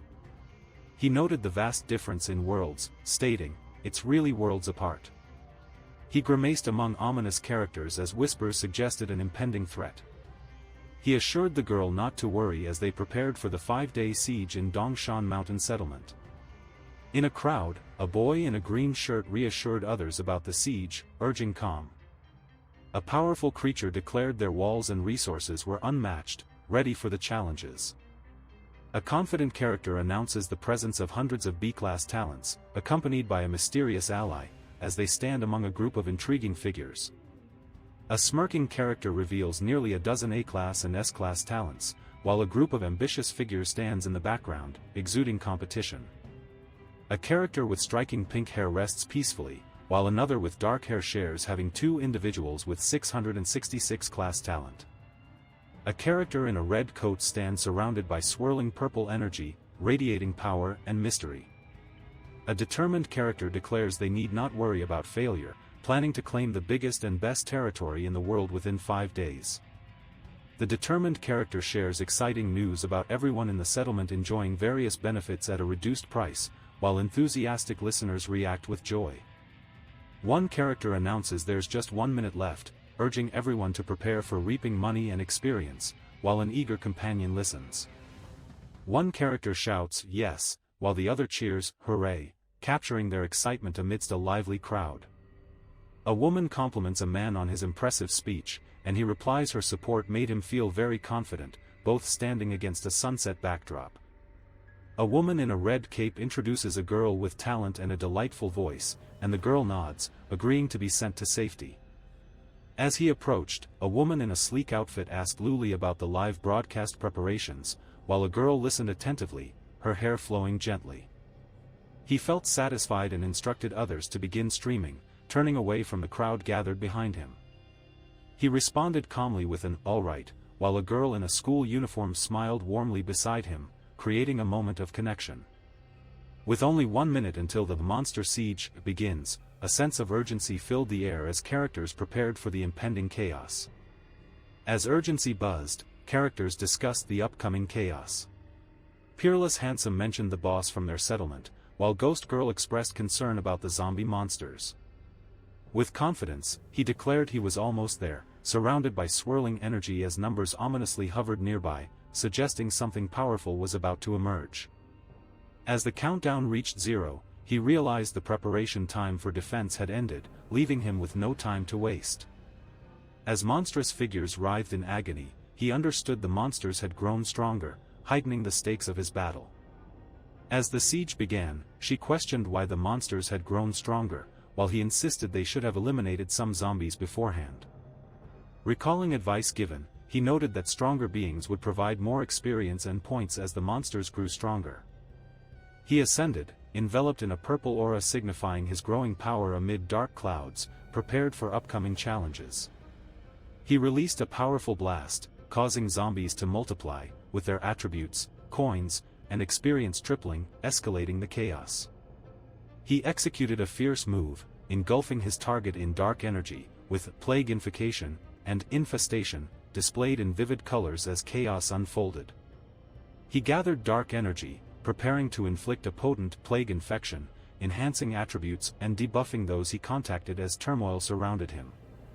He launched a powerful attack, sending a shockwave that knocked enemies back, chaos erupting around him, his focus intense.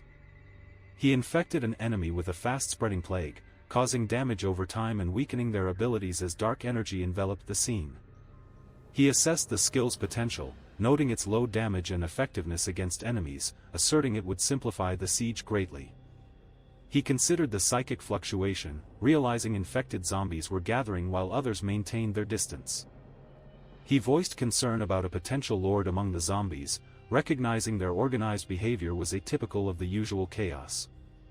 He concluded that defeating the lord would make the chaotic zombies easier to manage, but the lord's location remained unknown, complicating the search. He realized that confronting the zombie lord immediately would hinder his ability to handle the upcoming monsters, understanding that the lord was causing chaos in the city. Anxious, he concluded he needed to find and defeat the lord quickly, aware that zombies would soon emerge from the houses. He feared the zombies would distract the settlement and hinder their escape, acknowledging the urgency as bloodied bodies lay nearby. Determined, he stated that Dreamy's help was necessary as chaotic energy surrounded him. Amid the chaos, he wielded a dark shield, ready to face the advancing creatures with resolve. She lay in bed as he urged her to wake up quickly, addressing her as Dreamy. Awakened with tears in her eyes, she expressed confusion while he remained nearby, silent but concerned. She observed the girl with pink hair wrapped in a blanket. Her friend approached, reassuring her warmly, saying, "You're awake." The girl whispered, "You." Bewildered, she asked who he was and where she was, voicing concerns about her missing master. He informed Dreamy that she had awakened and briefed her on the current situation. He confidently expressed, "Great," while glowing symbols appeared, signifying excitement and assurance. She, with a worried look, apologized to her master for lagging behind and vowed to confront the monsters in the dream. Bai reassured the anxious character there was no hurry and promised to describe the zombie's appearance, stressing the urgency to enter the dream. Concerned, she explained that a normal human body has raised shoulders, resembling shoulder pads, and a large head encased in a fine mesh exoskeleton with tentacles extending downward, indicating its mental power. She announced her intention to sleep and asked not to be disturbed, while her friend expressed surprise about how quickly she could fall asleep. In the dream space, she was shocked by the vast crowd of zombies below and exclaimed about their overwhelming number. The setting was the Dongshan settlement, at the city wall near the mountain's base. With fierce resolve, she summoned her power, pink energy surrounding her as she readied her abilities to face the challenges ahead. Facing the sky, the word Dreamweaver appeared above her, with floating rocks indicating a daunting challenge. She confidently remarked on the wonders of dream space, as the rocky environment erupted around her, suggesting unseen challenges. Standing determinedly, she declared the need to search for the zombie the master mentioned. With vibrant pink wings, she ascended confidently, stating they couldn't delay the task assigned by the master. On the first evening of the defense, a weary man sighed, while a woman beside him casually held a drink. Zicheong and a woman discussed the details of casualties and damage, noting no fatalities, and reflected on their past actions beneath the city's walls. Zicheong reassured the woman, noting the minimal damage on the walls, while he drank from a bottle, exhibiting confidence as they discussed the guards. He stated firmly that the situation was not optimistic, holding a bottle as he maintained a serious expression. She gasped, eyes wide, recognizing the name Lord Rank, her expression a mix of surprise and disbelief. He stared in disbelief, noting there was still a zombie outside, while she pointed out only the enhanced version appeared today. He expressed a sense of foreboding, believing that the Lord was likely gathering strength and preparing to attack. She joyfully called out for Chunbai, dressed in a brown dress with frills, expressing excitement, while another character watched from a distance. He curiously wondered about Song-gu while watching from behind, captivated by the scene before him. She playfully instructed him to tell Luli not to live stream there, and he simply replied, "Okay." She informed Brother Bai that Luli had removed all the live broadcast camera drones, to which he responded, "Okay." He asked why she seemed anxious, wondering if she had found the Lord Zombie, and she weakly replied, "No." She apologized to her master, expressing her inability to track the energy fluctuations she sensed earlier as she looked up. She hesitated, looking up at him, while he reassured her not to apologize so often, acknowledging her efforts. She presented the map to Song-gu, who was surprised, as Song-gu expressed disbelief about not arriving empty-handed. She shared a map with her friend, revealing locations where suspicious special zombies gathered, emphasizing each spot had hundreds. She pointed at a location on the map near Jiangcheng Farmers Market, noting 200 or 300 2-meter-tall red-eyed figures nearby. She pointed at the map, claiming Donggang Square was teeming with bizarre zombies missing arms or jaws. She noticed a map highlighting a dense crowd of fast-moving zombies on the Riverside TV tower, while the shopping streets of Ronghua were filled with powerful zombies wielding large arms. He revealed that the Giant, Tank, Predator, and Whistler were Stage 2 evolved zombies. She confirmed this insight, saying they would reach their goal quickly. She asked Brother Bai about the strength of the Stage 2 evolved zombies he mentioned. With concern, he warned that Stage 2 evolved zombies were at least level 10 and gathered in herds of thousands. He suggested that focusing on him alone could lead to victory, though he hesitated. He stated that under the Lord's command, they would remain unyielding, and if they breached the city, it would be a survival fight. One character insisted the Lord must be eliminated first, while another decided to investigate potential threats in the city, noting their monster-detecting talent. He reassured her not to worry, confident about having a suitable candidate in mind. Bai asked Han if he could track energy fluctuations, and Han confirmed his sensitivity, expressing the need to explain the plan. On the second day of defending, Bai mentioned their settlement in Dongshan, surprised by its large villa area. Bai suggested his brother could choose a villa to live in among the many empty ones on the mountain. He grinned, thinking how good his brother Bai was to him, and resolved to do his best today, feeling ready to set off. Curiosity sparkled in his eyes as he looked at his master, who asked which special zombie they should target first. He suggested they head to the Riverside TV tower, his focus and ambition clear. Determined, he gazed up at the Jiangqing East City Riverside TV tower, where eerie figures clung to the glass. He explained that the Whistlers are the only zombies capable of bypassing the city walls and pose the greatest threat to settlements. He assured Han Shao that the Lord forbids them from killing, while Han Shao replied that it all depends on his performance. Someone called Dreamy to come, and he responded affirmatively in mid-flight, as another character anxiously watched from below.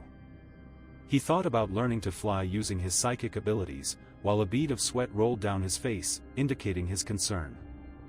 A figure with ethereal wings stood poised amidst chaos, radiating a pink glow, as a haunting screech captivated all beneath her. She smiled confidently, declaring herself the strongest in the dream space, her pink hair flowing elegantly as ethereal wings shimmered behind her. She hovered above the chaos, her wings shimmering as terrified characters fell around her, panicking at the sight of her strength and confidence. She gasped in shock, her pink hair flowing wildly, realizing the speed of her opponent, and whispered, "It's done."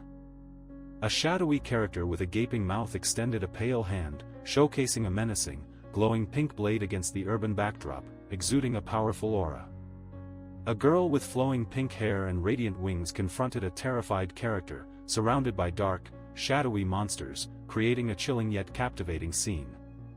A shadowy character plummeted from a building, limbs flailing, while a ghostly presence hovered nearby, adding urgency and danger to the moment. She realized she lacked the time to evade danger, while a small creature warned Dreamy, urging her to stay still as urgency filled the air. He dashed forward with determination, while she floated above, surrounded by swirling pink energy, creating an atmosphere of tension and excitement.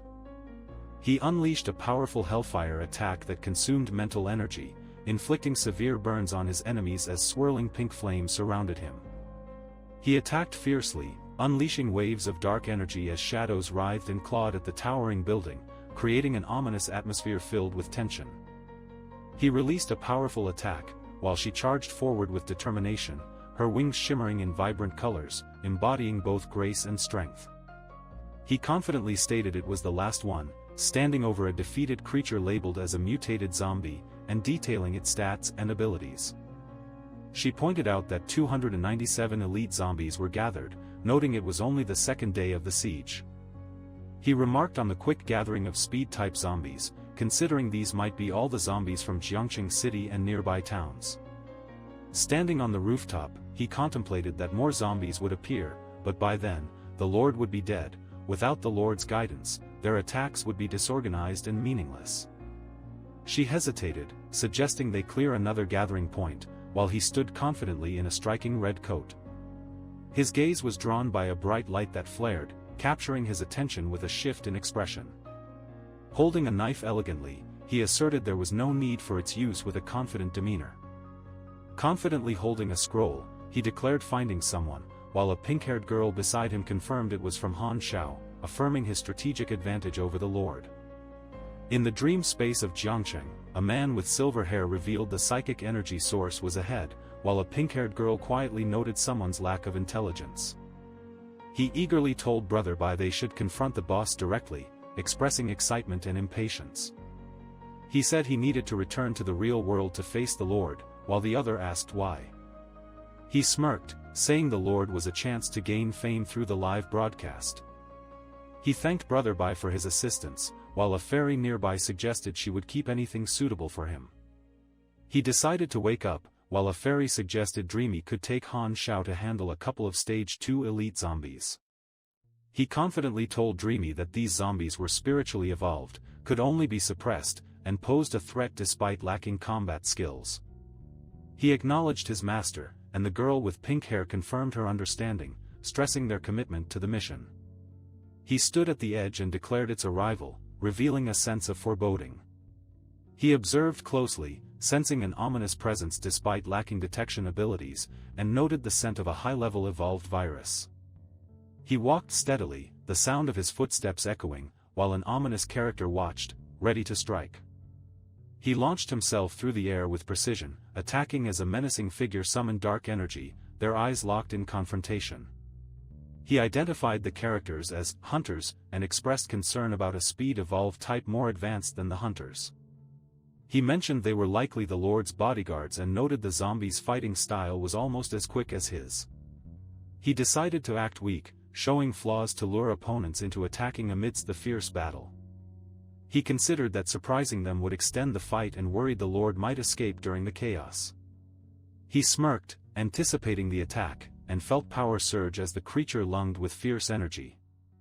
He sensed an ominous presence as the dark creature laughed menacingly, its grin revealing sharp teeth.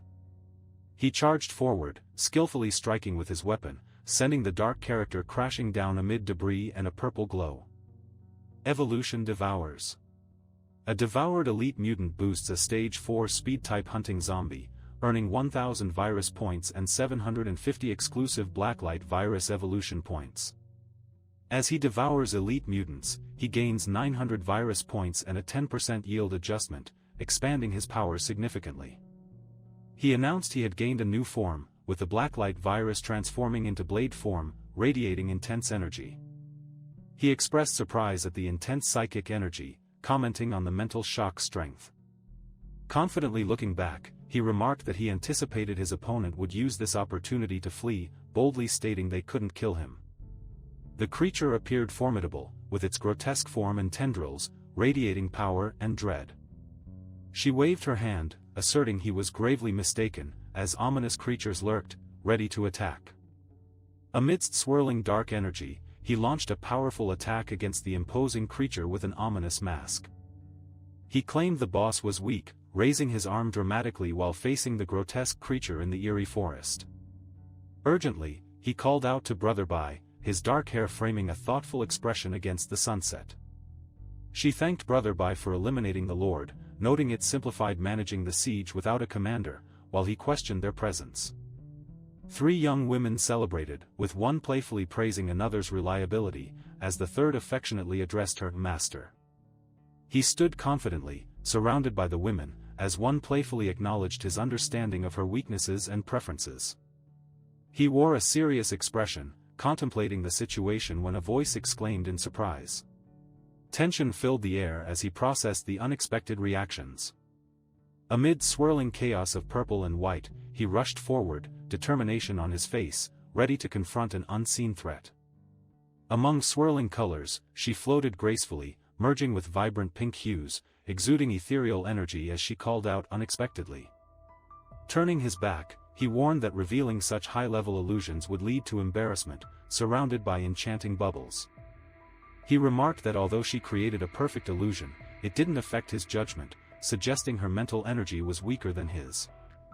Addressing the creature confidently as Mr. Zombie Lord, his expression showed determination amidst the eerie glow surrounding them. He wondered if it was an illusion after witnessing Mr. Zombie Lord chop the air and learned about a powerful 5-man team with a talented individual. He announced that everyone should switch to Stream 3, signaling the attacks beginning on the front line.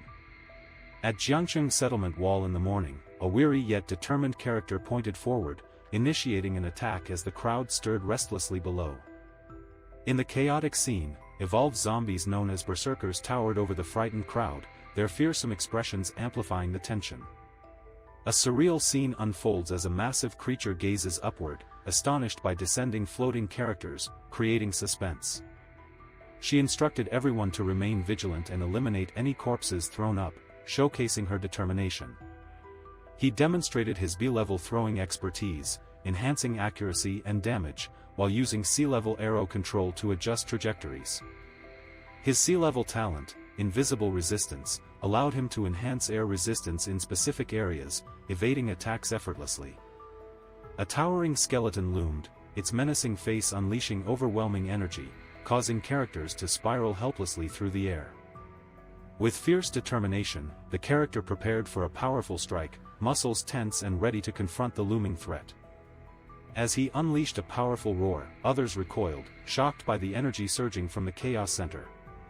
Panicking, they sprinted away, exclaiming the 4th sector wall had broken, allowing zombies to enter. Amidst chaos, she urged calm and to hold their ground, leaping into action surrounded by swirling energy. She unleashed the amethyst spinning blade, creating an energy whirlwind around her opponents, showcasing strength and determination. She unleashed the amethyst spinning blade, creating a whirlwind of energy targeting her opponents and showcasing her strength. The monstrous character laughed ominously, revealing its menacing presence as it prepared to confront the brave girl with the weapon. She smirked, pointing as a powerful energy surged around her, displaying her determination and strength. A powerful attack named Amethyst Spike erupted from him, launching a vibrant purple energy spike that illuminated the surroundings as he focused. She urged everyone to stay calm, asserting that Brother Bai would soon eliminate the commanding lord, while another character expressed confidence in victory if they could withstand the current wave. She admired the strong woman, expressing her desire to leave and become her loyal follower, showing interest in the role of an assassin queen. He warned his companions about the nearby zombie infestation, pointing out the northeastern mountain area of the Jiangqing settlement. He exclaimed in surprise at the mutated tyrant zombie called the Chaser, expressing concern about its identity and asking his companion if they had seen it before. He lay back, contemplating as he noted that Brother Bai waited for the Lord's call before acting, warning that the arrogant character would pay for his pride. He sprang forward, enveloped by swirling purple clouds, preparing for the impending confrontation. A character labeled Apostate, engulfed in purple flames, is ready for battle. Another voice identifies it as a psychic mutant and questions Bai's strategy.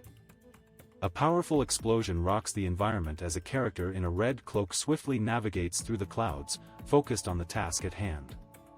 A monstrous creature, defeated and torn, lies amidst the chaos, letting out an anguished shriek.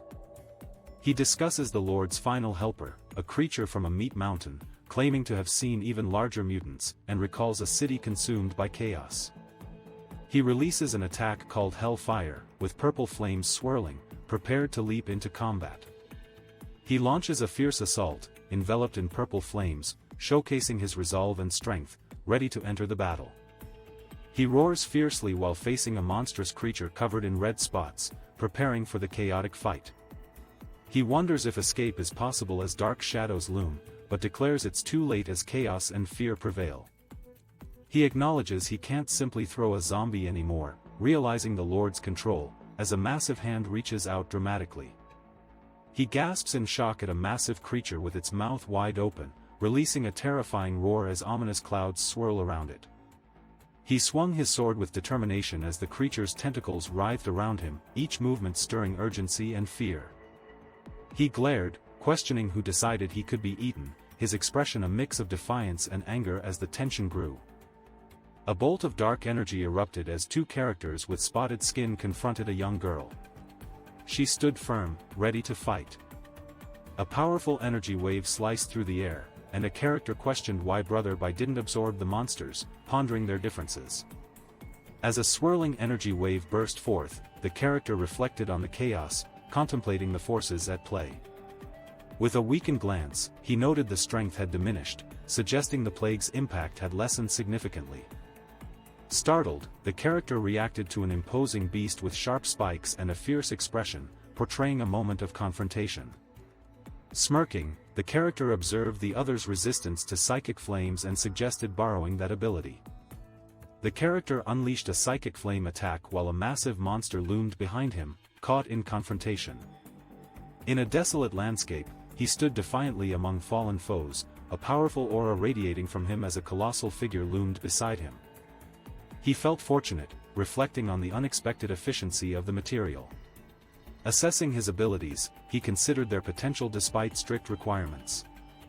Amidst swirling clouds, a heart floated prominently, surrounded by a dragon-like character and bone shards, suggesting a power and fate clash.